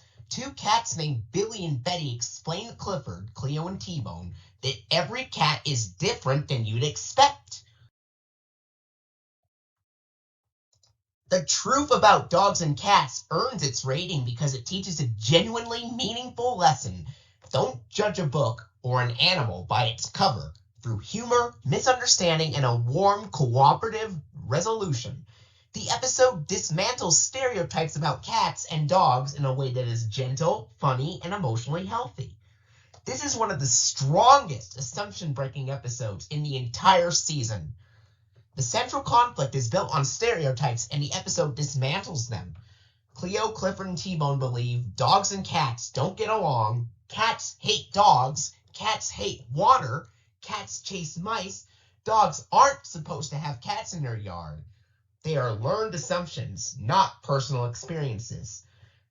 The episode's entire emotional arc is about unlearning them. This is a rare Clifford episode that tackles cognitive bias directly. T-Bone's anxiety is relatable and sweet. T-Bone is worried because he thinks he's not supposed to have cats in his tree. He fears Clifford and Cleo will judge him. He doesn't want to break the rules of being a dog. This is gentle, low-stakes anxiety, but emotionally real. T-Bone's vulnerability makes the lesson land. Cleo's assumptions drive the plot, but she's not harmful. Cleo insists, "Everyone knows cats hate dogs. Everyone knows cats chase mice. Everyone knows cats hate water." This is classic Cleo impulsiveness. Confident, wrong, enthusiastic, not malicious. Her certainty is the engine of the episode's comedy. The kittens subvert every stereotype in hilarious ways. The kittens laugh at barking, love water, don't chase mice, clap for Cleo's mouse show, dance in the tree, imitate Clifford's bark, turn off the hose to help. They are the perfect stereotype breakers. Every time the dogs try to scare them away, the kittens respond with joy, curiosity, and friendliness. This is the heart of the episode's message. The hose scene is the turning point. Cleo's fake rain plan backfires. The hose gets stuck, water sprays everywhere, the kittens help turn it off. This is the moment the dogs realize everything we thought we knew about cats is wrong. It's the emotional pivot from fear and understanding. The reveal is warm, funny, and disarming. The kittens explain, "Not all cats chase mice. We love water. "We're not scared of dogs. We knew it was you, Cleo." And the key line, "Every cat is different, just like every dog is different." This is the episode's thesis. The ending is joyful and cooperative. The dogs and kittens decide to play tag together. This is the perfect resolution. No fear, no stereotypes, no separation, just friendship and fun. This is the core reason the episode is good. Don't judge a book or an animal by its cover. Don't assume what someone is like based on what everyone says, and get to know individuals before deciding who they are. The episode teaches not all cats hate water, not all cats chase mice, not all cats fear dogs, not all dogs dislike cats. It's a cognitive lesson, not just a behavioral one. It teaches kids to question stereotypes, trust personal experience, stay open-minded, and treat individuals as individuals. This is deeper than the average Clifford moral. This is a good episode. It's a warm, funny, stereotype-breaking episode that teaches a meaningful lesson about assumptions and individuality. The kittens subvert every expectation. The dogs learn to question what everyone says, and the ending is joyful and cooperative. It's a genuinely good episode, thoughtful, charming, and emotionally healthy. Fun fact about this episode: Billy and Betty Kittens, they are voiced by Susan Blue and Debbie Derryberry. Susan Blue is the voice director for the show. She also voices a boy named Dan in Clifford the Big Red Dog episodes as well. Betty is voiced by Debbie Derryberry. She would also voice Baby Cosmo and would also voice Bob, the mischievous dog that causes trouble. And she would also voice Susie. All in this season, of course. Although for Cosmo doesn't speak in the first season. Anyway, the truth about dogs and cats, this is an episode that I would highly recommend watching. Episode 22A, The Big Sleepover. Clifford misses Emily Elizabeth while having a sleepover. At first glance, it feels like it should be a good episode. Unfortunately, there is one problem. Minor, yes, but it does affect the rating. And you know what that is? Well, there is a lot of howling. The emotional setup is clean and believable. Emily Elizabeth must attend the wedding. Clifford can't come because the bride is allergic. This gives Clifford a clear emotional anchor, a relatable reason to be sad. His first night away from Emily Elizabeth. It's simple, grounded, and emotionally logical. Clifford and Charlie's day together is genuinely fun. Before the sadness hits, the episode gives us racing to the lighthouse, laughing together, Clifford winning, and Charlie's genuine affection. This joyful front-loading makes Clifford's later loneliness feel earned. The sadness is gentle, not overwhelming.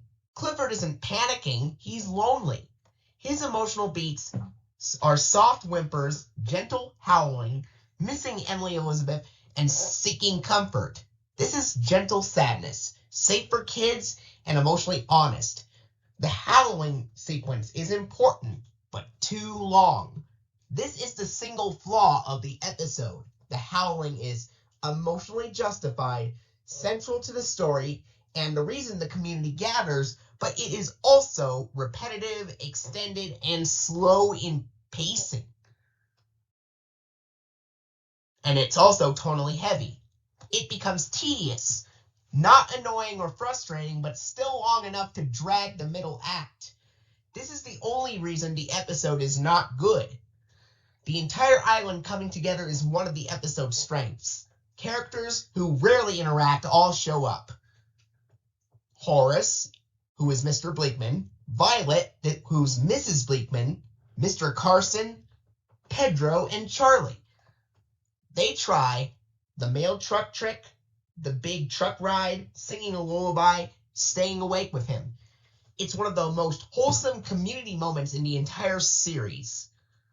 The lullaby scene is charming and funny. Horace reluctantly sings, "Rock-a-bye, Clifford, near your big tent." Everyone joins in. Everyone falls asleep except Clifford. It's adorable, warm, and comedic. Charlie provides the emotional breakthrough. Charlie realizes, "You're still missing Emily Elizabeth, aren't you?"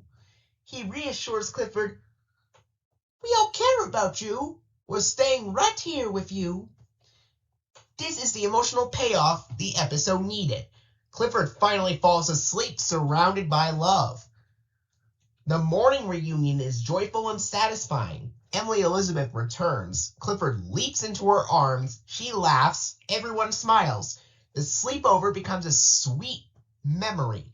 It's a perfect ending. It has good intentions, but the howling does drag it down, and I can't call it a good episode as a result. I'm sorry, but I have to call it meh, because that howling sequence is just too repetitive. It's important, yes, but it drags long enough to bump the episode down to meh, and it stays there for that reason.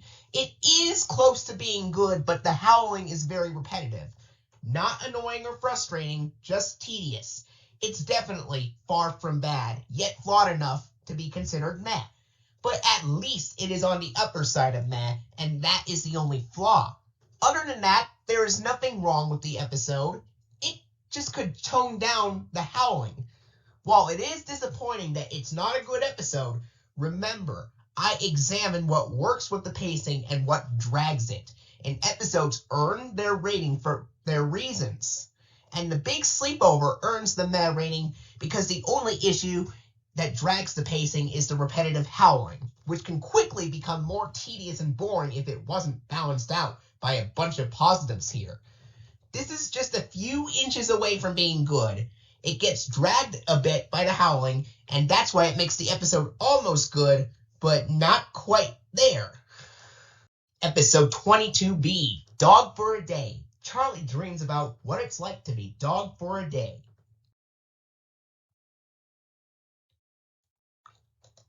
At first glance, this is a fun, imaginative, and well-paced episode.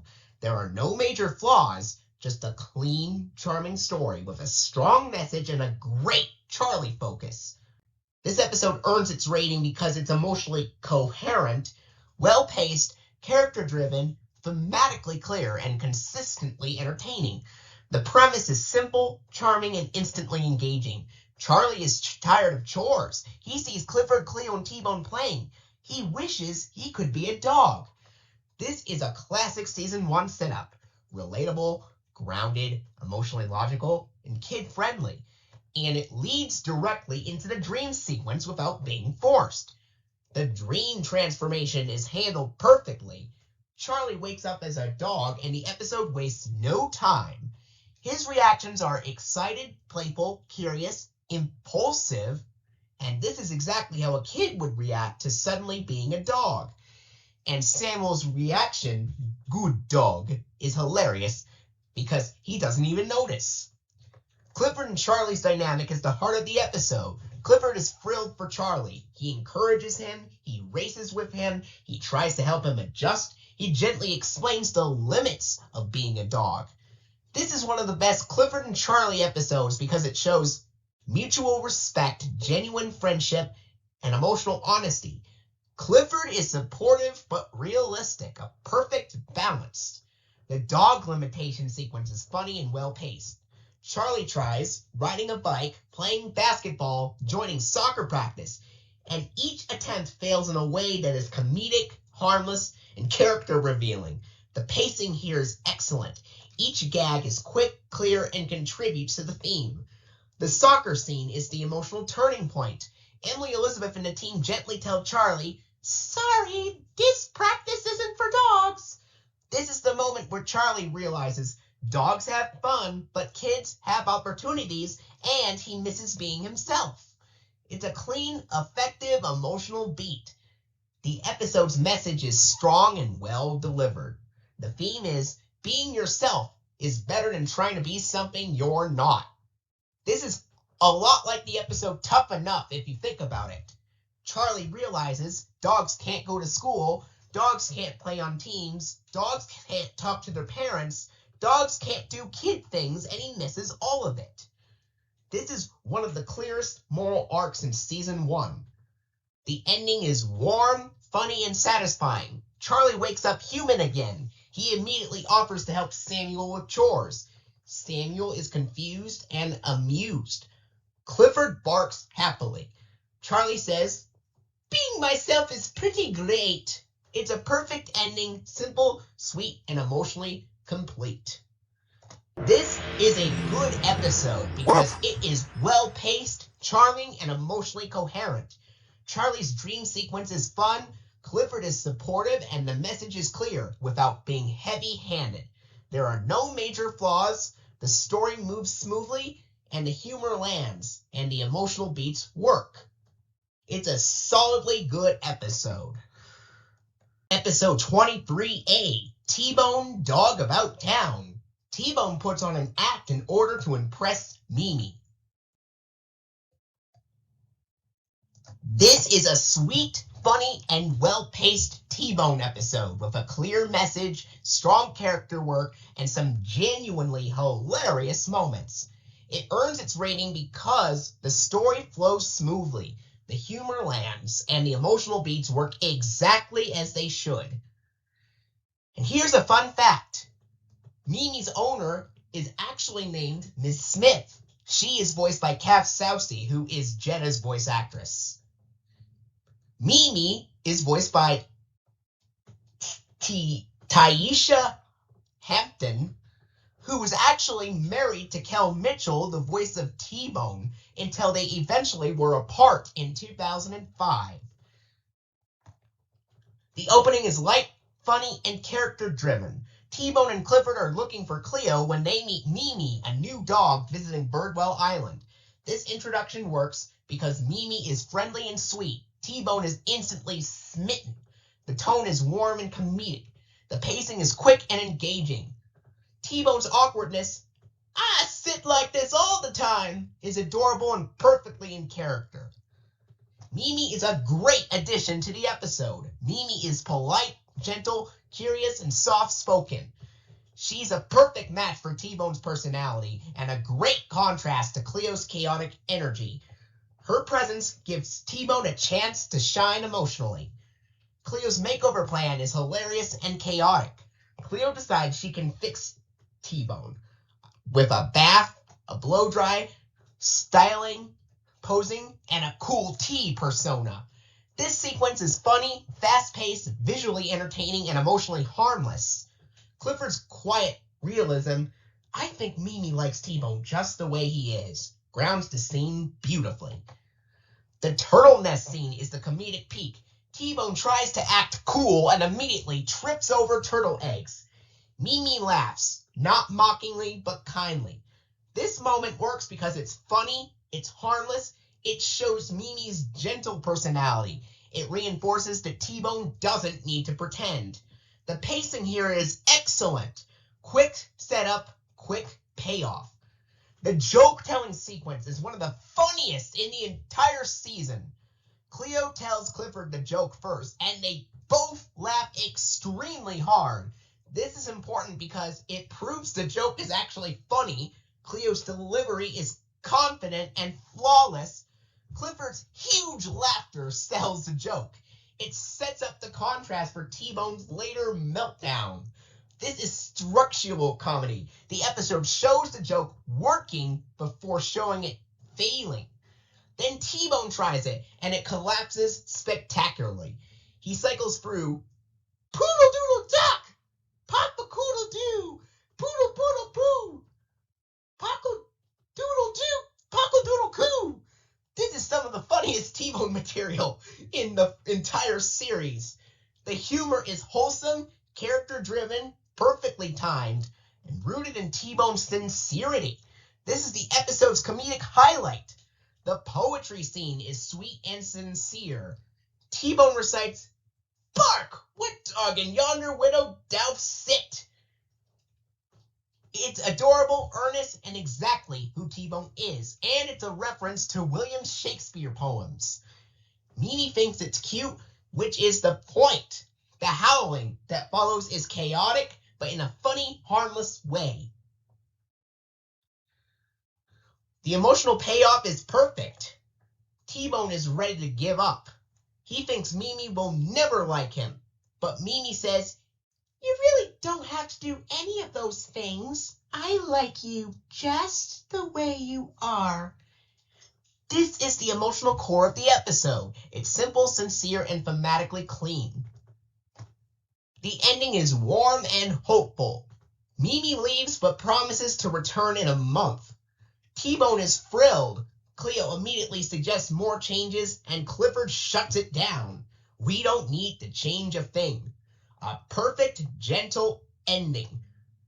This is a good episode because it is funny, sweet, and emotionally coherent. T-Bone's attempts to impress Mimi are charming.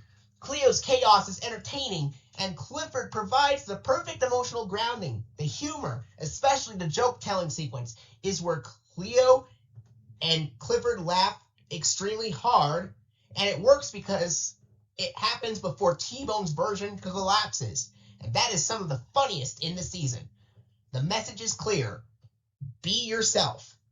The pacing never drags, making this a solidly good episode.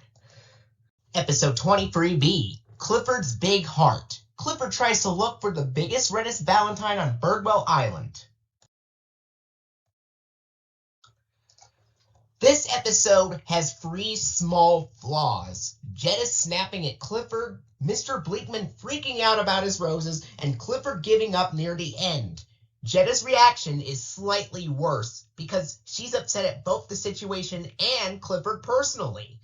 Mr. Bleakman is upset only at the situation, not Clifford, which makes his moment less harsh.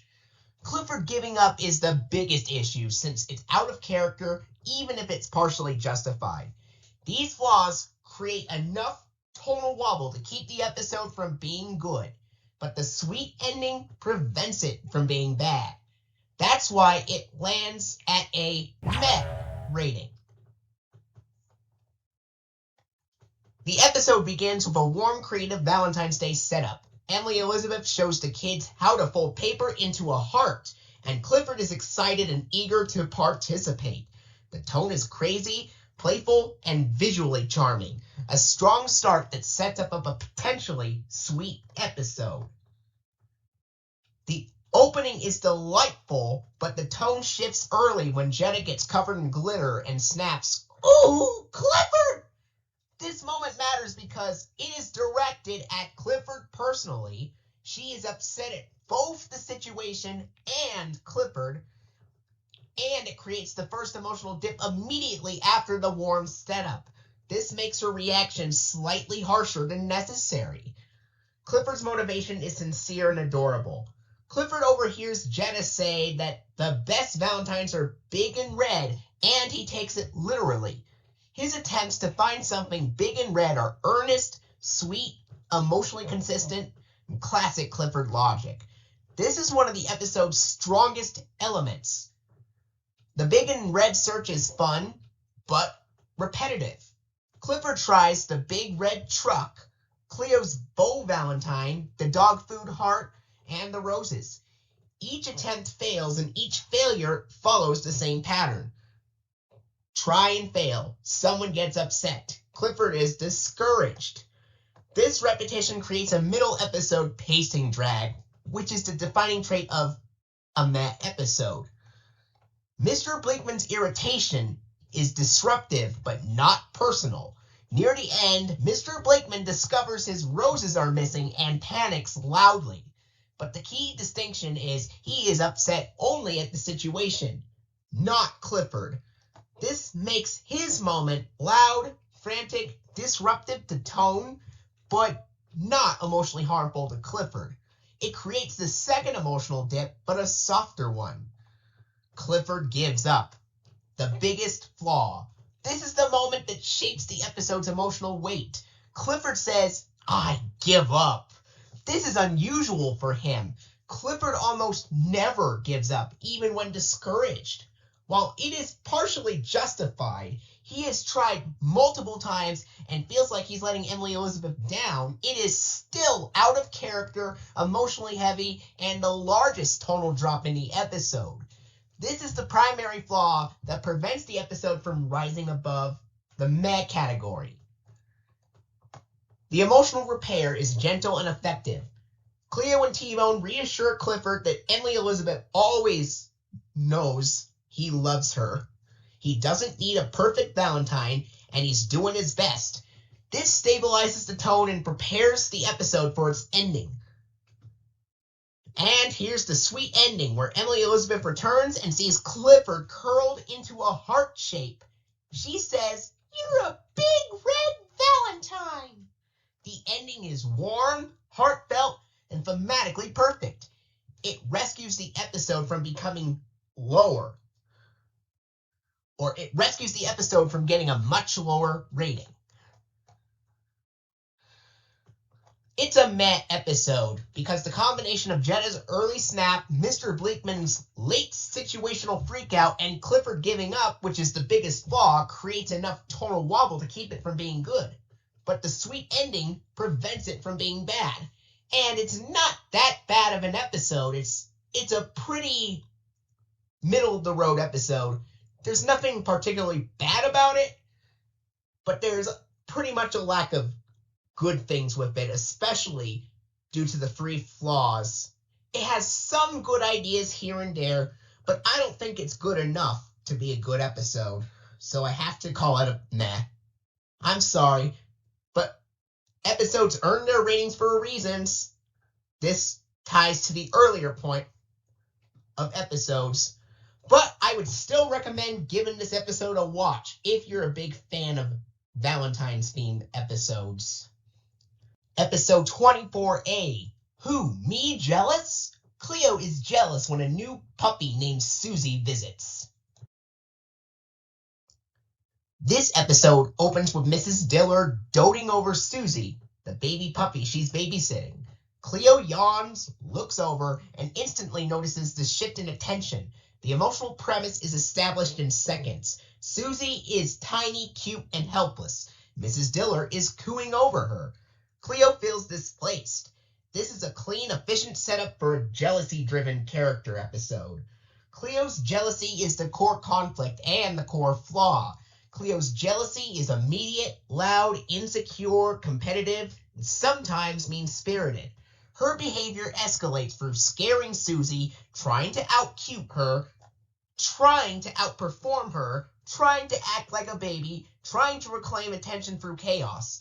This is the primary flaw of the episode. Cleo's jealousy is intentionally uncomfortable, and the episode leans heavily on it. The episode drags in the middle. The structure becomes repetitive. Susie gets attention, Cleo tries to compete, Cleo fails, Cleo gets more jealous. This loop repeats through rope pulling, water play, sprinkler antics, baby dog imitation. Each attempt is slightly different, but the emotional pattern is the same. This creates a mid-episode drag, which is the second flaw. Mrs. Diller calling out Cleo is the episode's saving grace. This is the most important positive element. Mrs. Diller doesn't ignore Cleo's behavior. She actively corrects her multiple times. Cleo, stop! Cleo, you scared her! You know you can't fit under there. Cleo, you should know better. I expect this from Susie. She's a baby, but you're my big girl. This is rare for the series. Mrs. Diller sets boundaries, distinguishes puppy behavior from big dog behavior, holds Cleo accountable, reassures her at the end. This prevents the episode from becoming emotionally unsafe or mean-spirited. It is the single biggest factor keeping the episode from dipping lower.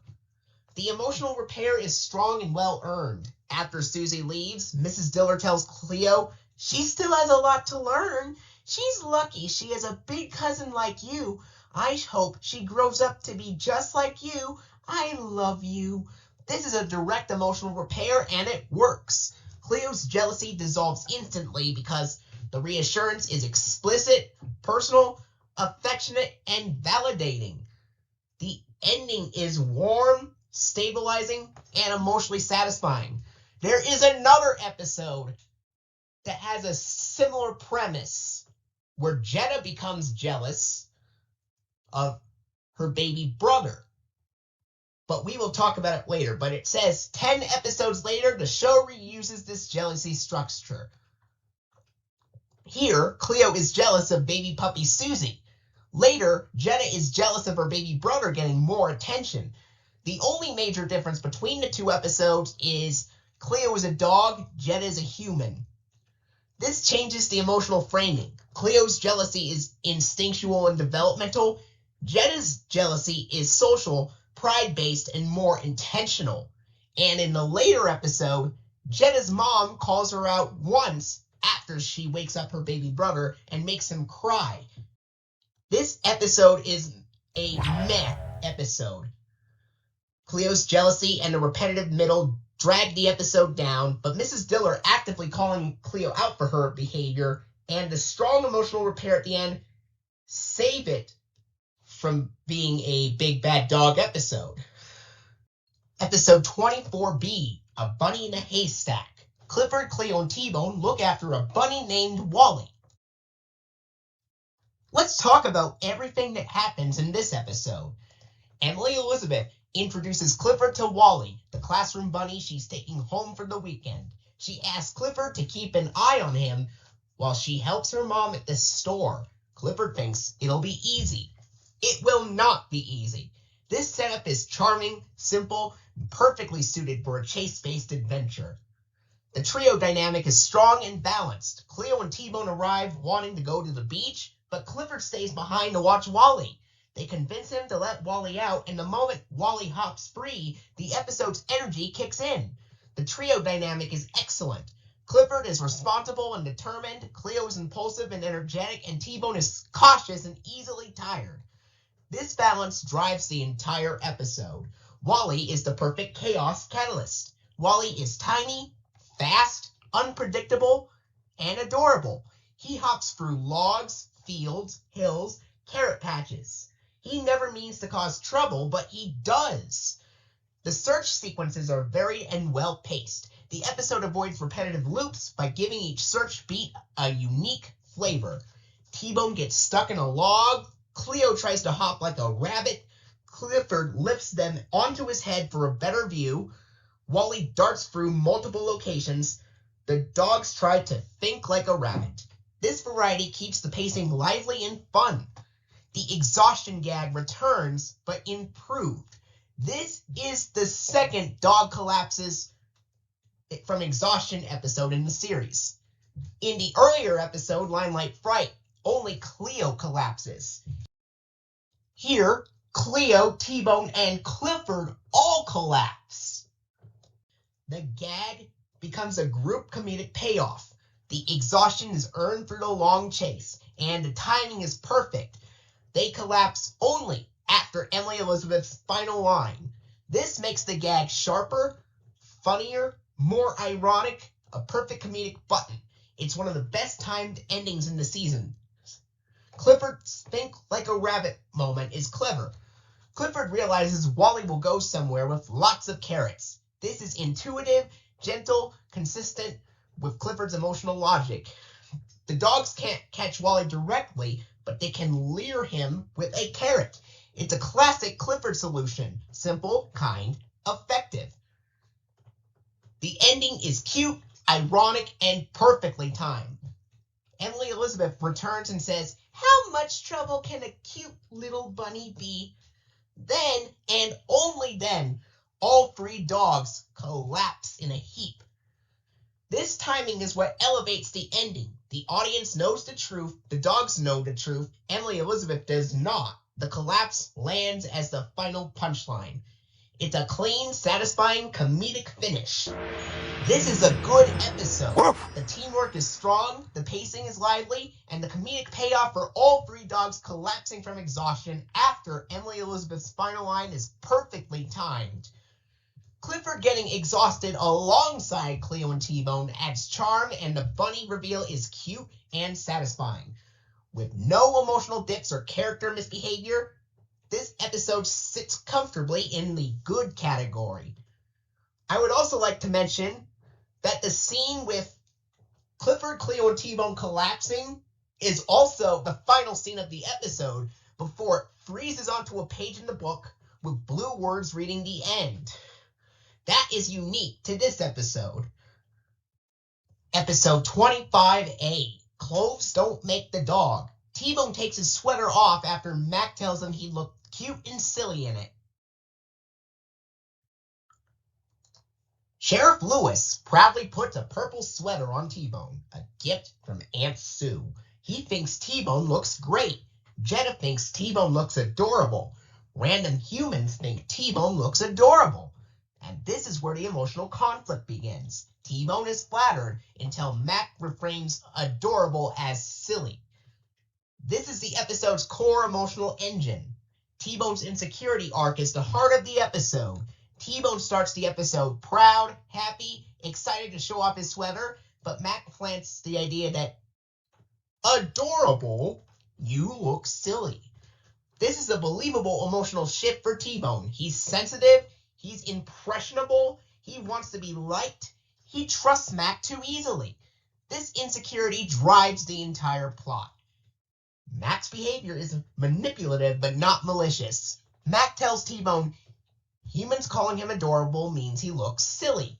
Clifford and Cleo will laugh at him. He laughed at him, which is Mac, of course. Mac laughed at him. He should take the sweater off. He'll hold on to it for him. This is classic Mac. Smug, self-assured, socially dominant, not trying to hurt T-Bone, but absolutely influencing him. It's not a big bad dog moment. It's Mac being Mac. And it works, because T-Bone is vulnerable to this kind of pressure. T-Bone hiding from Sheriff Lewis is both funny and sad. Every time Sheriff Lewis walks by, T-Bone panics, hides behind rocks, hides behind fences, hides behind bushes, invents excuses. This is a great emotional beat because it's funny visually, but it's also rooted in genuine fear of disappointing someone he loves. This dual tone is what elevates the episode. Clifford and Cleo provide the emotional correction. When Clifford and Cleo finally confront T-Bone, they don't laugh, they don't tease, they don't judge. They simply say, "We don't care what you wear, we like you." This is the emotional repair moment. It's gentle, supportive, and perfectly in character. This is why the episode rises above Mac. The sweater misunderstanding resolves cleanly and satisfyingly. Mac appears wearing a purple sweater, but it's not T-Bone's. Jetta bought him one because she thought he looked cute. This resolves the misunderstanding, the fear of disappointing Sheriff Lewis, the fear of being laughed at, the fear of losing the sweater, and it leads to the episode's thesis line that Cleo delivers. "It's not the sweater we want to play with, it's the dog inside." This is one of the strongest moral lines in the entire season. The ending is warm, funny, and emotionally grounded. T-Bone proudly puts his sweater back on. Mac keeps his. They look like twins. Clifford and Cleo accept both of them without hesitation. The final beat, T-Bone leading the way to play, shows restored confidence, restored friendships, restored emotional balance. It's a clean, satisfying ending, and of course, it is a good episode. T-Bone's insecurity arc is heartfelt, Mac's influence is believable, and Clifford and Cleo provide a strong emotional correction. The sweater misunderstanding resolves cleanly, and the final message, "It's the dog inside," is one of the best moral lines in the season. Warm, funny, and emotionally grounded. This episode also sits comfortably in the good category. Episode 25B, Shortchanged. Emily Elizabeth thinks she's too short to be Clifford's best friend. This episode begins with Clifford being brushed and Charlie can't reach a spot on his back. Enters Skyscraper Jackson, towering, charismatic, and voiced by Michael Dorn, who is a great actor, most famously in Star Trek, whose presence immediately shifts the tone into something bigger, warmer, and more emotionally charge than a typical episode. Skyscraper reaches Clifford's back easily, throws sticks far enough to challenge him, runs at Clifford's pace, interacts with him at scale. This instantly creates a new emotional tension for Emily Elizabeth. Am I enough for Clifford? Skyscraper Jackson elevates the emotional stakes. Skyscraper is the first human who can physically match Clifford. This is a huge emotional shift for Emily Elizabeth. She sees Clifford running faster, Clifford playing harder, Clifford bonding with someone his size, and she begins to wonder, maybe Clifford would be happier with someone like him. This is the seed of the episode's emotional climax.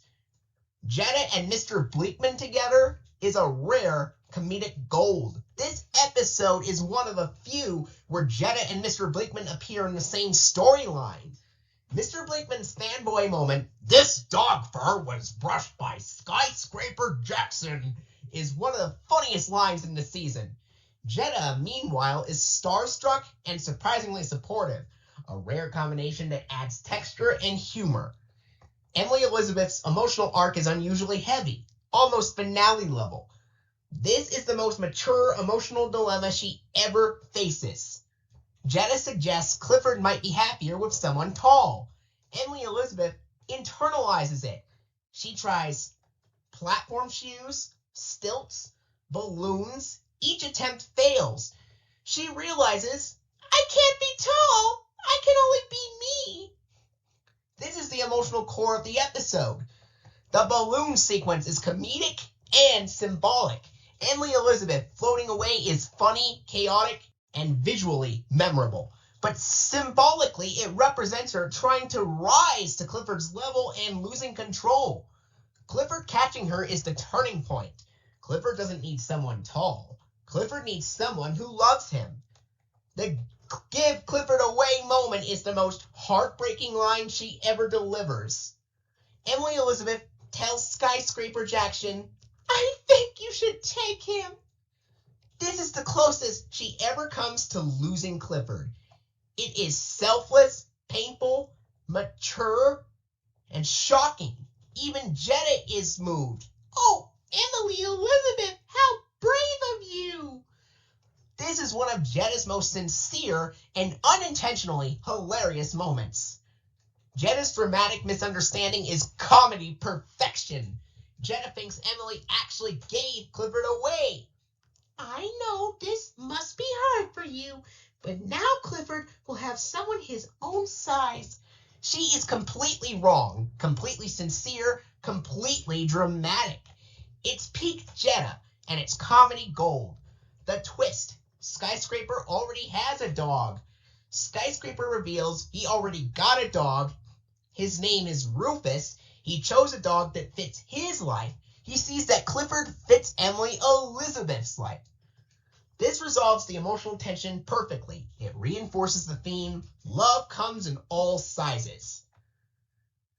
This is one of the rare Clifford episodes where two emotional interpretations are equally valid. One, it works as aired with a quiet, mature heartbreak. The show chose restraint, bravery, and emotional maturity. Emily Elizabeth delivers the line calmly, which emphasizes her selflessness, her emotional growth, her belief that she's doing the right thing. This is the mature version, appropriate for the show's preschool tone.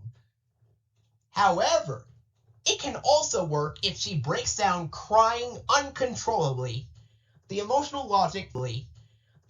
logic fully supports a version where she cries. If she did, it would emphasize the pain of letting go, the fear of losing Clifford, the weight of her decision, the fact that she's still a child. This version would be raw, dramatic, and finale-like, and it would still be completely in character. Clifford howling with her would be devastating and perfect. If Emily cried, Clifford would almost certainly whimper, howl, refuse to leave her, and mirror her emotions. This would be one of the most emotional scenes in the entire series, and it would still be fully consistent with Clifford's emotional logic. Then Jetta's dramatic misread would become even funnier. Jetta would think Emily is crying because she gave Clifford away. Her lines, "How brave of you! I know this must be hard for you," become even funnier in contrast to the raw emotion. The show chose the mature version, but the version with Emily crying, which didn't happen by the way, would also be equally valid. The aired version is subtle, quiet, and emotionally restored. But the version with Clifford and Emily crying could have worked as well, but it would be raw, powerful, heartbreaking, finale worthy, and the episode structure supports both. This is why Shortchanged is one of the rare Clifford episodes that works one way or the other. This is not just a good episode, but a great episode. Skyscraper Jackson elevates the story. Emily Elizabeth faces the hardest emotional decision in the entire series, and the resolution is heartfelt and mature. The episode works whether Emily cries or stays composed, but the show wisely chose the quiet, restrained version.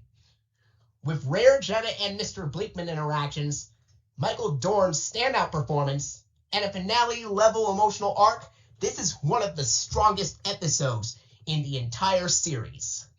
Episode 26A, The Kibble Crook. After T-Bone eats all of Cleo's new dog food, he becomes afraid to tell the truth. T-Bone arrives at Cleo's house, excited to meet his friends. Cleo has prepared something special, her brand new dog food, saved specifically so everyone can try it together. T-Bone intends to wait. He intends to ask. He intends to be good, but the smell is too tempting. He takes one bite, then another, and suddenly the bowl is empty. This is one of the cleanest, most relatable moral setups in the entire series. T-Bone's guilt is immediate and painfully honest. The brilliance of the Kibble Crook is that T-Bone doesn't plan to steal, doesn't want to hurt Cleo, doesn't even enjoy the food after the first bite. He makes a small mistake that spirals into a big emotional problem. This is exactly how guilt works for children.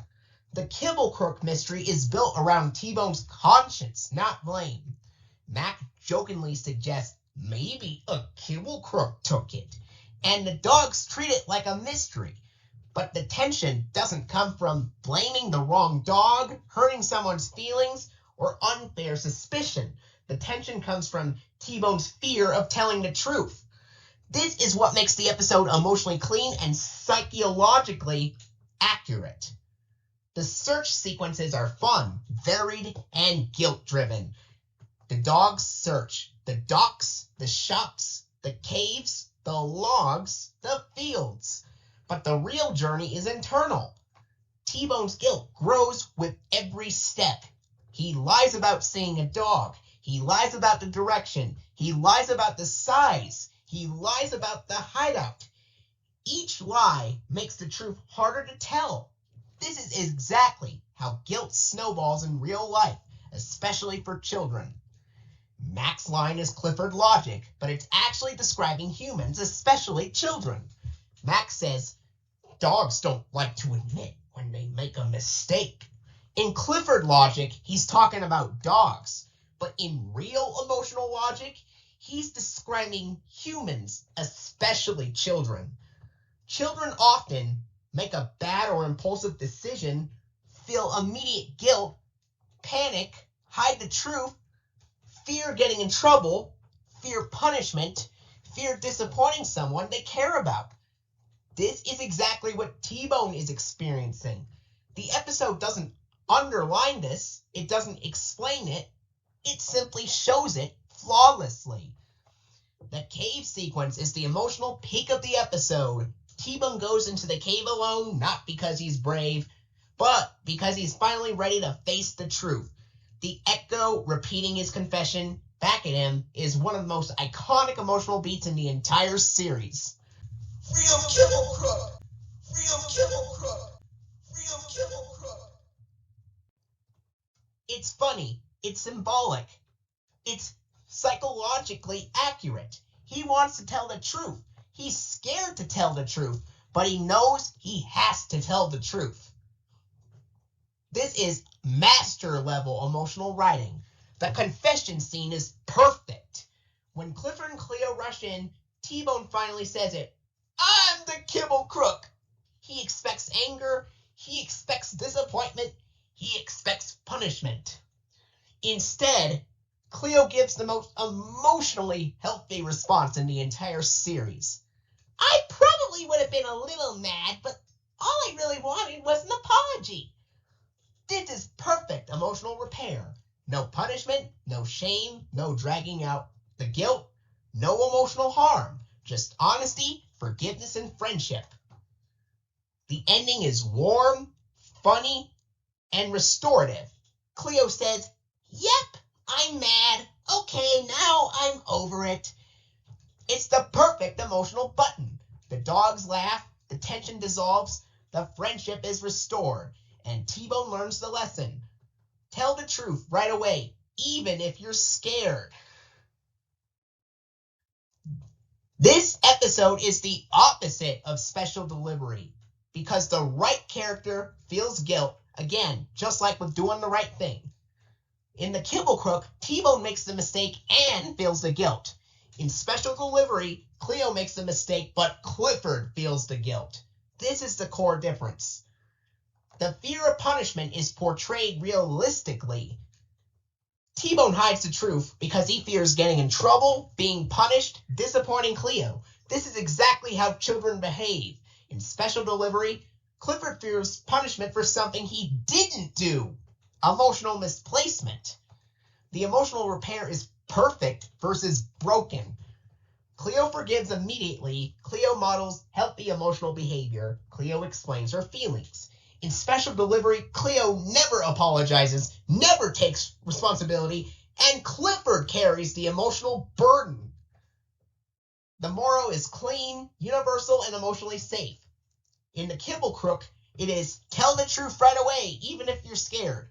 In special delivery, it is if your friend pressures you into doing something wrong, you'll suffer and they won't. One is healthy and the other is harmful. The writing respects the characters. T-Bone stays true to his gentle, anxious personality. Cleo stays dramatic but fair. Clifford stays supportive. In special delivery, character logic collapses. The Kibble Crook is the opposite of special delivery. It is an honest episode done flawlessly. T-Bone makes a mistake, a real mistake, feels real guilt, and fears real punishment. Exactly how humans, especially children, behave when they're afraid of getting in trouble. The episode handles guilt, fear, confession, and forgiveness with perfect emotional logic, making it not only a good episode, Woof! but a genuine masterpiece. Episode 26B, Screaming for Ice Cream. Charlie thinks he can take care of everything himself when he makes a giant mess flooding ice cream everywhere.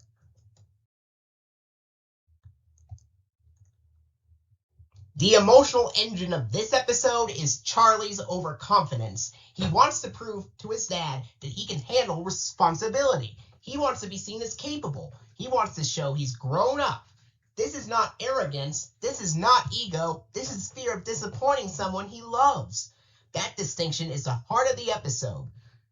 Emily's role, the moral center. Emily Elizabeth is the emotional anchor. She recognizes the danger. She repeatedly tells Charlie they need help. She tries to follow Samuel's instructions. She tries to involve Pedro. She tries to involve Clifford. Emily is never the problem. She is the one trying to prevent the disaster. This is why Samuel never scolds her. The disaster. Overconfidence meets reality. Charlie refuses help because he wants to impress his dad. He wants to prove he can do it. He thinks asking for help means failure. This is classic childhood overconfidence. The machine erupts. Ice cream floods the shop. The kids panic. And Clifford, Cleo, and T-Bone constantly eat the ice cream. This is the emotional breaking point. When Samuel returns, the kids say, "We're in trouble." Samuel replies, "Yes, you are." But the emotional truth is, Samuel is upset with Charlie, not Emily. Emily followed the rules, Charlie broke them. The episode makes this distinction clear. Samuel's correction: calm, firm, healthy. Samuel's tone is disappointed, controlled, firm, and emotionally safe. He is not angry, he is not yelling, he is not shaming. He asks the key line, "Why in the world didn't you go ask Pedro for help, Charlie?" This is the emotional fulcrum of the episode. Samuel is not confused, he is teaching. Charlie's explanation. Charlie admits, "I thought I could take care of it by myself." This is the emotional truth. He wasn't being reckless, he wasn't being selfish, he wasn't being stubborn. He was trying to be responsible, but he misunderstood what responsibility means. Samuel's lesson. Samuel delivers the core message. You're not old enough to take care of everything by yourself. Sometimes you need to ask an adult for help. This is emotionally perfect parenting. Targeted, fair, proportional, non-shaming, non-punitive. Samuel corrects the right child for the right reason. The cleanup. Restoration, not punishment. Charlie says, "We'll clean it up." And Emily says, "Every last drop." This looks like punishment, but it isn't. It is restorative. Charlie learns responsibility. Emily helps because she's responsible, not guilty. Clifford helps because he's Clifford. No one is being hurt. No one is being shamed. No one is being punished. They are simply fixing the mess they made. Clifford's comedic cooldown. After the exhausting cleanup, everyone says, "I never want to eat an ice cream cone again." Except Clifford. Clifford cheerfully says, "I was kind of hoping they'd spill some more." This is character true, emotionally safe, and the perfect comedic button. Clifford didn't feel the stress. Clifford didn't feel the guilt. Clifford just had fun. This resets the tone to warmth. This is a good episode. Although I don't think it's quite as good as the Kibble Crook, it is still solidly good. It is a near perfect emotional logic episode. It models healthy adult correction, responsibility, humility, teamwork, asking for help, and restorative consequences. The only missing piece that I thought maybe could work better is if they added Jetta to the plot as well. Maybe have Jetta refuse to ask for help because she thinks help doesn't apply to her. And then maybe Mrs. Handover could ground Jetta for refusing to clean up the mess because she doesn't like to clean the mess. Even though Emily and Charlie do it, maybe Jetta simply refuses to do it and she gets grounded for the rest of the day and is not allowed to have ice cream afterwards. And maybe all three of them, Emily, Elizabeth, Charlie, and Jetta, can all get caught in that ice cream flooding problem. That way we can have Charlie and Jetta both causing different problems that causes the ice cream machine to flood. Charlie and Emily can still accept cleaning up the mess. Jetta can refuse it and get grounded. But as it stands, the episode with Charlie and Emily also works pretty well. Episode 27A, New Dog in Town. T-Bone tells the story of how he used to be afraid of Clifford. New Dog in Town is one of those episodes that quietly nails its emotional logic. The only thing holding it back from a perfect episode is the opening gag. Cleo spinning and yelling for too long. Once that's out of the way, the episode becomes one of the strongest fear-based misunderstanding stories in the entire season. Clifford accidentally scares the squirrel, the real start. This episode actually begins when Clifford accidentally scares a squirrel and says, "I think I just scared him. I can be a little loud sometimes." This is the emotional trigger. This is what launches the flashback. Clifford isn't clueless, he's self-aware. The flashback, part 1, T-Bone's first fear. The first flashback segment shows T-Bone's initial panic when Clifford arrives on Birdwell Island. He runs away, hides, and avoids Clifford entirely. When this first flashback segment ends, Clifford says, "I guess that dog doesn't like me." This is the moment that tells us Clifford wasn't confused, he was hurt. He interpreted T-Bone's fear as rejection. Back to the present, Clifford says how it felt. Before the next flashback begins, we return to the present. Clifford adds the line that completes the emotional context. "It really hurt my feelings when T-Bone ran away from me like that." This is important because Clifford wasn't just big, he wasn't just loud, he wasn't just misunderstood. He was emotionally wounded. This line bridges both parts of the flashback and it deepens the emotional stakes. Flashback part 2, Emily's sand crab moment, the turning point. This is the scene that makes the episode. Emily gets pinched by the sand crab and she lets out a cry that is shockingly close to a tearful cry. Even though it isn't emotional crying, it's pure pain. Sharp, sudden, involuntary. The kind of pain where the body almost forces tears. Ow! Ow! Ow! Ow! It has that unmistakable quality. Breath catches, pitch jumps, throat tightens, voice shakes, eyes might water. Sounds like the start of crying. But it's not sadness. It's not fear. It's not emotional distress. It's pain so sharp it borders on tears. The kind where, if it were even slightly more severe or traumatic, emotional tears would mix in automatically. Clifford reacts instantly, panicking, barking, trying to protect her, terrified she's hurt. This is the moment T-Bone sees the truth. Clifford is gentle, Clifford is protective, Clifford is emotionally tuned in. This is the exact moment T-Bone's fear breaks. T-Bone wants another chance. After seeing Clifford comfort Emily, T-Bone says, "I hope it's not too late to be his friend." This is the emotional climax of the flashback. He's not embarrassed, he's not defensive, he's just honest. The ending, the moral, lands perfectly. The episode ends with the cleanest possible version of its message. You can't tell what someone is like by the way they look. Clifford befriends the squirrel, mirroring the opening and closing the emotional loop. This is not just a good episode, it's a great episode. The episode is emotionally clear, fair, and respectful of their characters' feelings. The only thing keeping it from a perfect score is the opening gag, Cleo spinning and yelling for too long. Everything after that is fantastic. As I've said, the opening gag runs too long.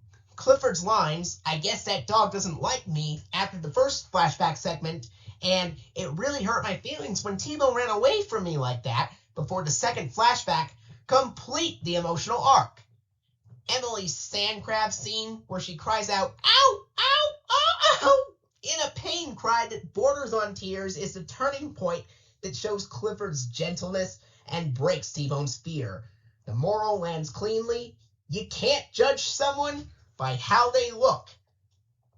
And this episode, despite that one flaw, and it's minor, and the opening gag only lasts a very short period of time and goes away relatively quickly, is still solid enough to get a good episode rating. Episode 27B, Get Well. Clifford, Cleo, and T-Bone help Emily Elizabeth get some get well goodies after she catches a terrible cold.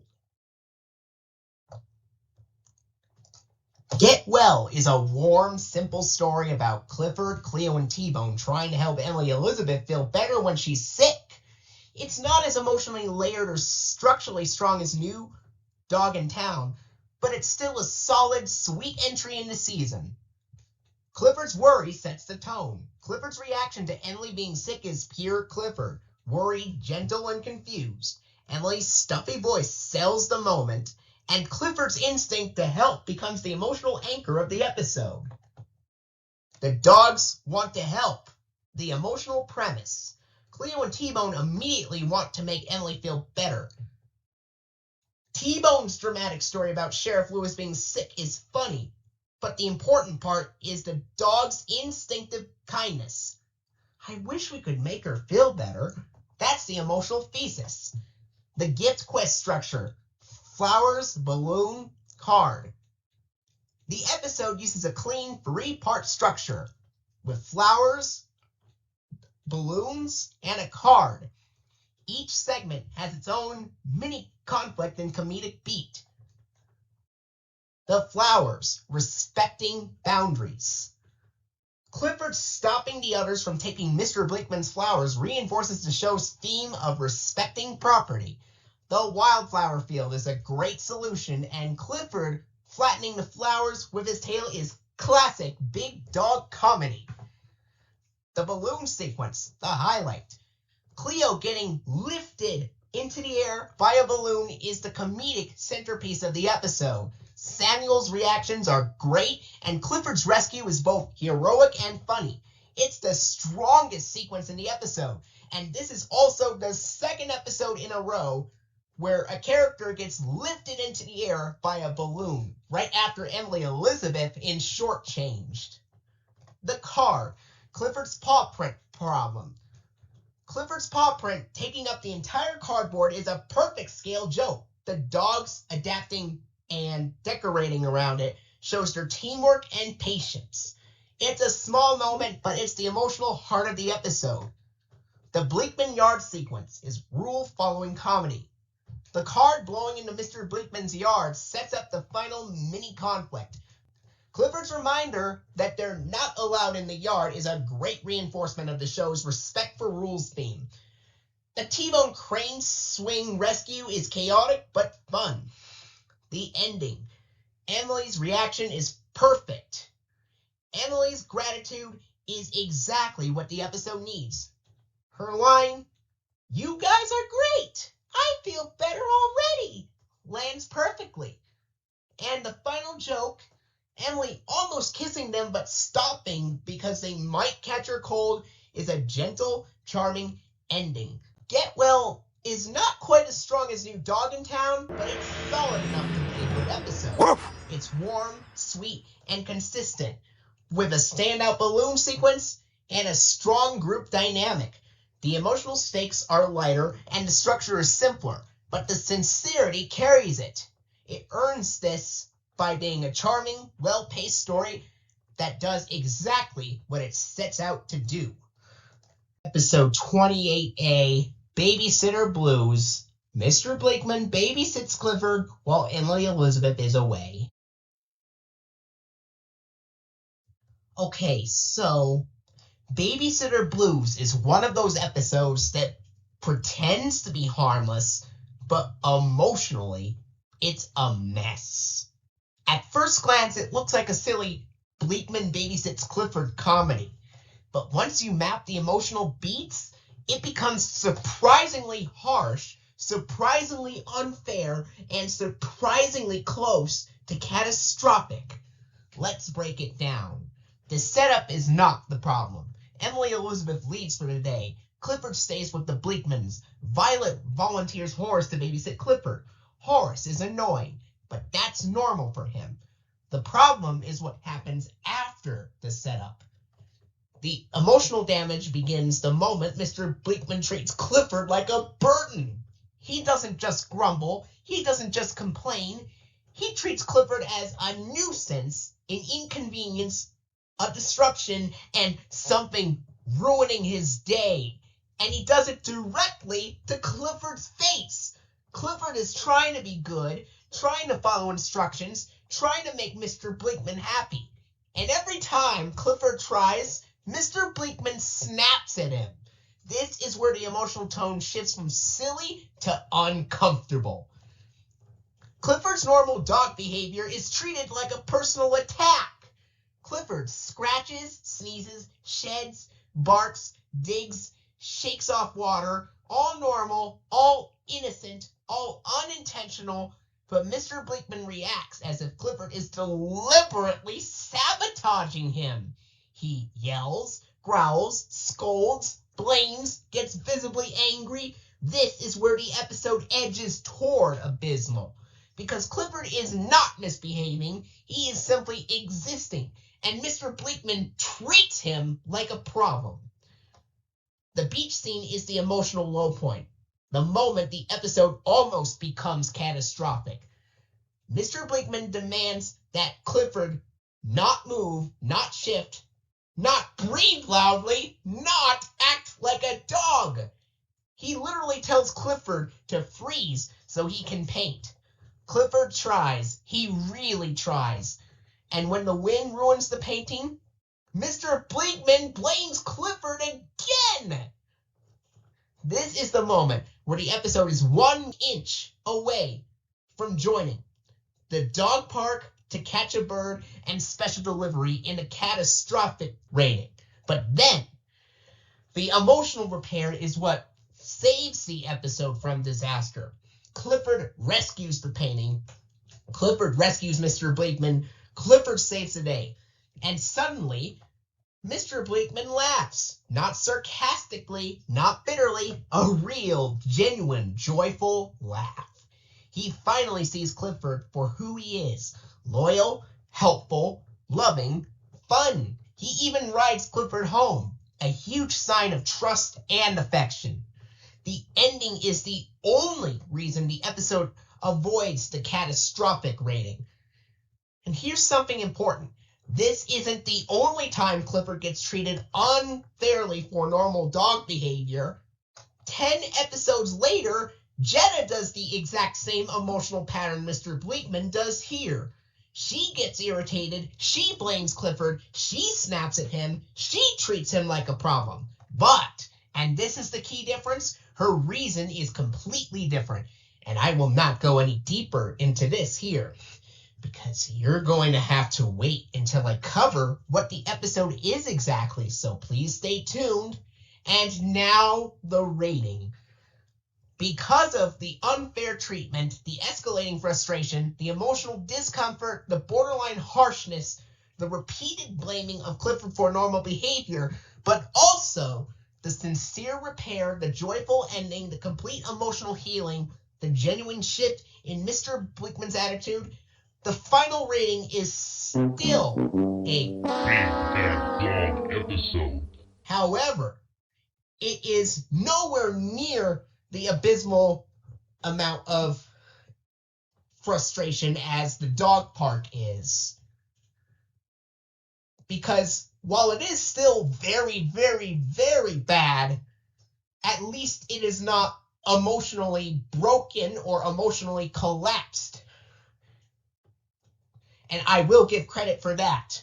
And that is how I feel about the episode Babysitter Blues. Episode 28B, Saturday Morning. T-Bone misses Saturday mornings with Sheriff Lewis when he has to go to work. Saturday Morning is one of the gentlest, most emotionally grounded episodes of Season 1. It's a story built on small feelings, disappointment, loneliness, and quiet comfort. And it treats those feelings with sincerity instead of exaggeration. This episode works because it understands something simple and true. A routine isn't special because of what you do, it's special because who you do it with. Because of who you do with it. T-Bone's Saturday Ritual, the emotional setup. The episode opens with T-Bone describing his perfect Saturday with Sheriff Lewis. Bacon, the park, and a nap together. It's warm, predictable, and deeply personal to him. So when Sheriff Lewis has to work, T-Bone's reaction isn't comedic, it's quietly sad. His little whimper is one of the most honest emotional beats in Season 1. This is the emotional foundation of the episode.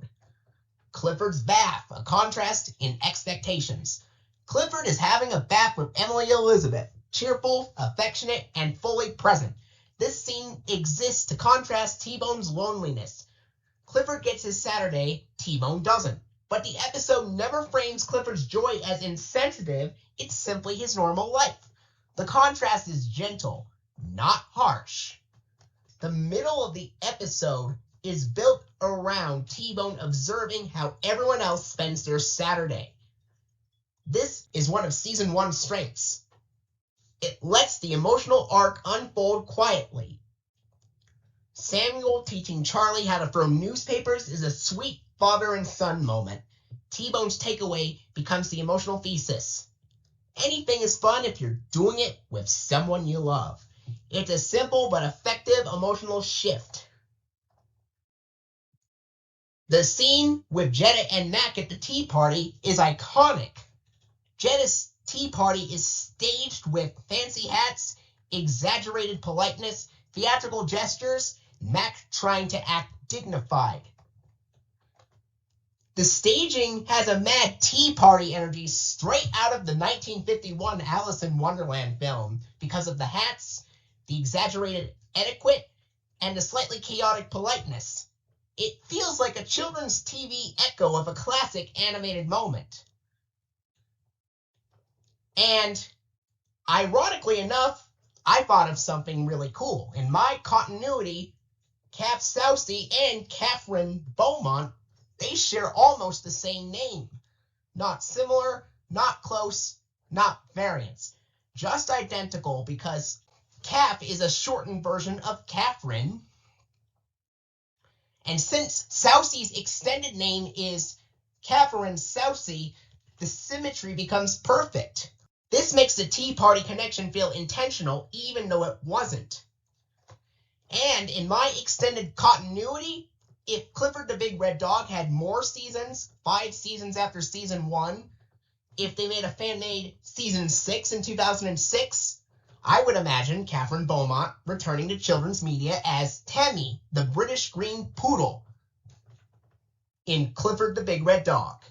It would be 53 years since her last major acting role in Peter Pan, and 55 years since she voiced Alice in the film Alice in Wonderland.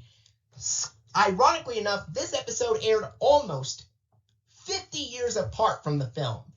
The episode aired on January 26, 2001, and the film was released on July 28, 1951.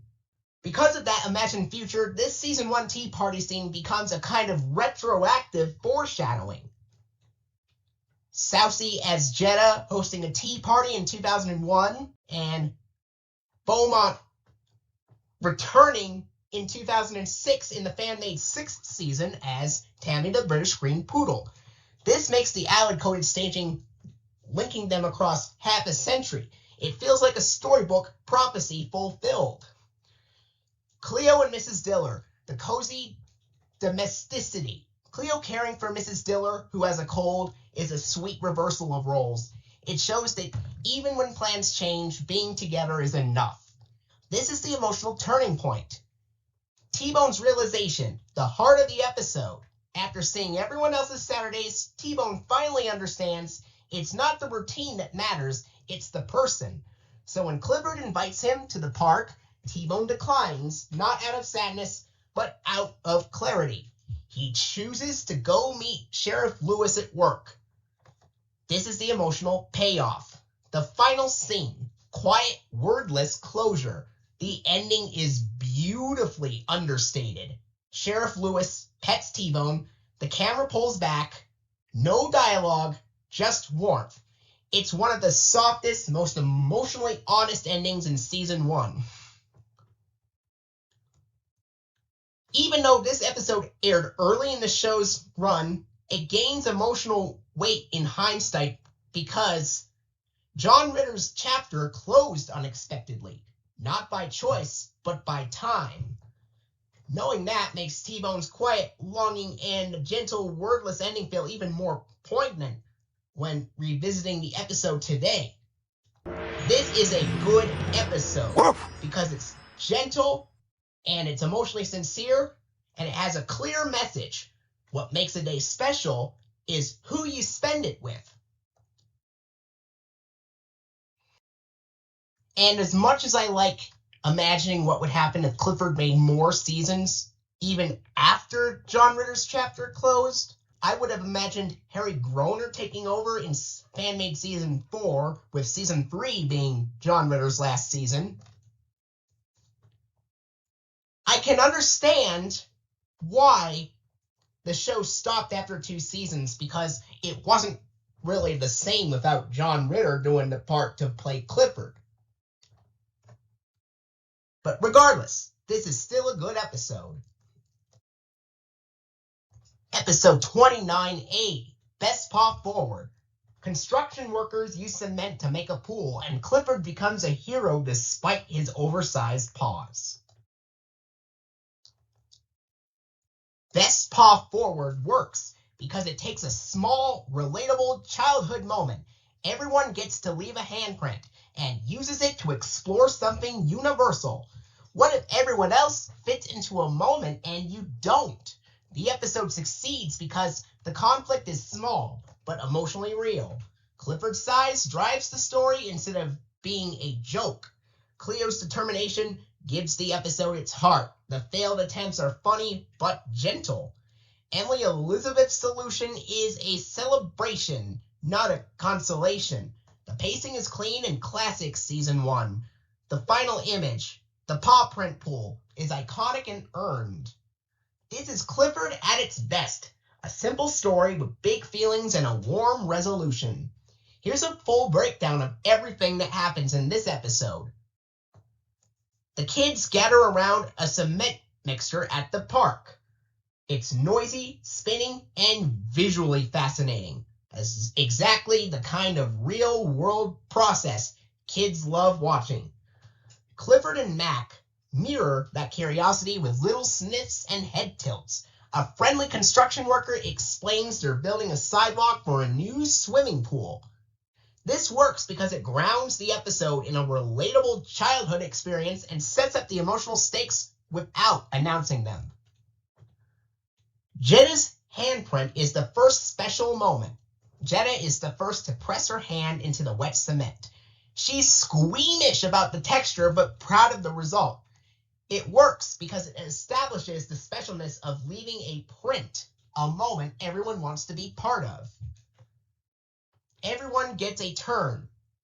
There's a shared memory. The cement worker invites all the kids to make handprints. They crowd around, press their hands in, rinse off, and admire each other's prints. Mac gets a paw print too, thanks to Jetta's encouragement. This works because it creates a shared moment that Clifford naturally wants to join, setting up the emotional contrast. Clifford tries and sinks. That's the emotional turn. Clifford gently lowers his paw into the cement and sinks deep, creating a crater instead of a print. The workers have to refill it. Clifford apologizes, the kids reassure him, but he still feels left out. It works because it's the heart of the episode. Clifford isn't wrong, he's just big. The show treats his disappointment with sincerity, not slapstick.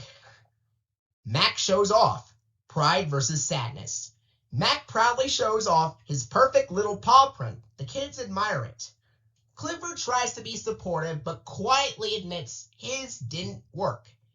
It works because it deepens the emotional contrast without making Mac the villain. Both feelings, pride and disappointment, are valid. Cleo refuses to give up the friendship pivot. Cleo immediately decides Clifford will get a paw print. She rallies the group and leads the charge. This works because Cleo becomes the emotional engine of the episode. She won't let her friend feel left out. There are 3 attempts in this episode.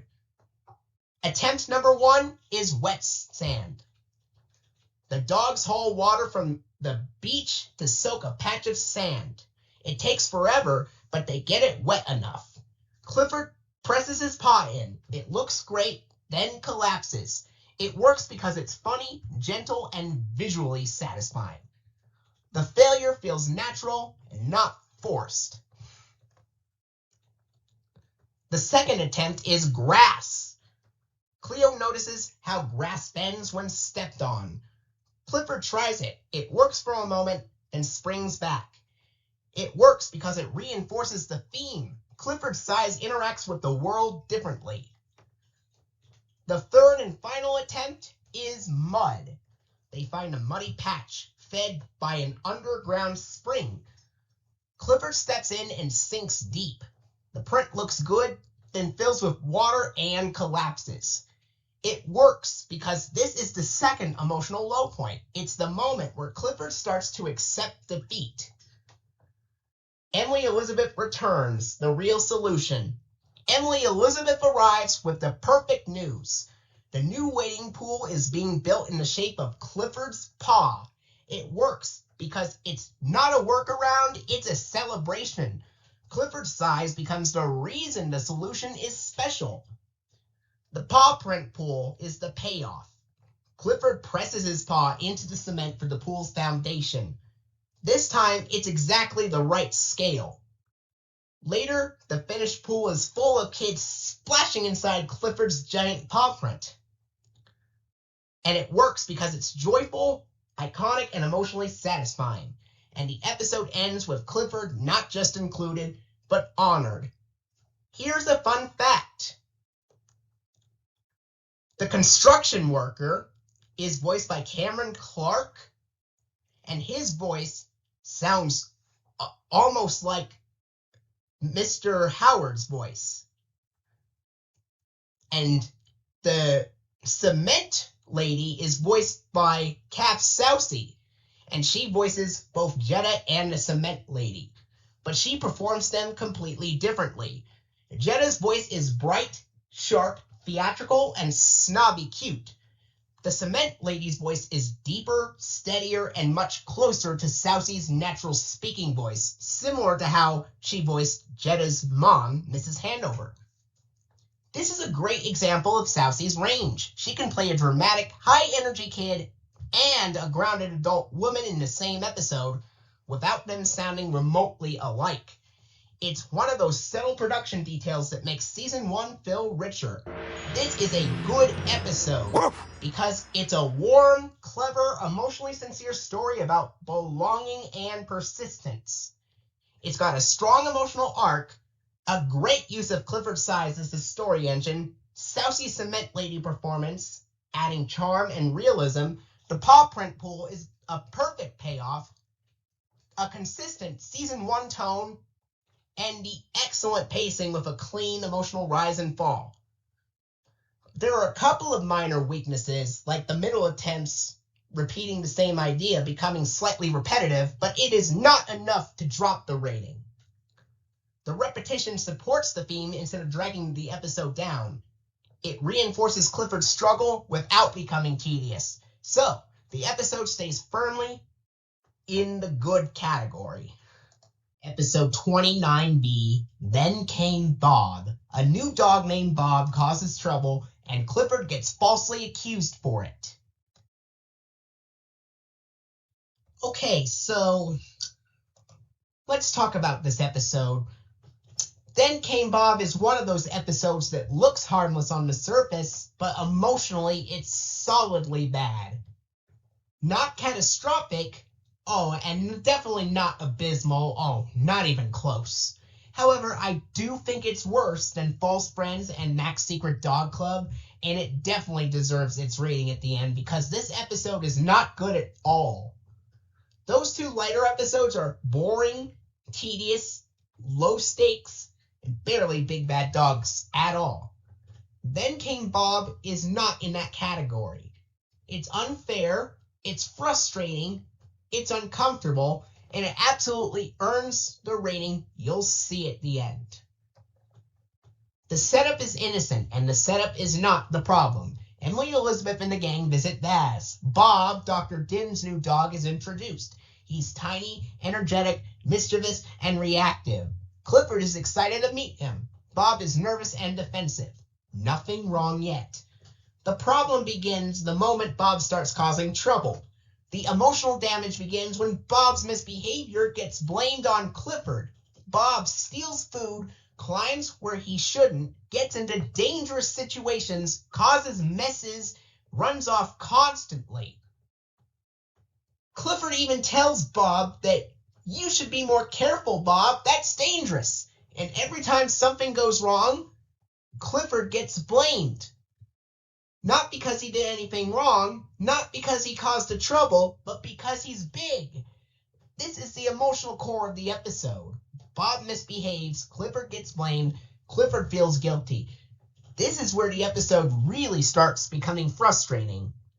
The ledge scene is the first major emotional hit. Bob climbs onto a ledge by himself. He nearly falls. Clifford saves him. And what happens? Jetta immediately blames Clifford. Yes, while Clifford tells Bob, you should be more careful, that's exactly what Jetta says to Clifford, because she believes Clifford was the one that caused it. She says, I think Clifford should be more careful, when that's exactly what Clifford told Bob, the exact same reason.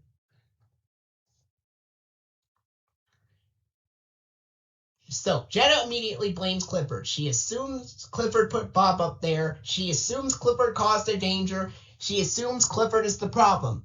This is unfair. This is emotionally damaging. This echoes To Catch a Bird, but with a lighter tone. Still unfair, still frustrating, still solidly bad. The hot dog cart disaster is the emotional low point. Bob tries to steal food. Bob knocks over the cart. Bob causes a full-scale mess. And who gets blamed? Clifford. Ms. Martinez is disappointed. Emily Elizabeth is embarrassed. Jetta reinforces the blame. Clifford feels awful. This is the moment where the episode comes closest to Catch a Bird, a much worse episode than this. Because there's false accusation, public embarrassment, emotional weight, and Clifford being punished for something he didn't do. Just like in To Catch a Bird, where Emily got punished for something she didn't do. But unlike To Catch a Bird, the tone is not vicious. The blame is sharp, but not cruel. This is why the episode is bad, but not abysmal. Clifford knows the pattern, and that's what makes it hurt. When Bob disappears again, Clifford says, every time Bob disappears, I end up in trouble. This line is devastating. It shows Clifford is aware of the pattern. Clifford expects to be blamed. Clifford feels responsible for things he didn't do. Clifford is emotionally exhausted. This is the moment that pushes the episode firmly into something that is pretty bad. But again, not catastrophic, just solidly bad. The repair is what saves the episode from dropping lower. Dr. Den returns. She immediately recognizes Bob's behavior. She acknowledges Bob is a troublemaker. She defends Clifford. She praises Clifford. She corrects the misunderstanding. She even says that Clifford is one of the most well-behaved dogs. Good for you, Dr. Den. Way to stand up to Clifford. That's what the episode really needed. And that moment works really well in an otherwise pretty bad episode. This is the emotional repair To Catch a Bird never had. Dr. Den's presence restores fairness, restores balance, restores Clifford's dignity, restores the truth. And the ending is warm. Clifford is validated, Bob is understood, Emily Elizabeth is relieved, the emotional damage is repaired. This repair is the reason the episode is not completely abysmal, but it's still solidly bad. And now, the rating. Now, because the blame is unfair, the misunderstandings escalate, the emotional discomfort is real, the frustration is constant, the pattern echoes To Catch a Bird, and it's still a pretty bad episode, and I think it's still worse than That Secret Dog Club or False Friends, but nowhere near as bad as Special Delivery or To Catch a Bird or any of the other abysmal episodes. Yes, I think it still deserves to be rated as a bad dog episode. But the repair is strong. Dr. Din restores fairness. The ending is warm. The emotional damage is fully healed. The tone is lighter than the truly harsh episodes. So while it is still a pretty bad episode, it's about the same rating that I would give Clifford's Carnival. Solidly bad, frustrating, and absolutely deserving of where it lands. Episode 30A, Friends Morning, Noon, and Night. Cleo has a hard time being a good guest to Clifford when she visits his doghouse for a staycation.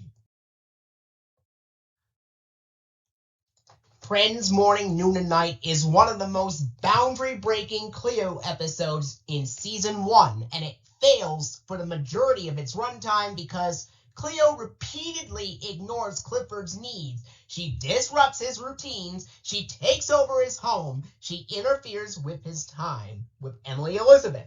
She stresses Emily Elizabeth, she misreads Clifford's intentions, she never considers Clifford's feelings until the very end. And the most important emotional logic detail, Clifford calls Cleo out multiple times, clearly, calmly, and directly, and she still ignores him. This is the exact pattern of what would normally be a Big Bad Dog episode. And here is the truth. This episode was only one drop away from being emotionally damaging. But it isn't emotionally damaging because Cleo apologizes. The apology doesn't make the episode good. It doesn't erase the boundary violations, but it is just enough to bump the episode up slightly from a Big Bad Dog episode to a very low meh episode. Clifford and T-Bone are having a peaceful moment. Cleo barges in, demanding attention and interrupting the game. This is the first sign of the episode's problem. Cleo is in takeover mode. Cleo announces her stay is the setup. Cleo reveals she'll be staying with Clifford for 3 days and 2 nights. She's thrilled. Clifford is polite. T-Bone is supported. But Cleo immediately brings an absurd amount of stuff, assuming Clifford will rearrange his home for her. This is the first major boundary violation. Cleo dumps her belongings into Clifford's doghouse. Clifford hesitates but tries to be gracious. This is the second violation. Cleo is thinking only about herself. Clifford wants to pick up Emily Elizabeth, their special ritual. Cleo insists on tagging along. At school, she barks loudly and disrupts the moment. This is the third violation and the first moment where the episode becomes actively frustrating. Emily Elizabeth needs quiet to finish homework. Clifford explains this clearly. Cleo barks, begs for attention, knocks things over, ruins the quiet time. Emily Elizabeth loses playtime because of the noise. This is the closest the episode gets to Big Bad Dog territory. Cleo decides she will sleep in Clifford's bed. She takes up space, dictates the story choice, and ignores Clifford's preferences. This is the fourth violation and the point where the episode becomes actively unpleasant. Clifford leaves early with Emily Elizabeth. Cleo oversleeps and assumes Clifford abandoned her. She decides to go home believing she's unwanted. This is the emotional low point, but it's based on misunderstanding, not cruelty. T-Bone gently explains that Clifford needs alone time with Emily Elizabeth. Cleo realizes she misread the situation. This is the turning point. Cleo apologizes sincerely. She admits she took over. She admits she didn't think about Clifford's needs. She promises to be more considerate. This apology does not make the episode good. It does not erase the boundary violations. It does not raise the episode to a good episode rating at all. Clifford says she can stay longer. Cleo declines because she only packed for 3 days. It's a cute ending, but it doesn't erase the episode's problems. This is lucky enough to get a meh episode rating. Because it fails for most of the runtime, Cleo repeatedly ignores Clifford's boundaries. Clifford calls her out multiple times. The episode comes one drop away from emotional damage, but it isn't emotionally damaging because Cleo apologizes. And that apology is just enough to bump the episode up slightly, lifting it from a big bad dog episode to a low meh episode. That tiny upward nudge, and only that, is why this episode lands in meh territory. Episode 30B, Mr. Bleakman's Special Day. Clifford and the gang do some good deeds to make Mr. Bleakman happy. Mr. Bleakman's Special Day works because it takes a familiar Clifford dynamic, Bleakman being grumpy, and flips it into a story about kindness, empathy, and emotional transformation. The episode succeeds because the dog's motivation is pure and character consistent. The secret good deed structure is charming and funny.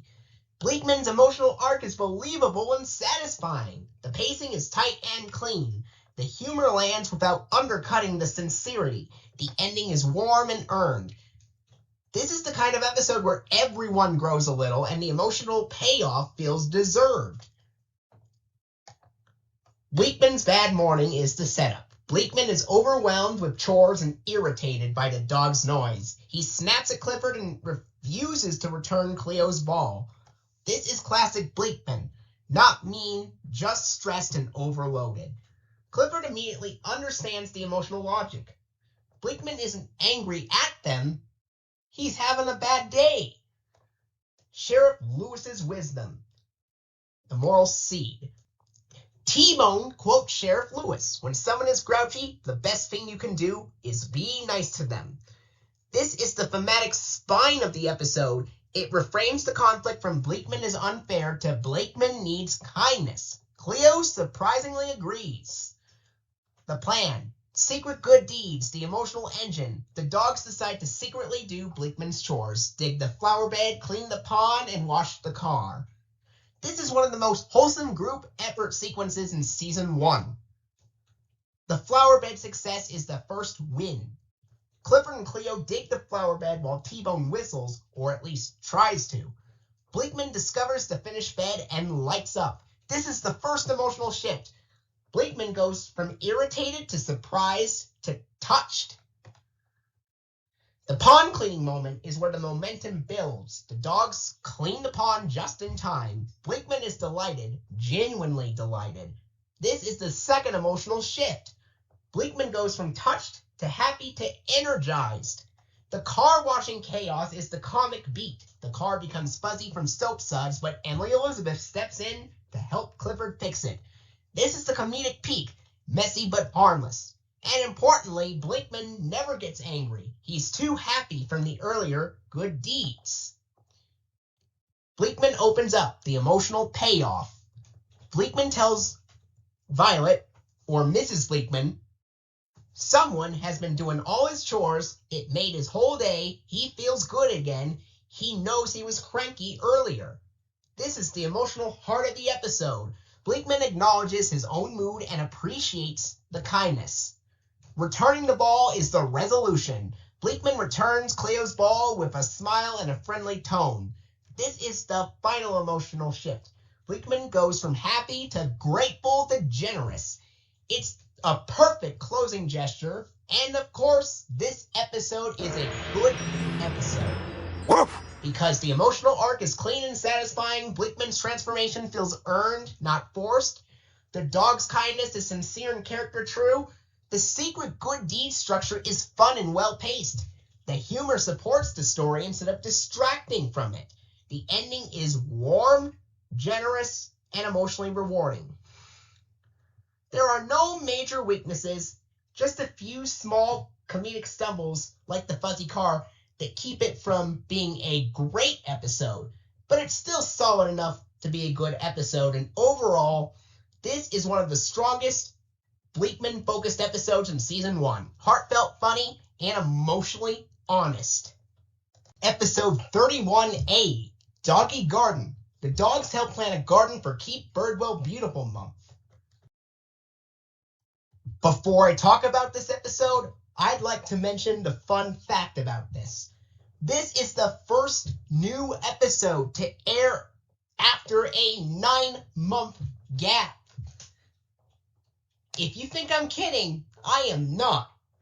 Apparently, it took almost 9 months to air another batch of episodes. The last 10 episodes, after the last episode, the previous episode, Mr. Bleakman's Special Day, aired in January 2001. And this episode aired in October 2001, which explains the 9-month gap.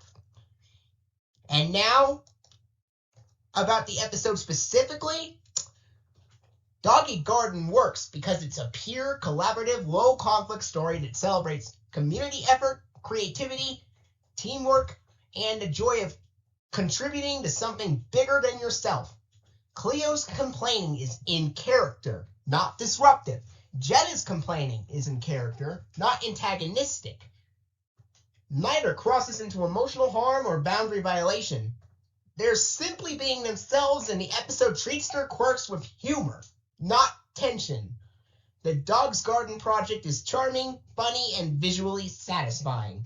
The emotional arc is gentle and warm. This is classic Season 1 Clifford. Simple premise, wholesome execution, clean emotional logic. So, Emily, Elizabeth, and her friends are planning a garden for Keep Birdwell Beautiful Month. Jetta complains about the lack of prizes. Classic Jetta, but it's harmless and funny. The tone is upbeat and cooperative. Clifford wants to help too. The dogs join in.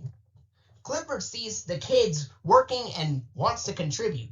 T-Bone wishes they could do something too. Clifford proposes planting a garden of their own. This is the emotional spark of the episode. The dogs want to participate in the community effort. Cleo's dog toy idea is the comedic beat. Cleo brings dog toys to plant, believing anything grows on Birdwell Island. This is classic Cleo.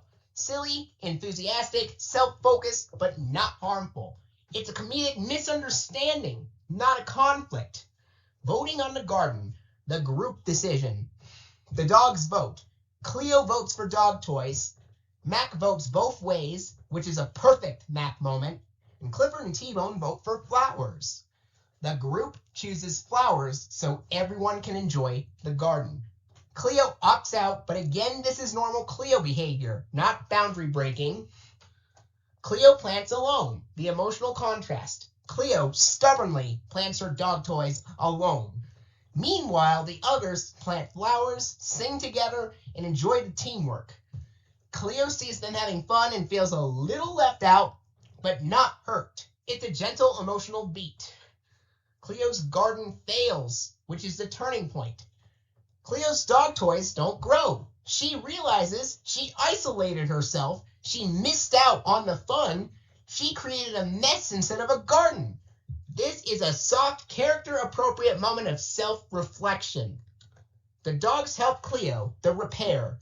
Clifford, T-Bone, and Mac offer to help Cleo plant real flowers. This is the emotional payoff. Friendship, teamwork, and inclusion. Cleo accepts happily. The finished garden is the payoff. The dogs finish Cleo's garden and sing together. The kids discover it and are amazed. It's a perfect, wholesome ending. This is a good episode because the emotional arc is gentle, warm, and collaborative. Cleo's complaining is normal, not harmful. Jetta's complaining is normal, not antagonistic. The dog's teamwork is charming and fun. The pacing is clean and satisfying. The message, beauty comes from working together, is clear and well executed. And the ending is joyful and earned. There are no major flaws, just a few comedic quirks that keep it from reaching great. But overall, this is one of the most wholesome, low-conflict, feel-good episodes of Season 1. And if I'm not mistaken, I think this episode and the next episode were actually the first new episodes of the series where Chuck E. Cheese's sponsors the show. Episode 31B, Captain Birdwell's Treasure. Jetta is mistakenly given a reward after being given credit for the dog's discovery of Captain Birdwell's trunk. Captain Birdwell's Treasure is one of the most structurally confusing episodes in Season 1. It's lively, energetic, and full of personality, so it's not boring, it's not slow, it's not tedious, but the story logic is baffling, and that's what holds it back. Here's why the episode feels jumbled.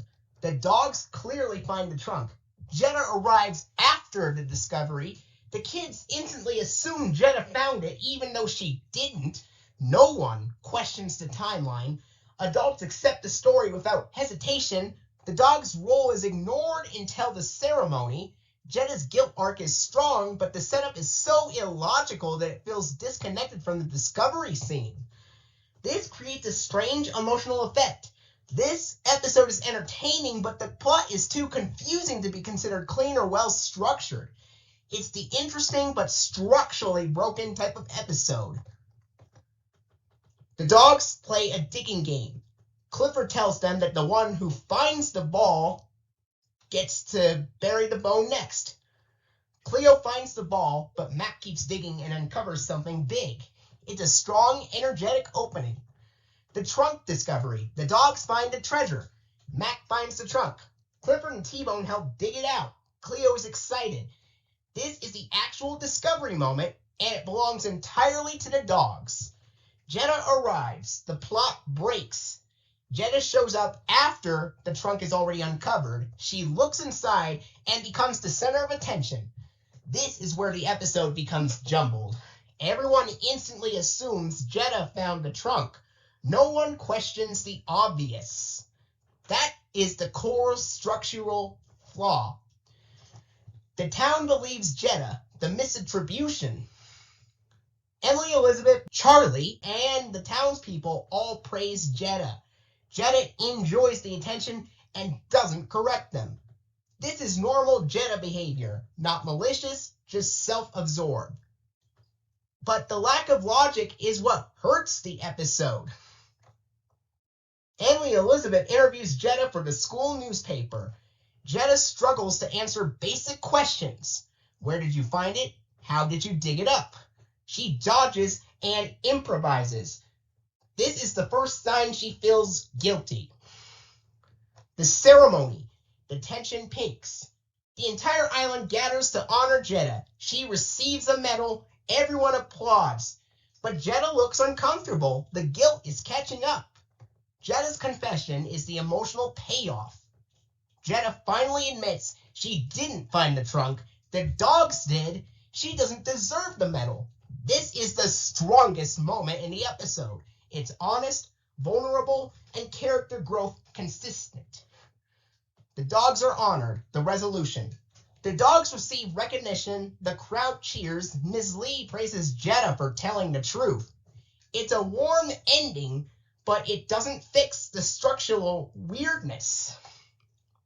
This is a meh episode.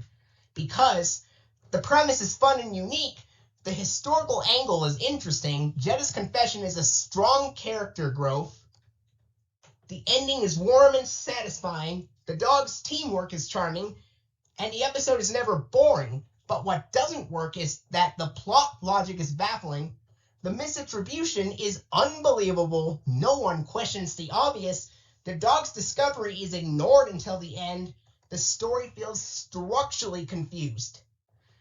It's not boring or tedious, it's just too jumbled and confusing to be called good. That's why it lands in the meh category. Episode 32A, Welcome to the Doghouse. Emily Elizabeth tells the story of how Clifford got his very own doghouse. Welcome to the Doghouse is one of the most emotionally warm, foundational, and satisfying origin-style episodes in Season 1. It succeeds because it shows Emily Elizabeth and Clifford's bond from puppyhood to giant doghood. It highlights the challenges of caring for a big dog without making them stressful. It shows the community coming together in a heartfelt way. It reinforces Clifford's helpfulness and kindness. It gives Birdwell Island a sense of unity and identity.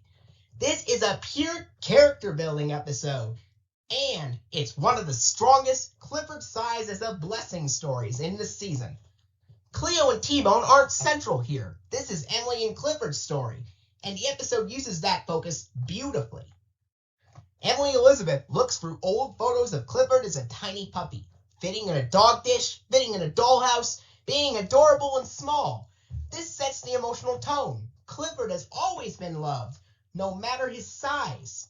Clifford grows and grows. The transition. Emily remembers how Clifford grew bigger and bigger and how she had to learn new ways to take care of him. Brushing him, feeding him, putting him to bed. These scenes are sweet and funny, not stressful. The garage doghouse attempt, the first problem. Emily's parents clear out the garage to make it Clifford's doghouse. But when Clifford tries to lie down, the garage is way too small. This is the first Clifford is too big for normal solutions moment, and it's played gently, not as a problem. Mrs. Bleakman's ride. Clifford helps the neighbors. The Bleakmans need a ride to the gas station. Clifford carries them there. This is a perfect example of the episode's theme. A big dog can be a big help. Even Mr. Bleakman admits it reluctantly. Charlie and Samuel's help. The search continues. Emily and Clifford visit Charlie and his dad. Clifford rescues their cat from a tree.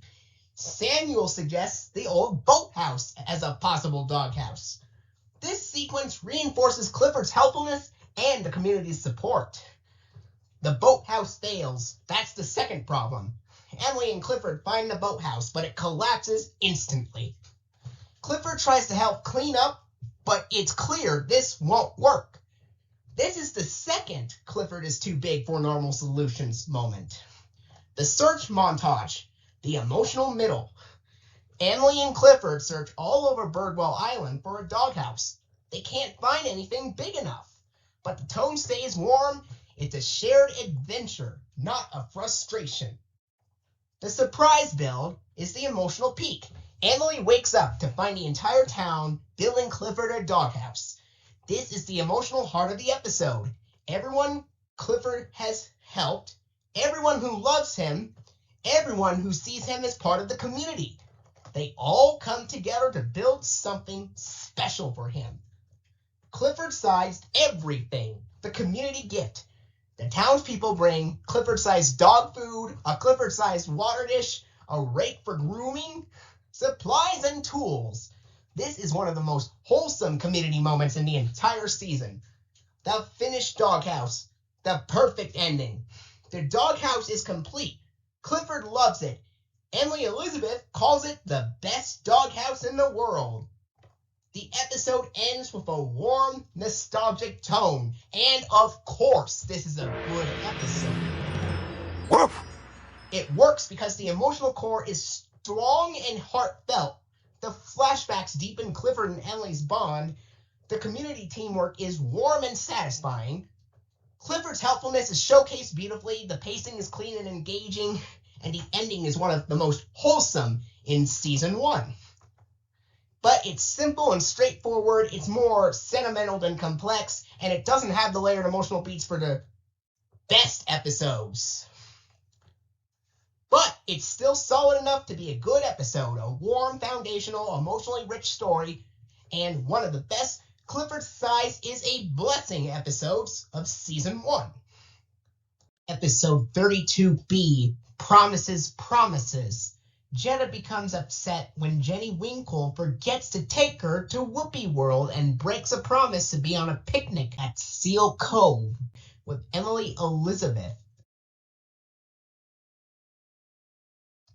Okay, so the core issue with Promises, Promises is simple.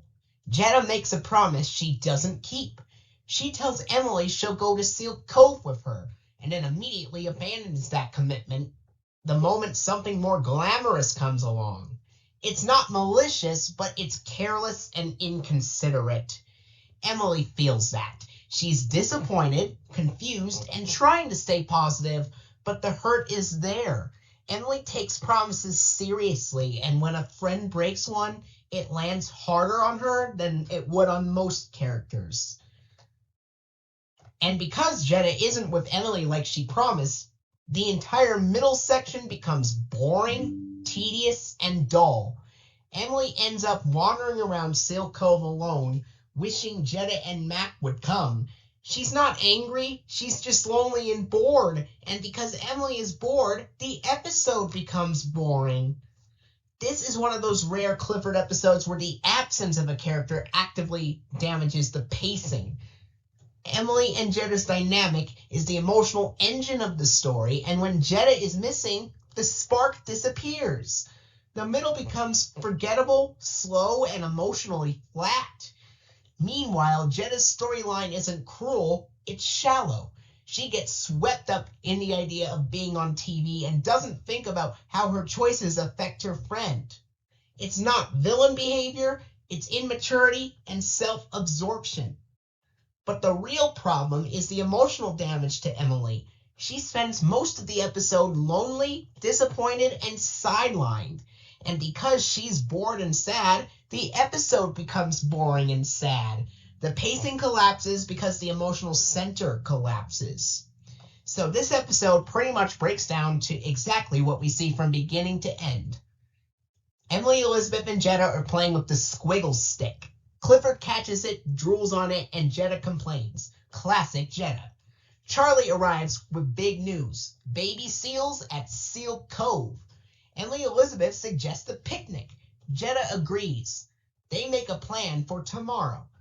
This is the emotional contrast. Jetta promises to go. The next morning, Emily Elizabeth keeps her promise. Emily Elizabeth packs a beautiful picnic. Sandwiches, cookies, treats for Clifford, treats for Mac. She's excited. She's prepared. She's ready to spend the day with her friend. This makes Jetta's later choice sting even more.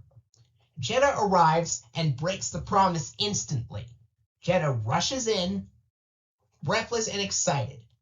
Jenny Winkle invited her to Whoopee World. Emily Elizabeth reminds her, "We're going to Seal Cove today." Jetta brushes this off. "It's too good to pass up." This is the emotional break. Jetta chooses popularity over loyalty. She leaves Emily Elizabeth standing there with a full picnic basket.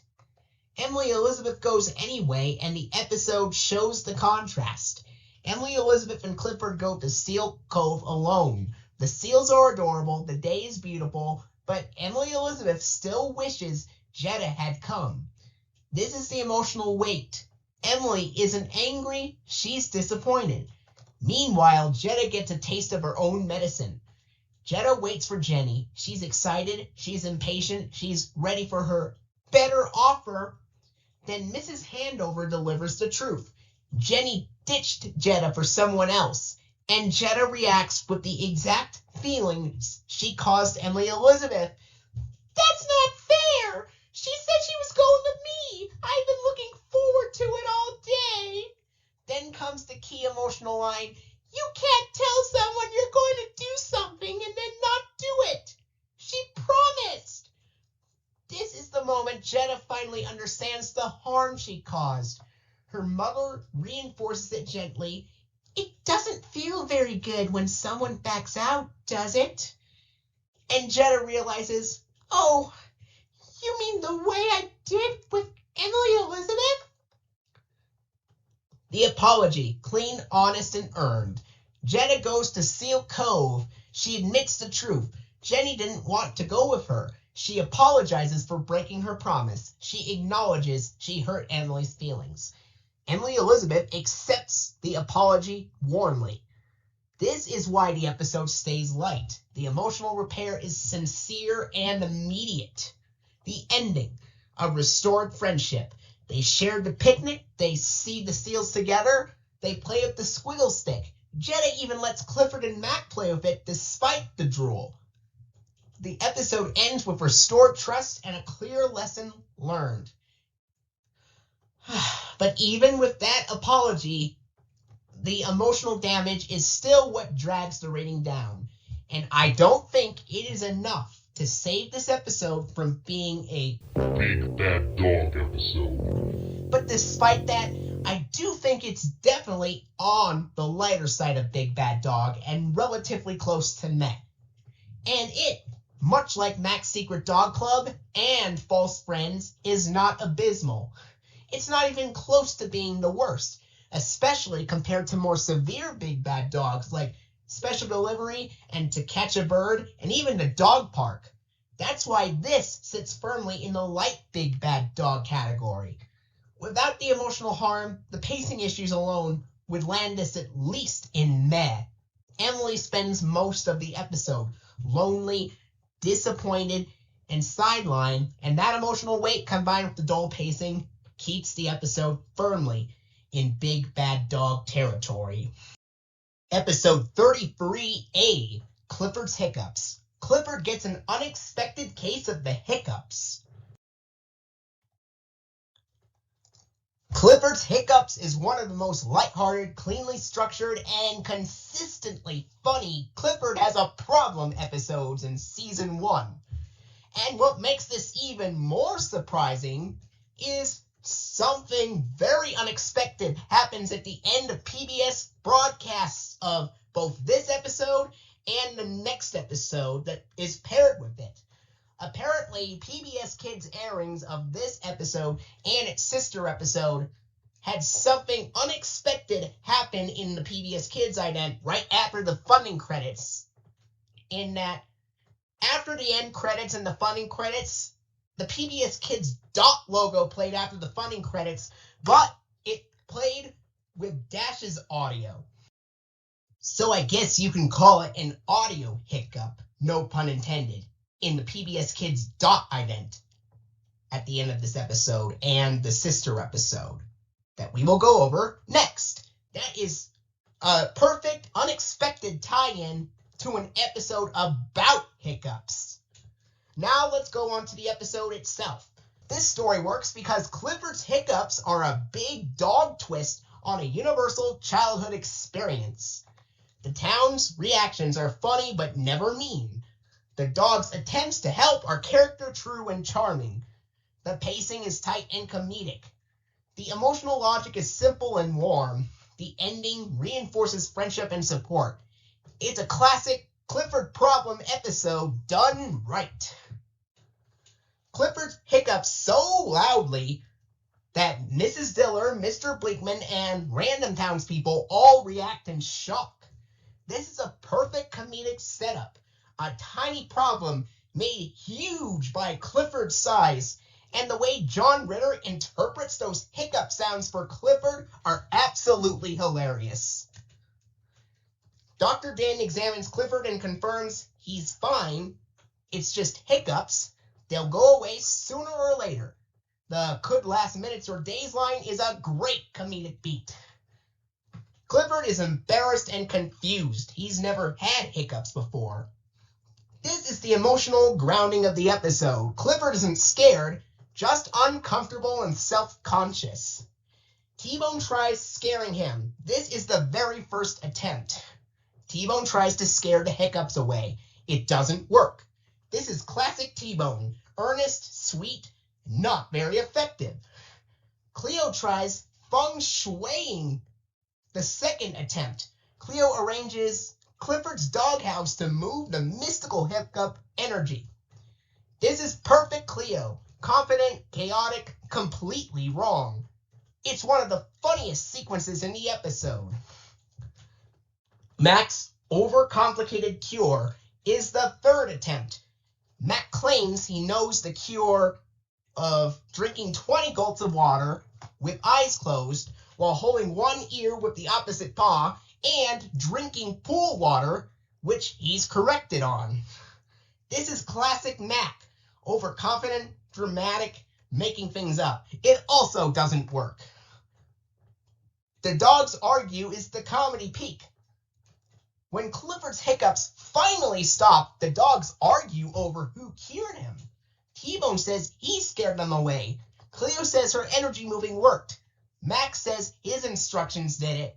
Meanwhile, Clifford hiccups again mid-argument. This is the funniest moment in the episode. Emily Elizabeth arrives. The emotional resolution. Emily Elizabeth arrives and confirms the Hiccups are gone.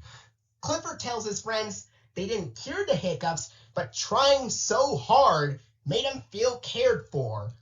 This is the emotional payoff. Friendship matters more than the cure. And of course, this is a good episode. Woof! This episode works because the comedic timing is excellent. The town's reactions are funny, but never mean. The dogs' attempt to help are character perfect. The pacing is tight and clean. The emotional message of friends care even when they can't fix the problem is strong. The ending is warm and satisfying. What keeps it from being great is it's just a simple premise. It doesn't have the emotional depth for the best episodes, and it's more comedic than character transformative. It's a funny, charming, well-paced story with a sweet, emotional core. And what I was told about something unexpected happening in the PBS Kids ident, I never knew that until a user named Jeremy Barton told me. Jeremy Barton told me that first. He said he saw one episode of season 1 where the PBS Kids dot logo used Dash's audio, and for a moment I couldn't remember which episode had that error. Well, it turns out that according to another user named PBS Spam, I think that's how you say that name, that user told me PBS Spam told me that it was this episode, Clifford's Hiccups, and the sister episode, Is My Party, that's paired with it, that had that error in the dot logo. It is unexpectedly jarring, but it only lasts a couple of seconds. And it does not affect this episode or the sister episode at all. And according to HuskyDog88, he said, given the theme of the episode, I think they did it on purpose. That's what he said about it. Either way, it is a good episode. Episode 33B, It's My Party. Jetta only wants to watch her own home movies at her party, which becomes boring and tedious for the other kids. And that's exactly how I would describe this episode. Tedious and boring. It's My Party is one of the slowest, flattest, and most repetitive episodes in season 1. Jetta isn't malicious, just bossy, self-centered, and unwilling to compromise. There are some problems with this episode. The pacing is slow. The whole movie sequences drag. Jetta insists on watching only her movies. The middle is repetitive. The energy collapses. But it is not emotionally damaging, just boring. And that means it is going to get a meh rating. And unfortunately, this is on the lower side of meh. Vaz brings the camera, the setup. The kids bring movies to watch and plan to make one later. Jetta takes control is the first red flag. The kids want to watch Dog of Denmark. Jetta overrides them and chooses her own home movies. The Jetta show begins, the pacing slows. Jetta's home movies are long, repetitive, and self-focused. The kids get bored. More Jetta shows. The episode stalls. Jetta reveals there are 25 parts. This is where the episode becomes tedious. The kids get bored and Vaz falls asleep. The kids become visibly bored. Vaz actually falls asleep in his beanbag chair, the clearest sign of how tedious the party has become. There is a brief moment where Clifford and Mac talk, which momentarily lifts the monotony, but the boredom returns immediately afterward. The kids' vote to leave is the turning point. The kids vote 3-1 to go outside and make their own movie. This prevents the episode from becoming emotionally frustrating. Jetta stays inside alone. Jetta watches her movies alone. Stubborn, not harmful. The kids make a movie, the fun part. Outside, the kids make a creative, energetic adventure movie. Jetta realizes she's missing out. She hears laughter and wonders why they're having fun. Jetta learns the lesson, the resolution. The kids explain it's more fun when everyone gets to participate. Jetta joins as the Jungle Princess. This is a meh episode. The reason why this works is the ending is cute, the kids' homemade movie is fun, Jetta isn't harmful, just self-centered, the emotional message is solid. But what doesn't work is that the pacing is slow, the middle is repetitive, the whole movie sequences drag, Jetta's bossiness becomes tedious, the boredom never escalates into emotional harm. And the instant that Clifford and Max stop talking, the tedious feeling comes back. And it stays there until we get to the adventure climax where Clifford, Emily Elizabeth, Charlie, and Baz are in a movie that they make with jungle explorers. That part is very interesting, and that would be really cool if they didn't just focus on Jetta watching her own home movies for most of the episode. If there was nothing interesting and there was no adventure scenes at all, it would very easily get a Big Bad Dog rating. But this is not a Big Bad Dog episode because there are some interesting things here and there. That's the definition of a meh episode for you. Not good, not bad, it's meh. Episode 34A, Clifford cleans his room. Clifford decides to clean his doghouse and get rid of things he doesn't need anymore. Clifford Cleans His Room is one of the warmest, most emotionally grounded Clifford memory episodes in Season 1. It's a story about nostalgia, sentimental value, the difference between junk and treasure, how memories attach to objects, and how friends help you make sense of what to keep. It's a quiet, reflective, and emotionally sincere episode. The kind that shows Clifford's heart more than his size. It earns its place as a good episode because the emotional beats land cleanly, the flashbacks are meaningful, and the ending is gentle and satisfying. Clifford starts cleaning is the setup. Clifford decides he's finally going to clean out his doghouse. He's determined to throw away things he doesn't need anymore. This sets up the central conflict. Is it junk or is it treasure? The pile of stuff. The dogs arrive. Cleo, T-Bone, and Mac arrive and see the huge pile of items Clifford has pulled out. Mac immediately calls it junk. Cleo immediately disagrees. T-Bone smells everything. Perfect character alignment. The Bleakman boots flashback is the first memory. Clifford finds the muddy boots Mr. Bleakman gave him during a storm. This flashback is one of the best in this episode.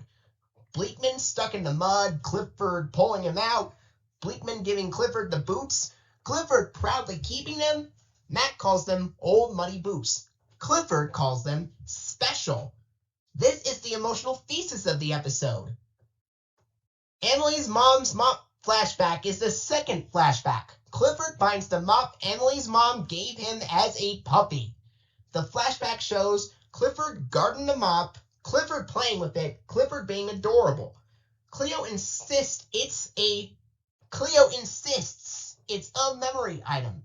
Mac insists it's junk. The emotional contrast continues. The beach towel flashback is the third memory.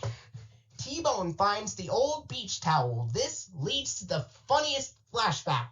T-Bone finds the towel. Clifford spins Cleo and T-Bone. Mac reluctantly joins. Everyone gets dizzy. Everyone laughs. This is the friendship core of the episode. Mac Still calls it garbage. Cleo calls it treasure. Clifford is torn. Mac wants the towel. It's a character moment. When Clifford decides to throw the towel away, Mac suddenly wants it. This is a great Mac moment. He pretends he doesn't care, but he actually does. He wants the memory too. Clifford gives it to him without hesitation. Clifford realizes everything is special, the turning point. Clifford realizes he can't throw any of it away. Every item has a memory attached. Cleo and T-Bone support him. Mac rolls his eyes but accepts it. That treasure solution, the resolution. Clifford decides treasure is supposed to be buried. So the dogs help him bury everything safely in the yard. This solves the problem. The doghouse is clean, the memories are preserved, everyone is happy. Clifford resets the final beat. Emily Elizabeth returns and says something like, "Did you get your doghouse all cleaned out?" Clifford proudly confirms. Emily then jokes about cleaning her own room, and Clifford gently steals the fetch stick she tries to throw away, and then puts it in the spot where everything is buried. This is a perfect, warm, quiet ending, and it is a good episode because the flashbacks are meaningful and emotional. The episode explores memory and sentimental value. The dog's personalities shine. The pacing is gentle but never slow. The ending is warm and satisfying. Clifford's emotional sincerity carries the whole story. It's one of the strongest Clifford memory episodes in the season. Quiet, heartfelt, and beautifully character true. Episode 34B, Baby Makes 4. Jetta is jealous when her new baby brother Cosmo gets more attention than she does. Baby Makes 4 is a gentle, predictable rehash of Who Me Jealous, but with Jetta instead of Cleo, Cosmo instead of Susie, a baby brother jealousy arc instead of a puppy jealousy arc. The emotional beats are nearly identical. Someone new arrives, the older sibling feels ignored, they try to get attention, they accidentally cause a problem, they get corrected, they learn the baby needs care, they bond at the end. But the intensity is lower, the stakes are softer, the emotional discomfort is mild. And just like Who Me Jealous, just like that episode got a meh rating, this episode also gets a meh rating. The clearest structural link is the parental correction moment. Mrs. Diller in Who Me Jealous calls Cleo out twice, firmly. Once for playing too rough, and once for soaking Susie. Her tone is sharper, more emotional, and Cleo feels it. Mrs. Handover, on the other hand, in Baby Makes 4, she calls Jetta out once, but with mild anger. And she goes, "Jetta, you've woken up Cosmo! Now you march yourself into the house this minute and get rid of that noisy contraction." This is firm, frustrated, mildly angry, but not harsh. It's a single correction, not a repeated emotional beat. This is why the episode stays meh instead of dipping into emotional discomfort. Vaz shows his new camera is a great setup. Vaz proudly shows off his new camera. Jetta immediately tries to one-up him. "You're not the only one who has something new," she reveals Cosmo, her baby brother. This is the jealousy trigger. Everyone loves Cosmo. The attention shift. Everyone gushes over Cosmo. Emily Elizabeth, Dr. Din, the adults, even Mr. Bleakman. Jetta tries to perform tricks, dance, and pose, but no one is watching her. This mirrors Cleo's dynamic in Who Me Jealous. Jetta tries harder and harder. Jetta keeps escalating. Magic tricks, dancing, offering burgers, trying to get photographed, but the attention stays on Cosmo. This is the jealousy buildup. Mac explains the baby attention rule. Mac tells Clifford, when a baby's around, you get free food because the grown-ups stop paying attention. A funny, grounded moment and a thematic reinforcement. Before that, however, we have Clifford have one piece of dialogue where he asks, so, Mac, what's it like having a new baby in the house? Jetta wakes Cosmo is the emotional peak. Cosmo finally falls asleep. Everyone agrees to be quiet. Then Jetta loudly plays instruments to get attention. Cosmo wakes up crying. Mrs. Handover steps in with mild anger. Once again, she says, Jetta, you've woken up Cosmo. Now you march yourself into the house this minute and get rid of that noisy contraption. This is the turning point. Emily Elizabeth talks to Jetta, the lesson. Emily explains, maybe today was Cosmo's turn to get attention. Another day will be yours. This is the emotional logic core of the episode. Jetta finally understands. Jetta comforts Cosmo is the resolution. Jetta gently comforts Cosmo and gets him to stop crying. Everyone praises her. What a wonderful big sister you are. That line is said by Samuel. Jetta beams with pride. This mirrors Cleo bonding with Susie. Vaz gets the final photo is a great closing beat. Vaz snaps a picture of Jetta holding Cosmo. A sweet, predictable ending. It earns a meh rating because Cosmo is adorable, Jetta's jealousy is believable, Emily Elizabeth's explanation is gentle and kind, the ending is sweet, the sibling bonding is warm, but it doesn't work because it's a direct rehash of Who Me Jealous, the beats are predictable, Jetta's attention-seeking gets repetitive, the emotional arc is familiar, and the episode never reaches a strong comedic or emotional high. It is a harmless, predictable, mildly jealous episode with a meh rating and a softer baby brother remake of Cleo's jealousy story. Episode 35A, Jetta's Tall Tale. Jetta tells a lie about having a pet as big as Clifford. Jetta's Tall Tale sits right on the cusp of good. It has a strong premise, a funny lie spiral, a great Clifford moment, a satisfying confession, and a warm, sincere ending, but two structural issues hold it back. The episode shifts into a search for Lulu adventure instead of focusing on the consequences of lying. Another thing is that the kids never addressed the trust issue, the real emotional lesson. Because of these two gaffes, yep, this is another meh episode. However, this episode lands at the upper side of meh. Clifford saves the kite, the setup. Clifford rescues Charlie's kite with a giant puff of air. Everyone cheers. Everyone praises Clifford. This triggers Jetta's insecurity. Jetta invents Lulu and the lie begins. Jetta claims she has a pet parrot named Lulu, bigger than Clifford, from the Amazon, one of a kind, can talk, can fly everyone home. This is classic Jetta. Competitive, insecure, wanting attention, wanting to match Clifford's wow factor. The lie is small at first, but it grows quickly. The kids want to see Lulu. The pressure builds. The kids immediately want to see Lulu. Jetta panics. She's tired. She just got home. Come back tomorrow. This is where the episode shifts from a lying lesson to a Lulu search plot.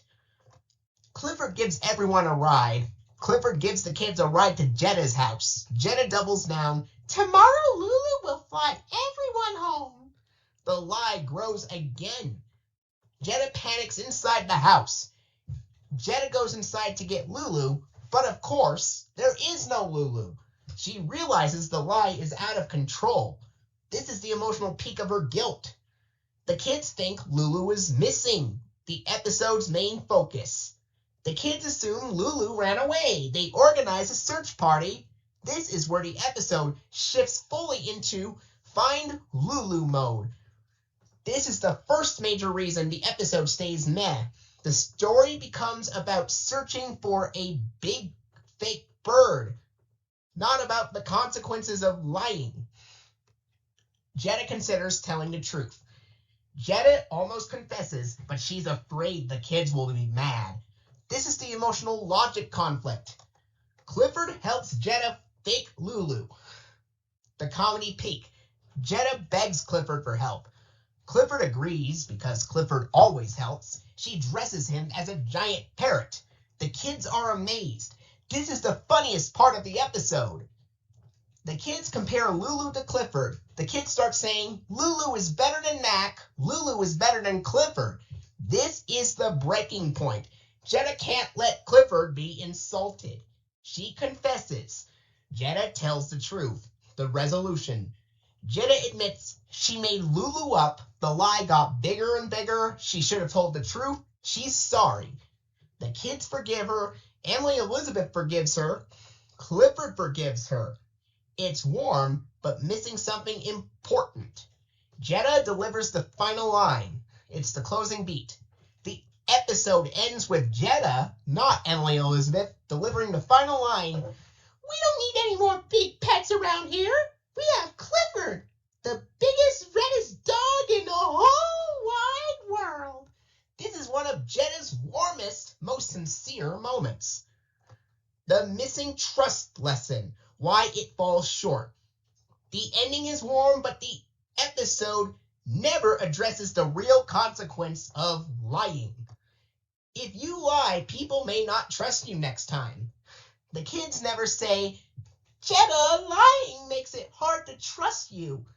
We were worried about a bird that didn't exist. Next time, just tell us the truth. This missing emotional beat is the second major reason the episode stays meh. Compare this episode to the Kibble Crook, which is a fantastic masterpiece. The entire story is about guilt, fear, and confession. The mystery structure is tight. The cave scene is iconic. The emotional stakes are real. The lesson is crystal clear. In contrast, Jetta's tall tale becomes lie, search, fake parent, confession, and forgiveness. Fun, but not meaningful. This is why the Kibble Crook is a good episode and Jetta's Tall Tale is a meh episode. Episode 35B, The Big Fetch. Clifford and his dog friends help Vaz out and deliver papers to each door. The Big Fetch is one of Season 1's strongest moral structure episodes because it explores a real, relatable, ethical dilemma. Are you helping because it feels good or because you want a reward? The episode succeeds because Cleo's flawed logic is believable and funny. The escalation is grounded in character. The consequences affect the entire community. The correction is clear and emotionally satisfying. The ending reinforces the right lesson without scolding. Birdwell Island continuity is used effectively. It's a clean, well-paced, good episode. Woof! Baz becomes the new paper boy. He's terrible at throwing newspapers. Cleo hears the noise, goes outside, and sees a paper has landed far from the porch. Cleo delivers the paper to Ms. Martinez. The trigger scene. Cleo decides to help by bringing the paper to the door. Ms. Martinez's only scene is when she opens the door, sees Cleo with the paper, and says, "Why, Cleo, what a good dog."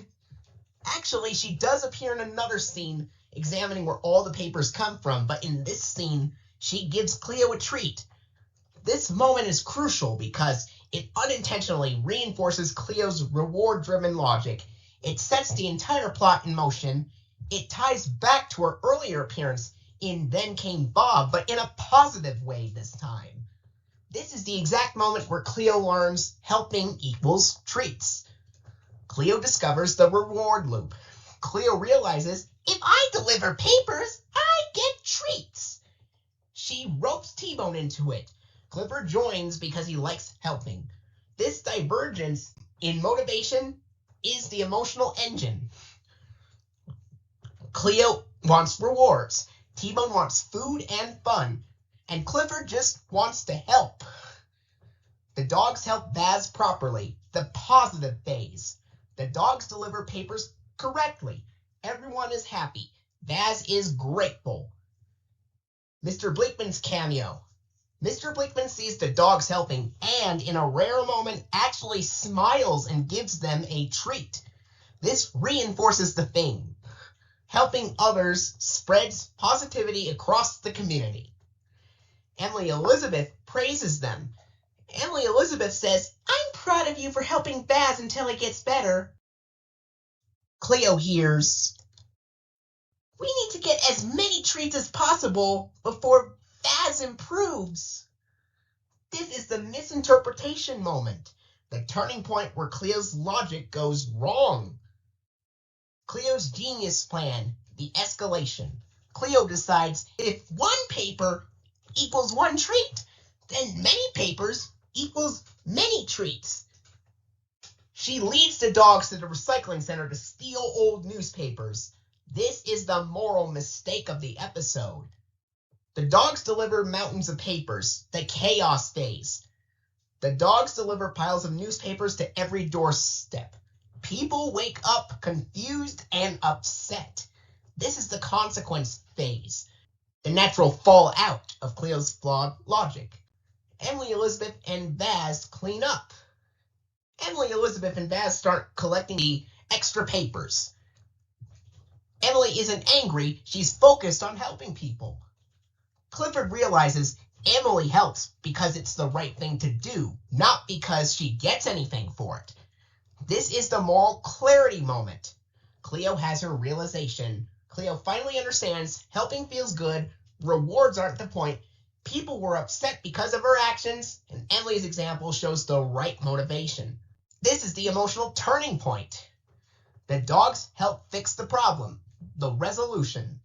The dogs help return the newspapers to the recycling center. Everyone is relieved. The island is calm again. This is the restoration phase. The ending lesson is the final beat. Cleo admits, "It does feel pretty good to help people, even if you don't get a reward." Cleo also jokes about wanting a treat anyway.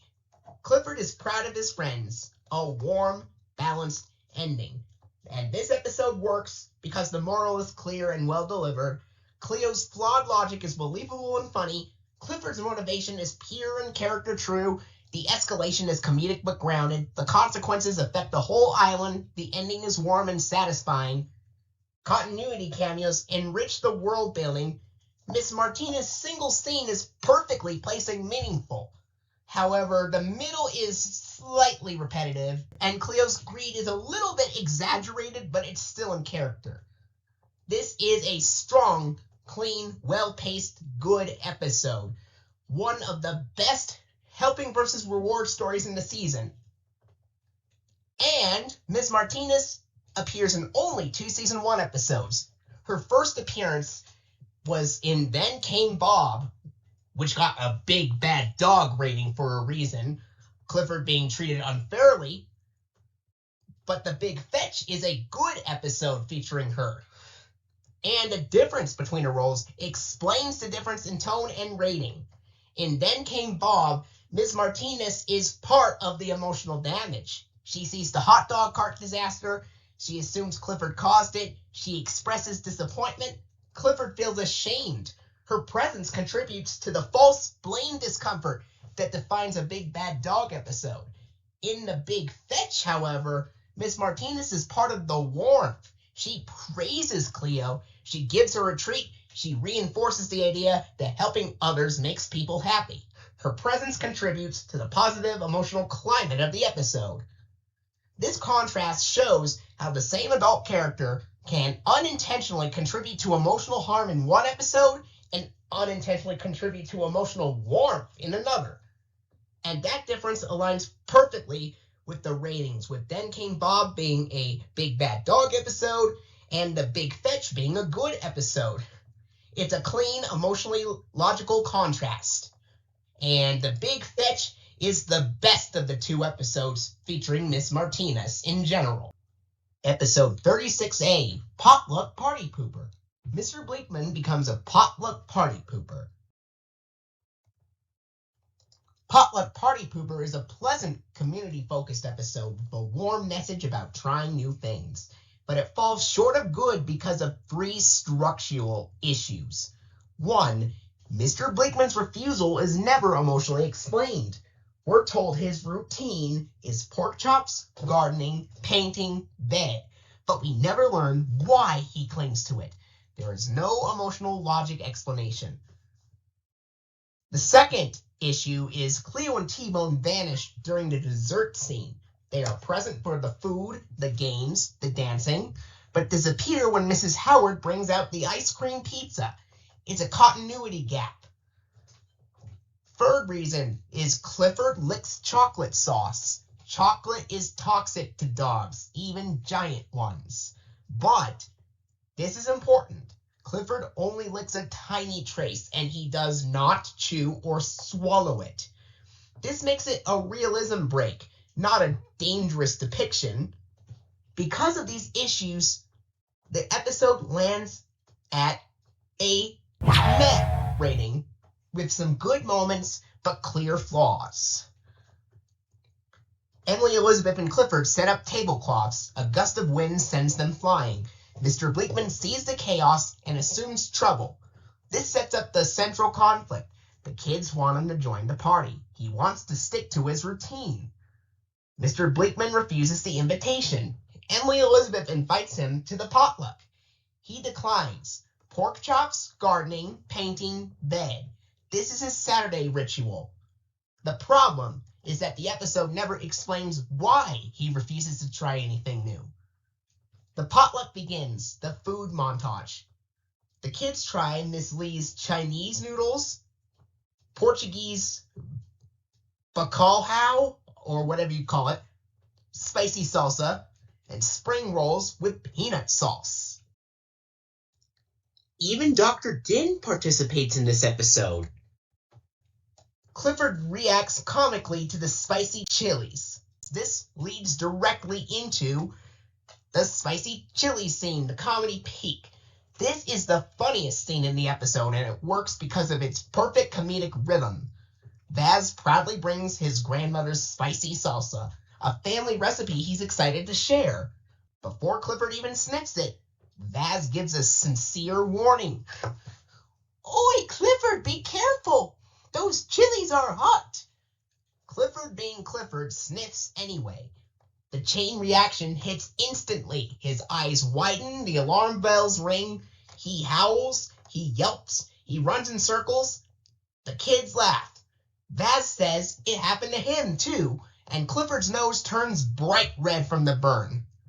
This is the comedic punchline, the visual payoff. And then the reset. Clifford dunks his nose in water, and the redness instantly disappears.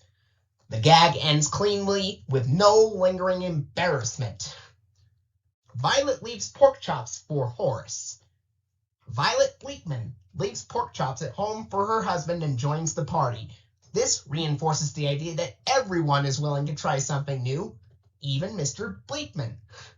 The kids try to lure Mr. Bleakman with smells. They use Clifford's wind-blowing to waft food scents toward him. He admits the food smells good, but still refuses. Again, the episode never explains why. Music and games begin. The kids play Latin music.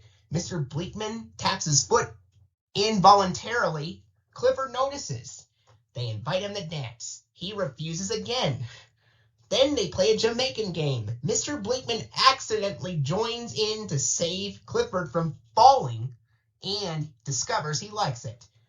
This is the turning point. Mr. Bleakman finally joins the party. He admits the game is fun. The kids cheer. He participates willingly. This is the emotional payoff. The dessert scene, the continuity problem. Mrs. Howard brings out the ice cream pizza. Cookie crust, ice cream sauce, chocolate sauce, and sprinkles. Cleo and T-Bone are suddenly gone. They were present for the food, the games, the dancing, but vanish during dessert. Clifford licks the chocolate sauce, the biological problem.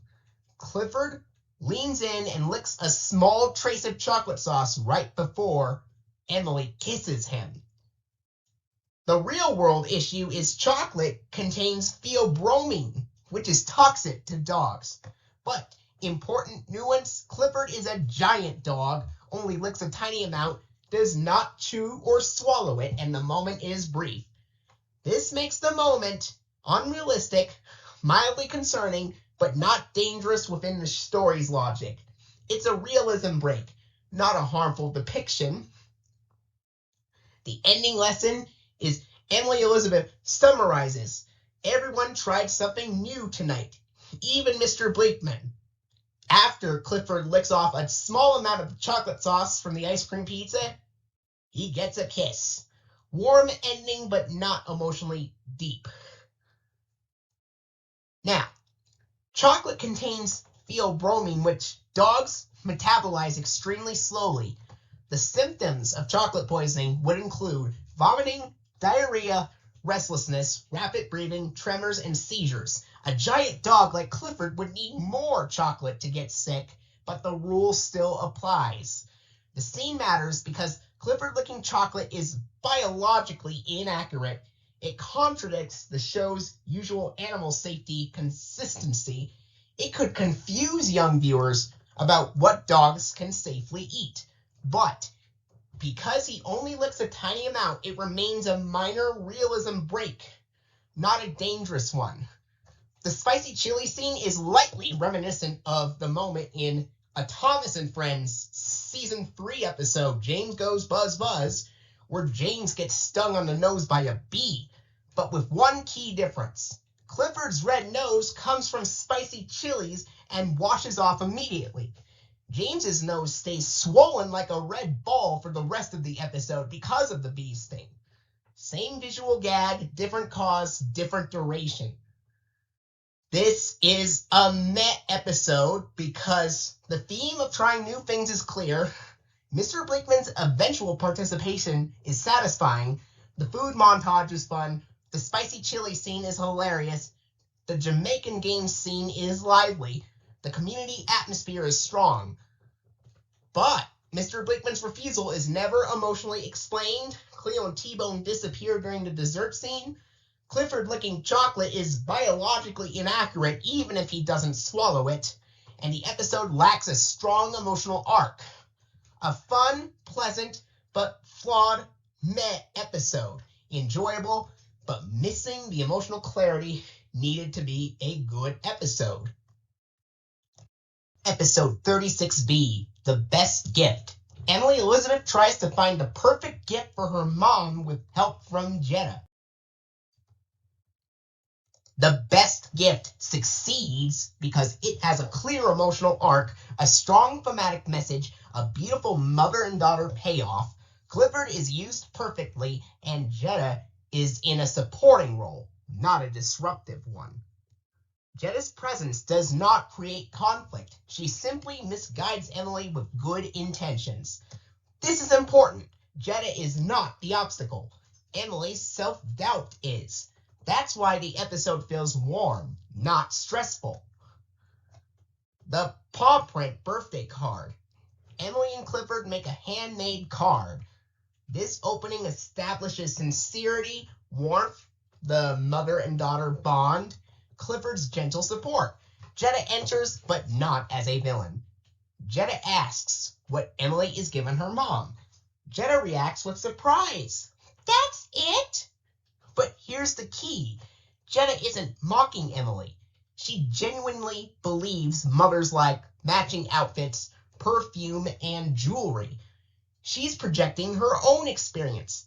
This is supportive misguidance, not antagonism. The shopping detour. Jetta takes Emily to the Birdwell shop. Emily tries outfits. Jetta encourages her. Emily hesitates, but Jetta isn't forcing her. This is Jetta trying to help, not control. The perfume experiment. Jetta proposes making perfume. The kids gather pine, oranges, cinnamon, bread, Maple syrup, cookies, chocolate sauce. They mix everything. They sniff. Ew. It's awful, but Jetta apologizes. I don't know what went wrong. This is important. Jetta takes responsibility. She's not defensive or dismissive. Emily reasserts her original plan. Emily says, I think I'm just going to give her my poem.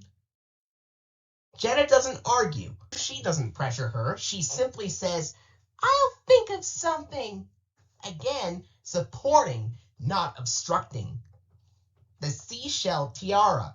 Jetta hears seashell necklace and escalates it into a tiara. It's huge, funny, over the top, but again, Jetta is trying to help. She thinks she's doing something special. When Emily rejects it, Jetta accepts it gracefully. Emily leaves to see her mom. Emily thanks Jetta and Charlie. Jetta responds with humility. Maybe your poem is the best gift. This is a supportive conclusion to her role. Emily arrives home. Mrs. Howard says, spending time with you is my favorite part of my birthday.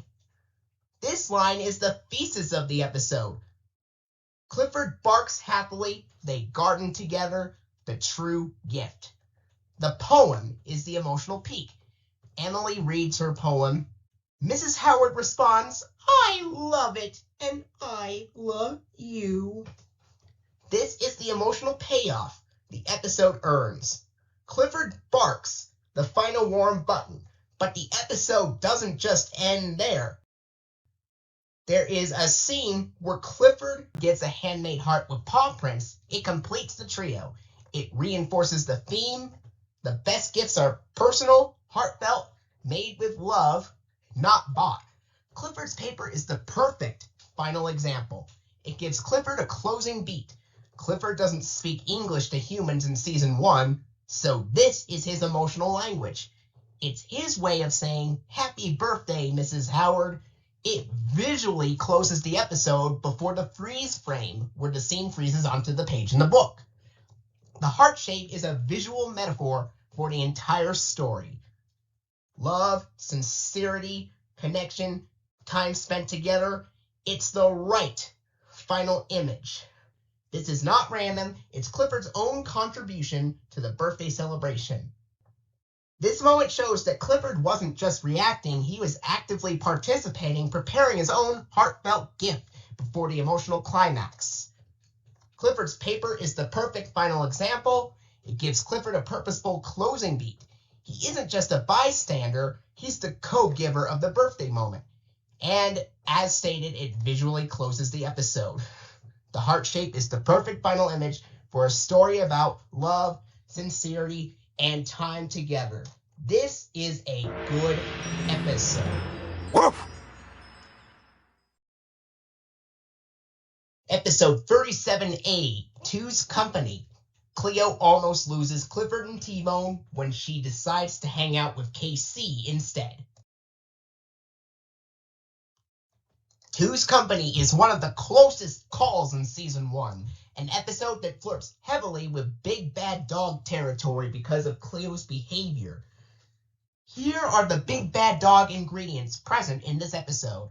Cleo monopolizes KC, Cleo ignores Clifford and T-Bone, Cleo breaks a promise, Cleo dismisses her friend's feelings, Cleo lies by omission, not telling them she's going to the lighthouse. Cleo acts selfishly and thoughtlessly. Clifford and T-Bone feel forgotten and unimportant. These are classic warning signs of a big bad dog episode, but the episode does not become one because the emotional harm is stopped, addressed, and repaired. Bruno arrives to paint the school. Casey jumps out of the truck. The reunion is joyful and wholesome. This is the baseline emotional tone. Warm, friendly, excited. Cleo immediately monopolizes KC. This is the first big bad dog ingredient. Cleo hugs the ball, interrupts passes, demands Casey's attention, ignores Clifford and T-Bone. This is selfish, not malicious, but still harmful. Cleo blocks Clifford and T-Bone. Cleo cuts off Clifford's turn, dismisses T-Bone's trick, insists Casey follow her plan, tells Clifford later, and then leaves. This is the second big bad dog ingredient. This is where the episode starts to feel uncomfortable. Cleo breaks the meeting promise. Cleo tells Casey, "Let's go to the lighthouse first." Casey asks, "What about Clifford and T-Bone?" Cleo brushes it off. "They've been there a gazillion times." This is the third big bad dog ingredient, breaking a promise and dismissing her friend's feelings. Clifford and T-Bone wait alone. They wait at the library lawn. They feel forgotten, unimportant, left out. This is the emotional danger zone, the moment where the episode could become big bad dog territory if not corrected. Casey calls Cleo out. The turning point. This is the scene that saves the episode. Casey says, "That's not the way friends treat each other." And, "How would you like it if they did the same thing to you?" This is the direct emotional correction, something big bad dog episodes usually lack. This is the moment that prevents the emotional harm from escalating into damage. Cleo realizes the consequences. Cleo panics. "Lose Clifford and T-Bone? That would be the most horrible, worst thing ever." This is genuine fear, not comedic exaggeration. It shows she values her friends. She understands the stakes. She regrets her behavior. This is the fourth big bad dog ingredient, but it's immediately followed by emotional repair. Cleo's sincere apology is the emotional repair.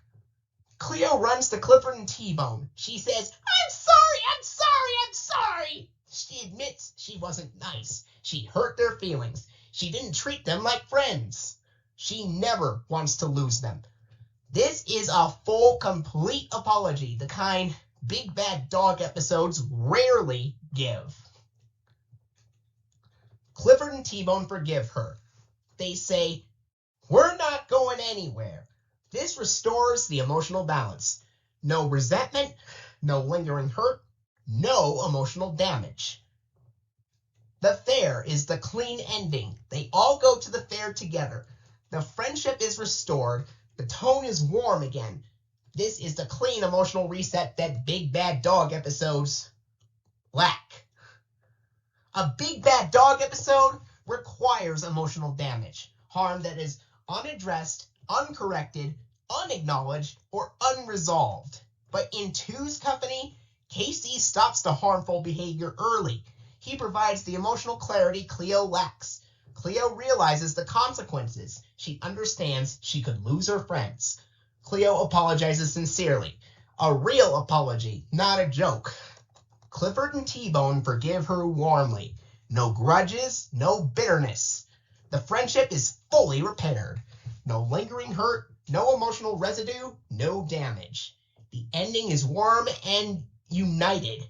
They go to the fair together. The emotional arc is about friendship maintenance, not betrayal or cruelty. Because Casey stops the behavior and because Cleo sincerely apologizes, the episode becomes savable. Those upsides prevent emotional damage, restore the friendship, resolve the conflict cleanly, keep the tone gentle, and ultimately push the episode up into meh territory. Without those two things, the episode would have slipped into big bad dog territory. With them, it becomes a borderline episode rescued by emotional honesty and repair.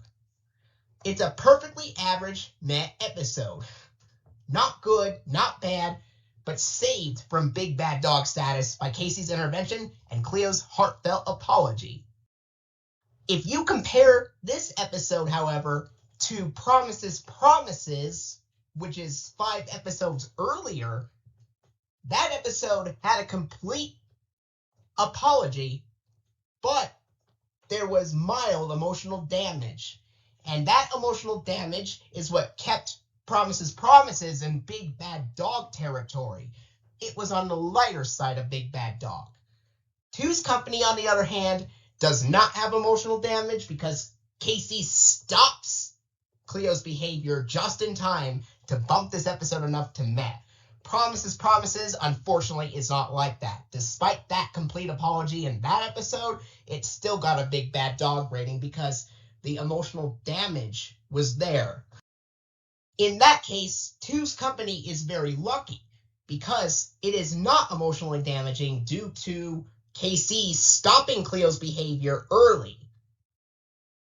Promises had a complete apology, but it got a big bad dog episode rating because there was emotional damage despite the apology. Mainly to Emily Elizabeth, because Jetta did something that hurt Emily Elizabeth's feelings, and it lingered throughout the episode and became boring and tedious. This just goes to show you, sometimes even with an apology, it can get a big bad dog episode rating regardless. But Two's Company is thankfully not like that at all. And before we go over to the next episode, however, I'd like to mention a fun fact. The title of this episode, Two's Company, may be a reference to Three's Company, a series from the late 70s and early 1980s that had John Ritter, who was the voice of Clifford in this show, Clifford the Big Red Dog. In Three's Company, however, he played Jack Tripper. It's a very funny comedy series, and I thought I'd bring that fun fact for you because that was also a series that John Ritter appeared in. He voices Clifford in this show, and he voices Jack Tripper in Three's Company. And I thought I'd bring that up because the episode title is called Two's Company. It's a pretty clever reference. Episode 37B, Fair Weather Friend. Mac is very disappointed when rain cancels the outdoor back-to-school picnic.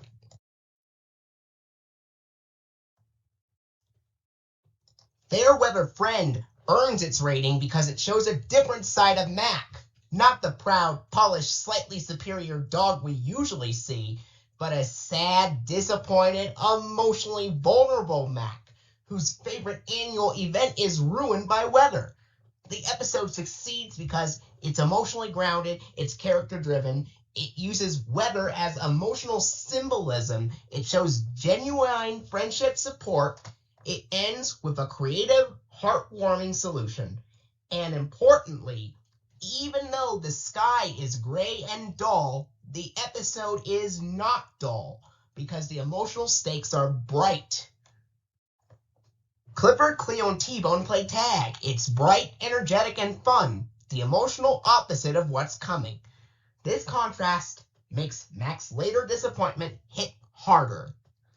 Mac is thrilled about the back-to-school picnic. He gushes about the smells, the food, the scraps, Aunt Sandy's giant butcher bones. This is one of Mac's purest joy moments in the entire series. Thunder cracks. Rain threatens. Mac's mood collapses instantly. This is where we see a rare side of Mac. Fear, disappointment, and sadness. Cleo emerges wearing a raincoat. This scene is comedic, but it reinforces the inevitability of the rain, the contrast between Cleo's practicality and Mac's emotional fragility, the group's awareness of Mac's distress. T-Bone tries to catch the rain so the ground won't get muddy. This is adorable, futile, symbolic of the group's desperation to help Mac. It's the first of several well-intentioned but doomed attempts. The dogs howl to get the weatherman's attention. He explains he can't change the weather. The rain comes from clouds. No one can stop it. This is the reality check moment. Mac's disappointment deepens. Clifford tries to blow the cloud away. At first, it seems like it might work. Then it turns into a downpour. This is the emotional low point for Mac.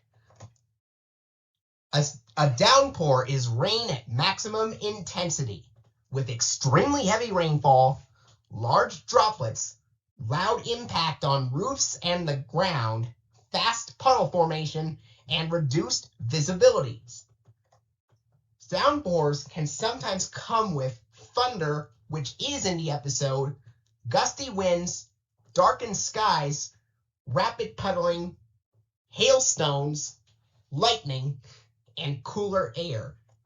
And importantly, there is no lightning in this episode. The storm is a brief thunderstorm with rain, but lightning never appears. This keeps the tone gentle, not frightening. The downpour is the moment where Mac's hope collapses, the sky crying harder, just as he does emotionally. Mac says, "It was really terrific the way you all tried so hard to stop the rain." This is a mature, emotionally grounded moment. Mac isn't angry. He isn't blaming anyone. He's just sad and grateful. This is the heart of the episode. The Doghouse picnic. The emotional repair. Clifford's Doghouse becomes the new picnic venue. This is creative, cozy, warm, and emotionally satisfying. The gray sky outside contrasts with the warmth inside the doghouse. This is why the episode isn't dull. The emotional warmth overpowers the visual gloom. Aunt Sandy brings Mac his giant bone. Mac shares it with his friends. This is the final emotional beat. Mac feels loved, supported, and grateful, and he gives back. It's the perfect ending. This episode works because Mac's vulnerability is rare and compelling. Mac is usually confident, composed, and slightly superior, but here he's sad, disappointed, emotionally fragile. This makes the episode unique in his character arc. The weather mirrors Mac's emotions. The gray sky is not dull, it's symbolic. Thunder makes Mac have anxiety and fear of cancellation. A shower makes Mac feel worried and disappointed. A downpour is when his emotions start collapsing and he becomes depressed. The doghouse shelter makes him feel comfort and support, and the picnic inside is the emotional repair. And this is visual emotional storytelling. The group support is heartfelt. Clifford, Cleo, and T-Bone try everything, fail repeatedly, never give up, and stay emotionally present.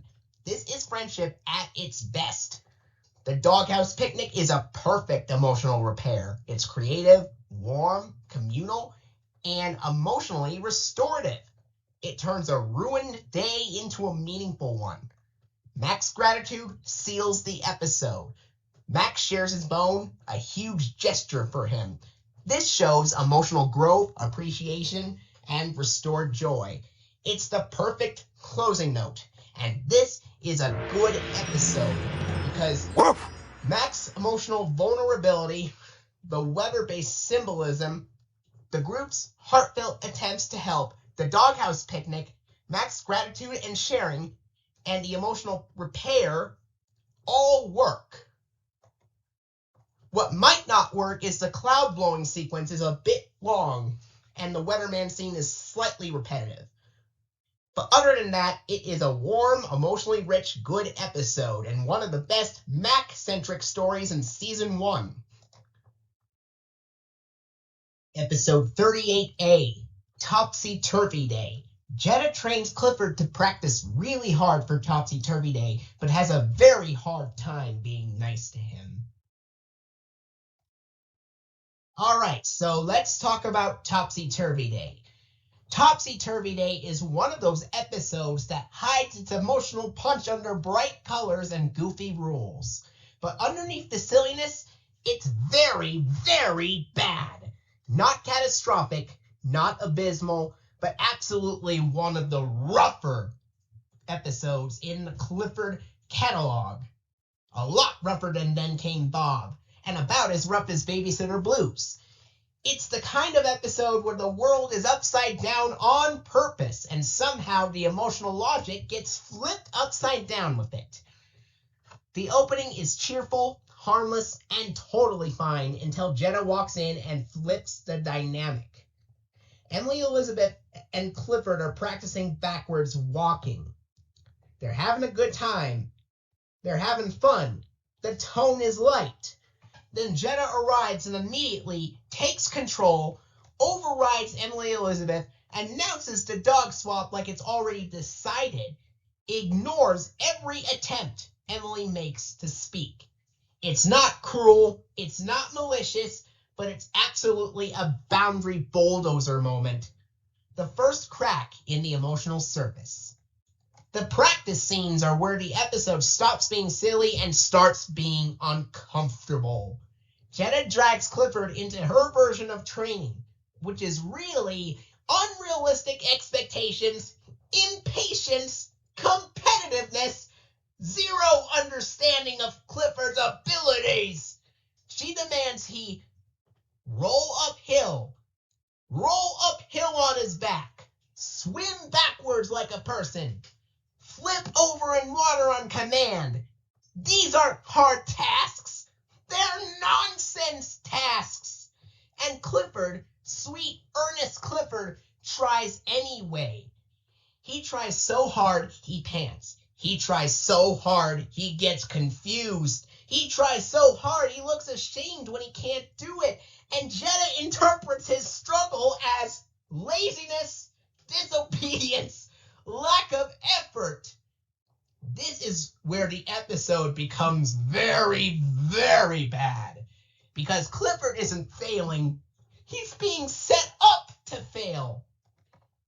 The emotional low point is Jetta's "I should have stuck with Mac" line. That line lands like a slap. Clifford is exhausted, trying, confused, doing everything he can, and Jetta decides he's the problem. Not the impossible tasks, not her impatience, not her lack of clarity. Him! This is the moment where the episode crosses from unfair into emotionally painful. Still not abysmal. She's not cruel, but it's absolutely very bad. Topsy Turvy Day itself is where the emotional logic finally rights itself. The uphill roll race exposes the truth. Mac rolls because Emily Elizabeth is kind. Clifford struggles because Jetta was demanding the impossible. Sheriff Lewis spells it out plainly. Jetta finally sees Clifford wasn't being stubborn. Clifford wasn't being lazy. Clifford wasn't failing. Clifford was trying to survive her expectations. This is the first real emotional correction. The swimming race is the repair. The moment the episode earns its way out of abysmal territory. Jetta slows down. She explains clearly. She apologizes. She encourages Clifford. She treats him like a teammate instead of a tool. And Clifford responds instantly. Oh yes, Jetta does occasionally snap at him the second time through, but she immediately apologizes afterwards. And that is much better compared to what happened earlier in the episode. As stated, Clifford responds instantly. He swims, he tries, he succeeds. Not because he magically learned the impossible, but because the expectations finally made sense. This is the emotional repair that saves this episode from being completely abysmal. And now, the rating. Now, because the expectations are impossible, the blame is misplaced, the frustration is sharp, the emotional discomfort is real, the boundary breaking is constant, but also the repair is sincere, the apology is meaningful, the ending is warm, the emotional damage is fully addressed.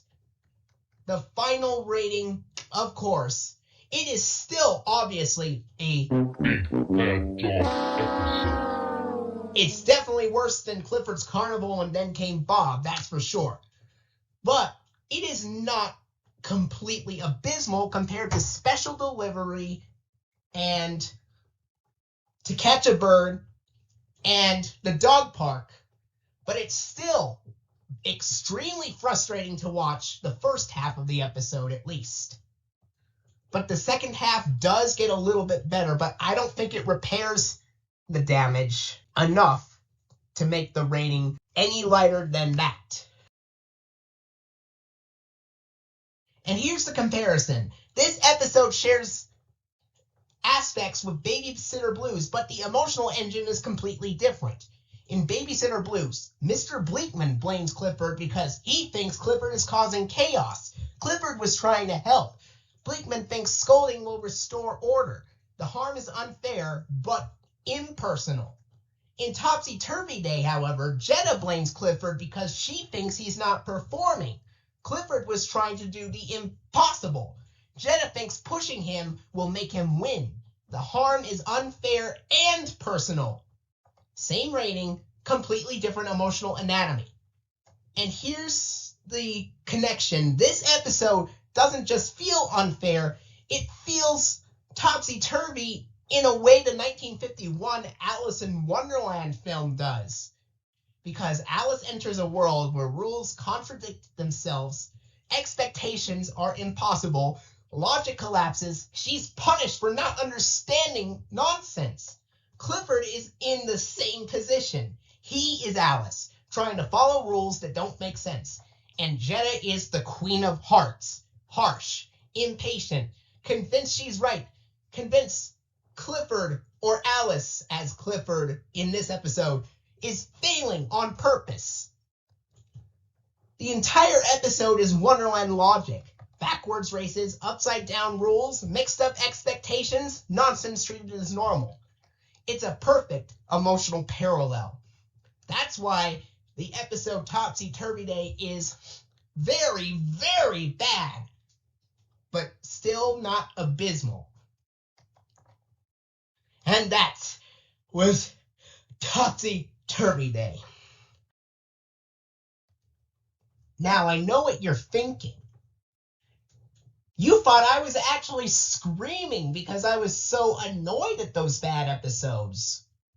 Well, I was not. I definitely was not screaming. It sure sounded like it, that's for sure, but I definitely was not screaming. I was actually having a whole bunch of fun reviewing episodes of Clifford the Big Red Dog, regardless of if they are good, meh, or bad dog episode on the list. And I used it with enough exaggeration that matches the emotion of how a critique must feel about episodes in particular. Of course, not every writing is perfect. That is one thing that you should expect in a television show. There are going to be bad episodes, but that does not make the show bad at all. It just has a little bit of writing flaws here and there, and that's what makes television shows very important. All right. And that was the last big bad dog episode of Season 1. Episode 38B, Clifford's Charm School. Clifford tries to behave properly for Mrs. Bleakman's party.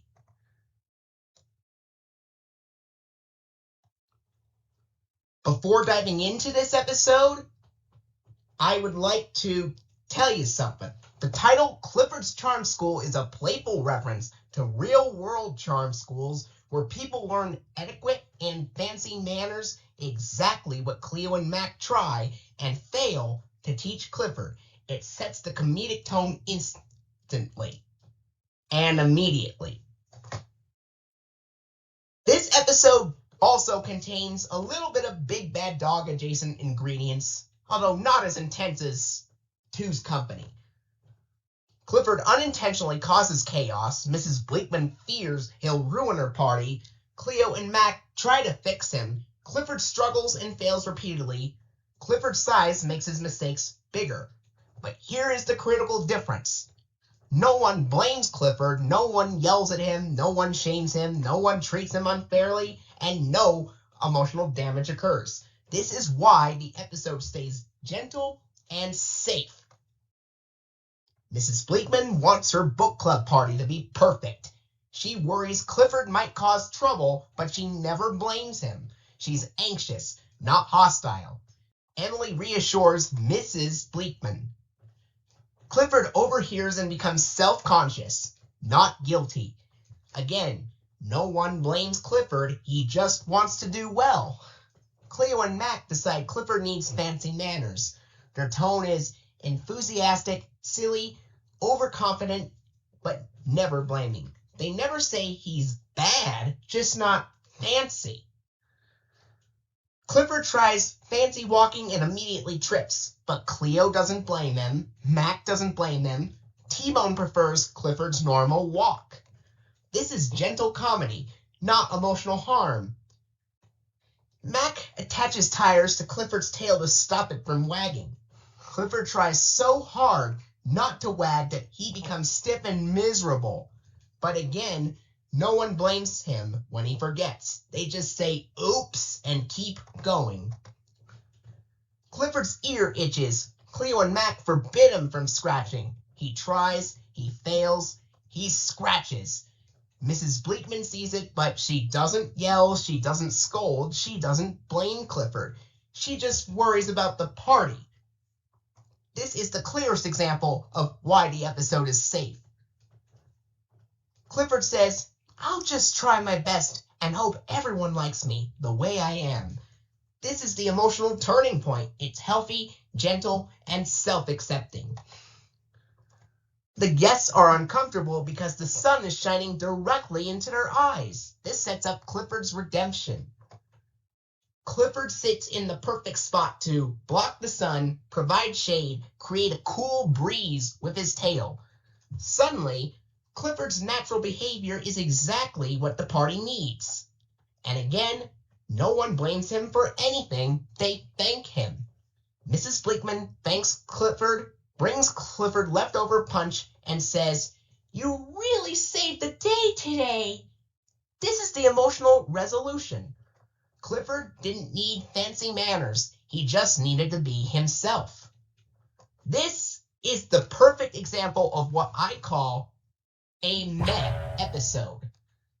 Because Clifford's mistakes are unintentional. He's trying his best the entire time. No one blames Clifford. There's no guilt, there's no shame, there's no anger, there's no unfair treatment. This is why the episode stays gentle. There is no emotional damage at all. Clifford never feels rejected, humiliated, punished, misunderstood. He just feels confused and determined. The message is wholesome. The moral is, being yourself is better than pretending to be fancy. The ending is warm and affirming. Clifford saves the day by being himself. Everyone is happy. Everyone is grateful. Everyone is kind. It is a harmless, mildly funny, meh episode saved by its gentle tone, its lack of emotional harm, and the fact that no one ever blames Clifford. And this is the last meh episode of Season 1. The last 2 episodes after this one are all good episodes. When I said this episode contains a little bit of Big Bad Dog episode ingredients, they mainly appear because Mr. Bleakman is worried, and Mrs. Bleakman is also worried that Clifford would cause trouble. But that is mainly around the beginning of the episode. Everything after that is very, very gentle. Oh, and I'd like to mention the fun fact that Mrs. Bleakman is voiced by Edie McClurg. She's a great actress. Despite containing minor Big Bad Dog ingredients, this is a meh episode. And thankfully, this is the last meh episode of Season 1. And now, on to the last 2 good episodes. Episode 39A, Forgive and Forget. Cleo gets angry at Clifford when she thinks he forgot to bring tires to the beach. Forgive and Forget is one of the strongest friendship misunderstanding episodes in Season 1 because it shows Clifford remaining calm, Clifford speaking truthfully, Cleo snapping unfairly but not maliciously, T-Bone acting as the voice of reason, a realistic misunderstanding, a healthy apology arc, and importantly, the episode corrects Cleo's exaggerated belief that good friends don't forget their friends. Because good friends can forget sometimes, and that's normal. Cleo and T-Bone wait for Clifford to bring tires so they can float in the water. They're hot, tired, and uncomfortable. This sets the emotional stage.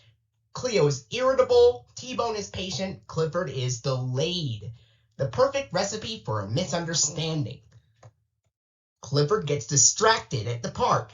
Emily Elizabeth invites Clifford to the park. Clifford gets excited, forgets the beach plan, has fun with the kids. This is not selfishness. It's normal dog excitement. And crucially, Clifford's forgetting is unintentional. Cleo assumes the worst. Cleo jumps to conclusions. Clifford forgot us. Good friends don't forget their friends. Forget about Clifford, T-Bone. This is exaggeration, not cruelty. This is where the episode's emotional logic shines. Cleo is wrong, but her feelings come from disappointment, not malice. T-Bone gently counters Cleo. Everyone forgets sometimes. I'm sure he didn't mean to. Maybe he had something important to do. T-Bone is the emotional anchor of the episode. Clifford calmly explains, Emily Elizabeth took me to the park, and I got so excited I just forgot. This is the key moment. Clifford doesn't get defensive. Clifford doesn't snap back. Clifford doesn't blame Cleo. Clifford simply tells the truth. This is why Clifford is the emotional center of the show. He models calm honesty. Cleo tries to teach Clifford a lesson by pretending she forgot him. This is childish, petty, but emotionally realistic. And importantly, Clifford doesn't get angry. He stays patient and kind. Clifford brings a ball to play. Cleo refuses to pass it to him. T-Bone calls her out. Cleo, that's not very nice. This is the moral correction moment. The apology exchange. Clifford apologizes first. Everyone makes mistakes. I'm sorry, Cleo. Then T-Bone delivers the perfect line. Good friends do forgive their friends. This corrects Cleo's earlier exaggeration. Good friends don't forget their friends. This is the emotional truth of the episode. Forgetting is normal. Forgiving is what matters. Cleo apologizes back. I'm sorry for being stubborn. Will you accept my apology? Clifford accepts immediately. The ending is where the friendship is restored. They all play roll ball together. The emotional balance is restored. No resentment, no lingering hurt, no emotional damage. This is a good episode because Clifford remains calm. Even when Cleo snaps at him, Clifford stays patient, stays honest, and stays kind. This is rare emotional maturity for a kid's show. The misunderstanding is realistic. Forgetting plans is normal. Kids do it. Adults do it. Dogs do it. The episode treats it as forgivable, understandable, human, or canine. Cleo's exaggeration is corrected. Good friends don't forget their friends is not true. The episode explicitly corrects it. Good friends do forgive their friends. This is a healthier message. T-Bone is the emotional compass. He guides Cleo back to reason. He supports Clifford. He keeps the peace. The apology arc is clean and satisfying. Both characters apologize, both accept, both grow. This is emotional repair done right. It is a warm, emotionally grounded story about forgetting, forgiving, staying calm, and choosing kindness. One of the best misunderstanding and repair episodes in season 1. Episode 39B, Mimi's Back in Town. T-Bone becomes embarrassed when Cleo keeps teasing him too much about Mimi. Mimi's Back in Town begins with the DNA of a meh episode. Mild, mean-spirited teasing, repetitive behavior, pacing drag, emotional awkwardness, and delayed misunderstanding. These are all classic meh ingredients, the kind that create emotional inconvenience, not emotional damage. But the writers make a brilliant mid-episode pivot that elevates the emotional clarity and rescues the story. Cleo, Clifford, and T-Bone are playing when they overhear that Mimi is returning to the island. T-Bone's excitement is pure and sincere, a strong emotional foundation. Mimi arrives warmly, and T-Bone's joy peaks. This sets up the emotional stakes. Mimi matters deeply to him. Cleo starts teasing T-Bone about Mimi. Rhymes, comments, playful jabs. The teasing is very mildly mean-spirited, not malicious, and slightly pacing dragging. This is the first wave of meh ingredients. Annoying but not harmful. Awkward but not damaging. Cleo continues teasing, and then the emotional pivot hits. T-Bone snaps, "I wish that Cleo would just be quiet!" This is the critical turning point. Why this moment matters is because it halts the ingredients of a meh episode instantly. It reveals T-Bone's vulnerability. It shows the teasing has crossed an emotional boundary. It forces Cleo to confront the impact of her behavior. It shifts the tone from annoying to emotionally real. T-Bone's embarrassment afterward is the first elevation of the episode. This is the moment where the story stops being mildly irritating and becomes emotionally meaningful. The intervention is the episode's saving grace. Clifford and T-Bone help Cleo understand what teasing really is. Cleo insists, "I wasn't saying anything mean." So Clifford provides the emotional logic breakthrough. When he first started getting big, people would say things like, "That Clifford, he's as big as a house." It wasn't mean, but it embarrassed him. This is the second elevation of the episode. It clarifies the lesson, it resolves the embarrassment, it gives Cleo genuine understanding, and it validates T-Bone's feelings. And it repairs the emotional imbalance.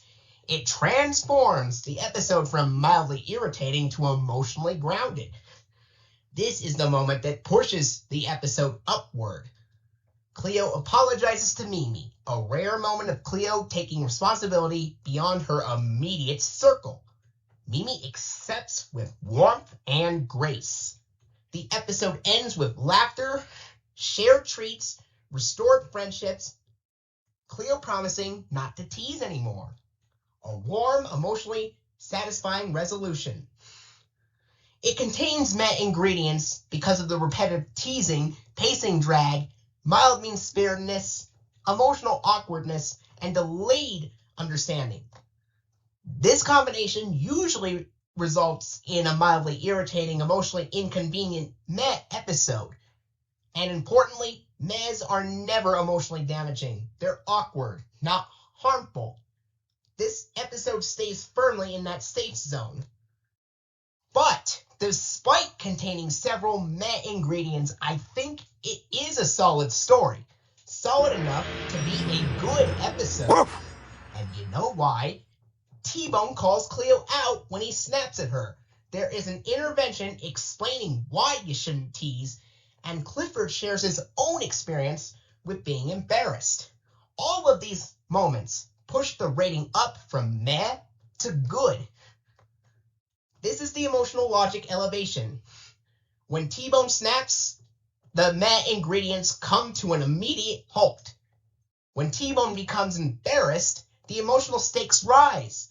Clifford's empathy example is where the lesson becomes meaningful, and most importantly, Cleo understands and apologizes, and the emotional arc completes. These moments lift the episode above its met ingredients, and it becomes a good episode as a result. We are approaching the last episode of Season 1, the first half of it. Episode 40A, Blanket Blues. Clifford becomes sad when his special blanket gets all dirty. This episode begins with one of the strongest emotional anchors in the entire series. Clifford is a tiny puppy hiding under his blanket, Emily Elizabeth comforting him, the blanket tied to love, safety, and memory. This is not a mess setup. This is solid emotional grounding, the kind that defines a good episode structure. The blanket is established as irreplaceable, emotionally significant, tied to Clifford's earliest memories, the symbol of comfort and security. The story begins in good territory immediately. When Cleo and T-Bone find the blanket, Clifford says, "That's my blanket. I don't want you to play with it. It's special to me." This is textbook clear boundary setting. There is no ambiguity, no mixed signals, no unclear emotional logic. Clifford communicates his feelings perfectly. This is good writing. Cleo and T-Bone treat the blanket like a toy. Ghost costume, Rapunzel hair, magic carpet, superhero cape. They are excited, careless, playful, but not cruel. This is important. Their behavior contains met ingredients, but not emotional damage. The episode remains good because the emotional stakes are clear and safe. Cleo and T-Bone promise nothing's going to happen to it. We'll be careful. Clifford reluctantly agrees. This is the emotional tension. Clifford is trusting. Cleo and T-Bone are overconfident. The audience knows something will go wrong. But the emotional logic is still good because Clifford's feelings are respected by the narrative. During the superhero game, Cleo and T-Bone tug the blanket and fall into the mud. Clifford's reaction is the emotional centerpiece. "Look at it! You guys promised you'd be careful with it. Now it's all dirty." This is genuine sadness, not anger. He is hurt, disappointed, and emotionally honest. This is good emotional writing. Clean, grounded, sincere. Clifford reasserts his boundary. "No, I'm going to take it home right now." This is the moment that seals the episode's emotional strength. Emily Elizabeth responds with empathy. "Don't worry, we can take care of that. I'll be extra careful." She treats the blanket with respect, care, and understanding. She does not minimize Clifford's feelings. This is good emotional support. Clifford says, "Now I just need my friends back." This line is perfect. It shows that the emotional wound is relational, not material. Cleo and T-Bone realize what they did. T-Bone leads the insight. T-Bone is the first to understand Clifford didn't want them to play with it. They pressured him. They broke their promise. They didn't listen. He uses the sweet toy analogy, a perfect empathy breakthrough. Cleo immediately understands. This is good emotional clarity. Both Cleo and T-Bone apologize. Cleo apologizes for ignoring Clifford's boundary, pressuring him, and breaking her promise. T-Bone apologizes for joining in, not listening, treating the blanket like a toy, and failing to respect Clifford's feelings. This is one of T-Bone's strongest emotional moments in the entire series. Clifford forgives them, but adds, "Next time, I don't want you to play with something special of mine. You'll just say okay." This is the clean articulation of the lesson. The ending. The friendship is restored. Emily Elizabeth returns the blanket, good as new. Clifford is relieved. Cleo and T-Bone are relieved. The superhero game resumes. The emotional arc is complete.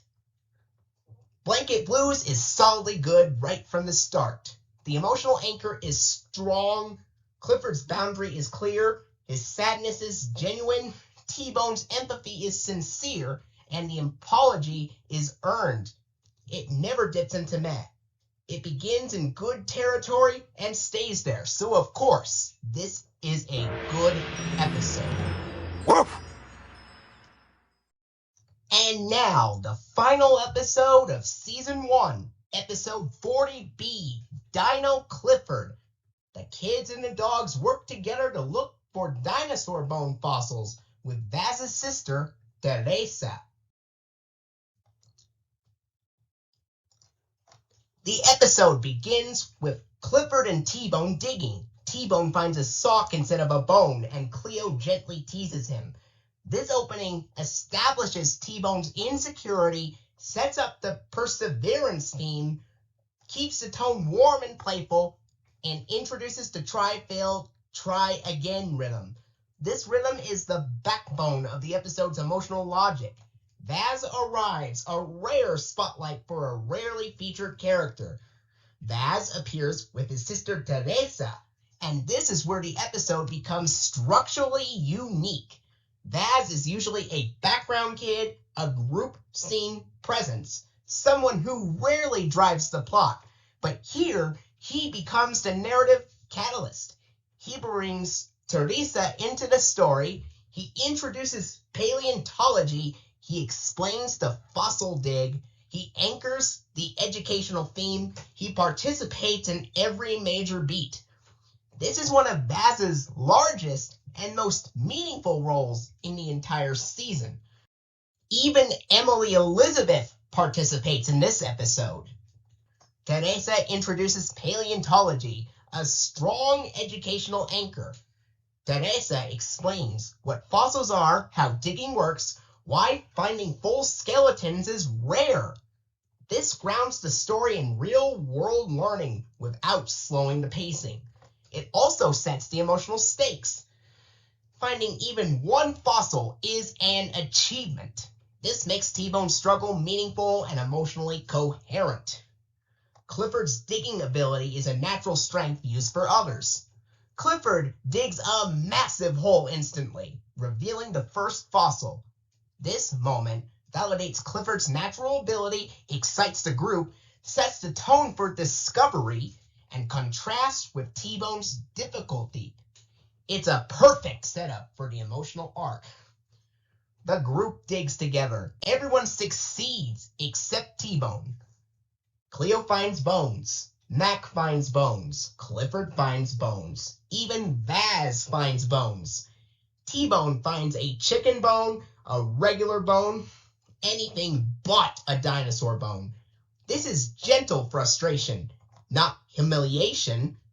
The emotional logic is T-Bone wants to succeed, but he isn't naturally good at this.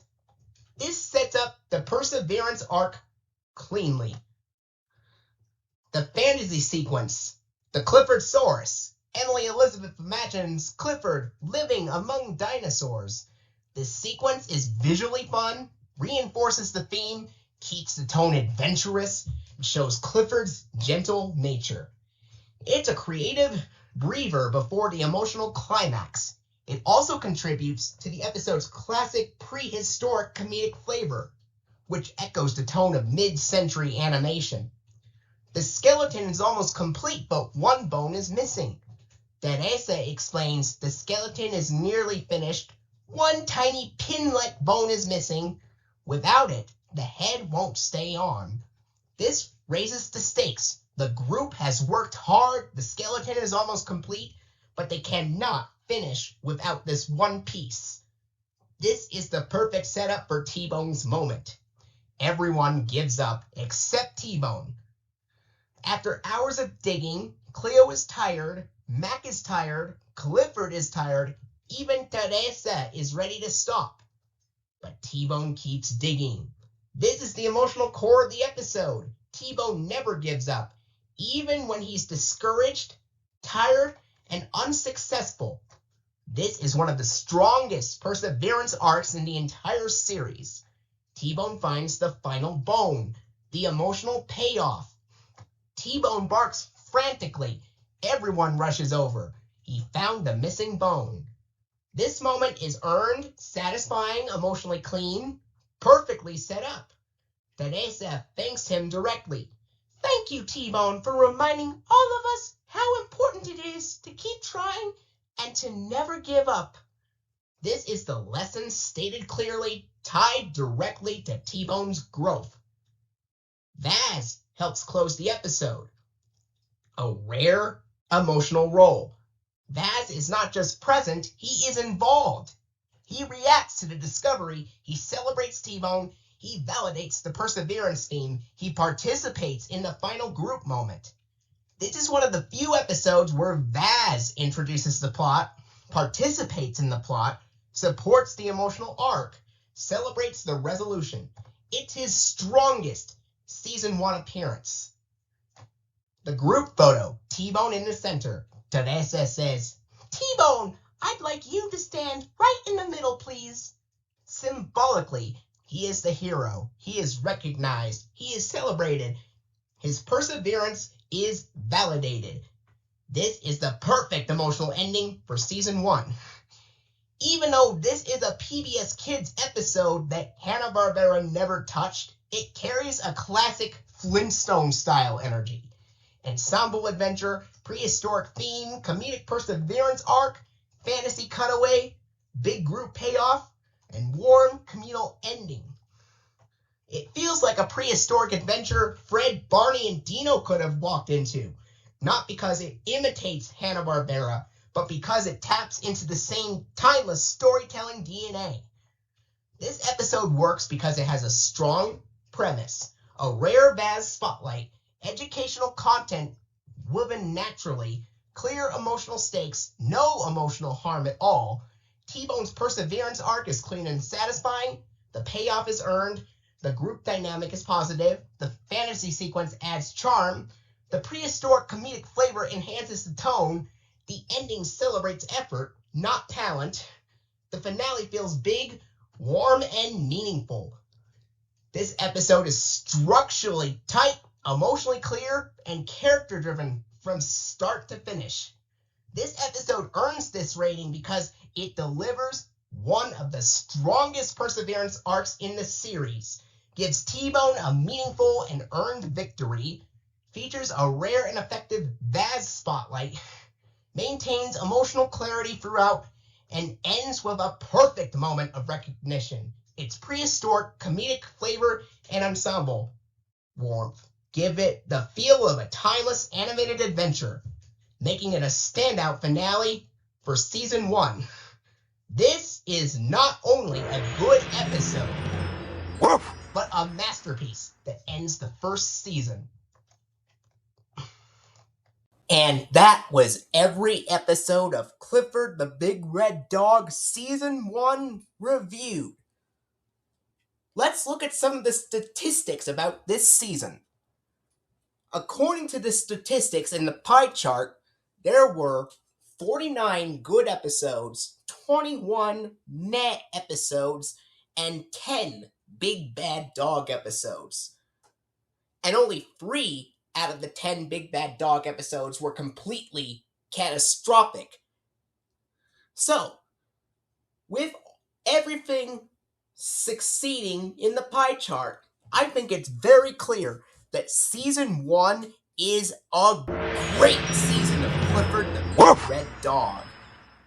It is a really, really great PBS Kids show. And I would highly recommend watching the series if you haven't already.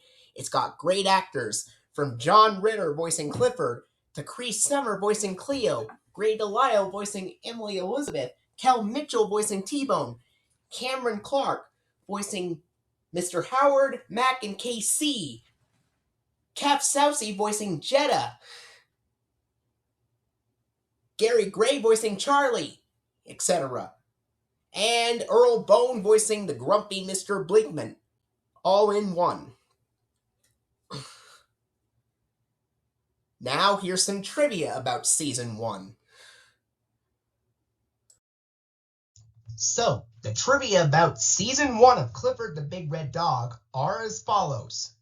Charlie, voiced by Gary Gray, announces the funding credits this season, with grants from Ready to Learn, U.S. Department of Education, and Corporation for Public Broadcasting in the first part of the funding credits, and public television viewers in the second half of the funding credits.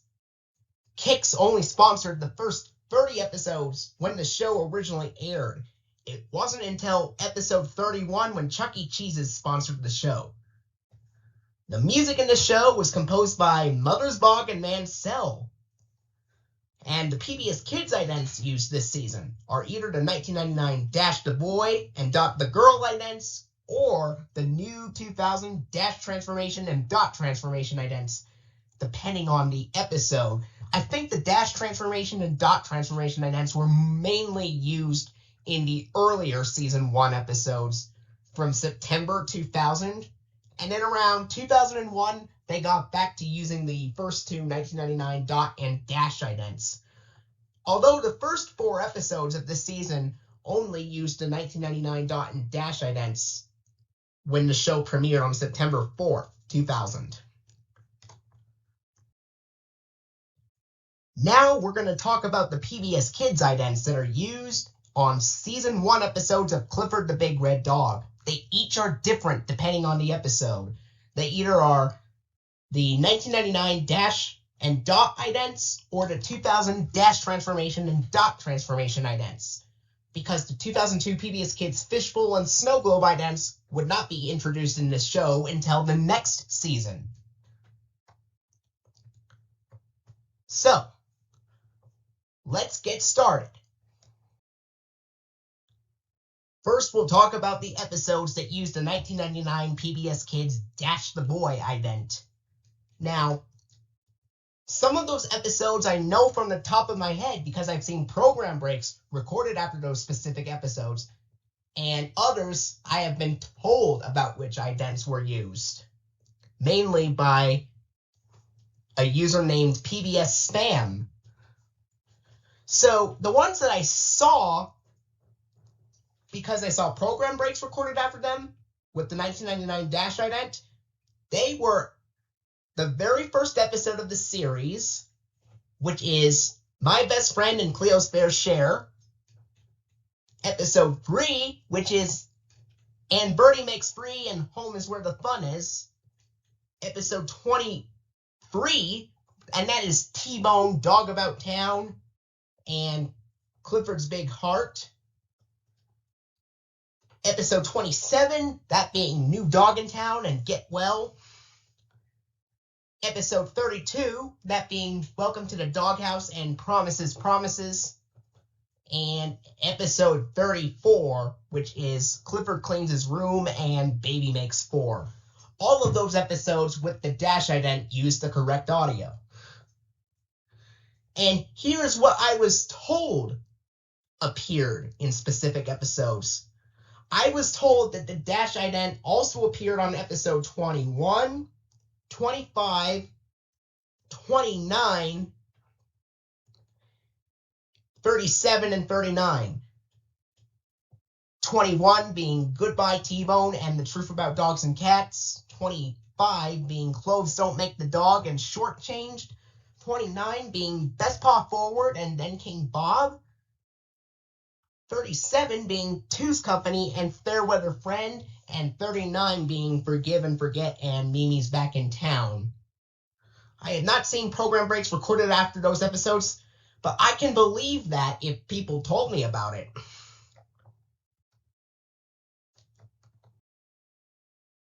And as for the 1999 Dot ident, I know I've seen program breaks recorded after some episodes with the Dot ident. The ones that I have seen recorded after program breaks of those specific episodes with the Dot ident,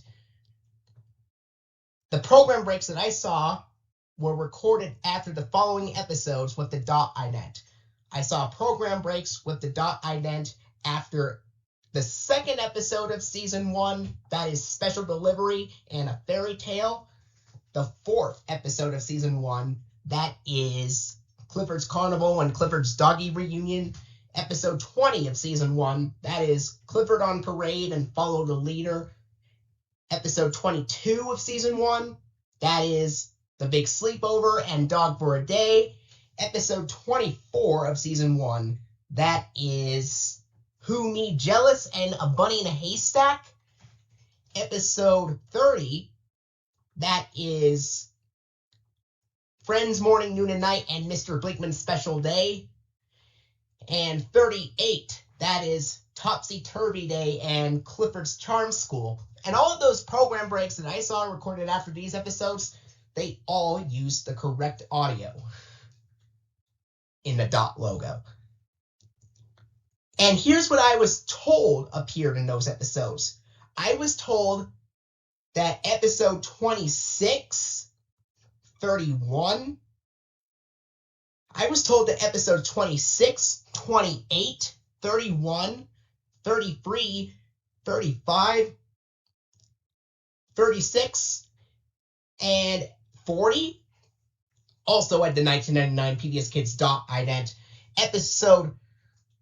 Episode 26 being the Kibble Crook and Screaming for Ice Cream.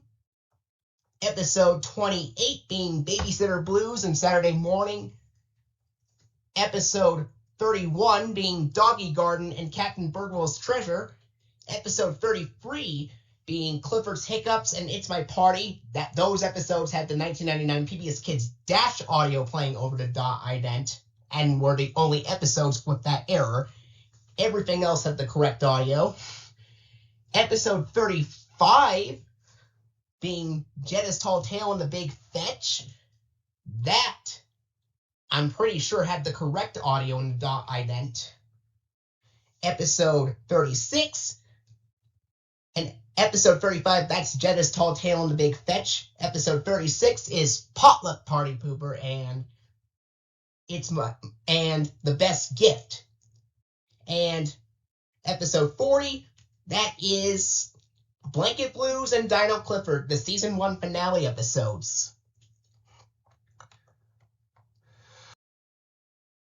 Now, for the PBS Kids Dash Transformation ident from 2000, I have seen program breaks recorded after most of those episodes with the Dash Transformation ident.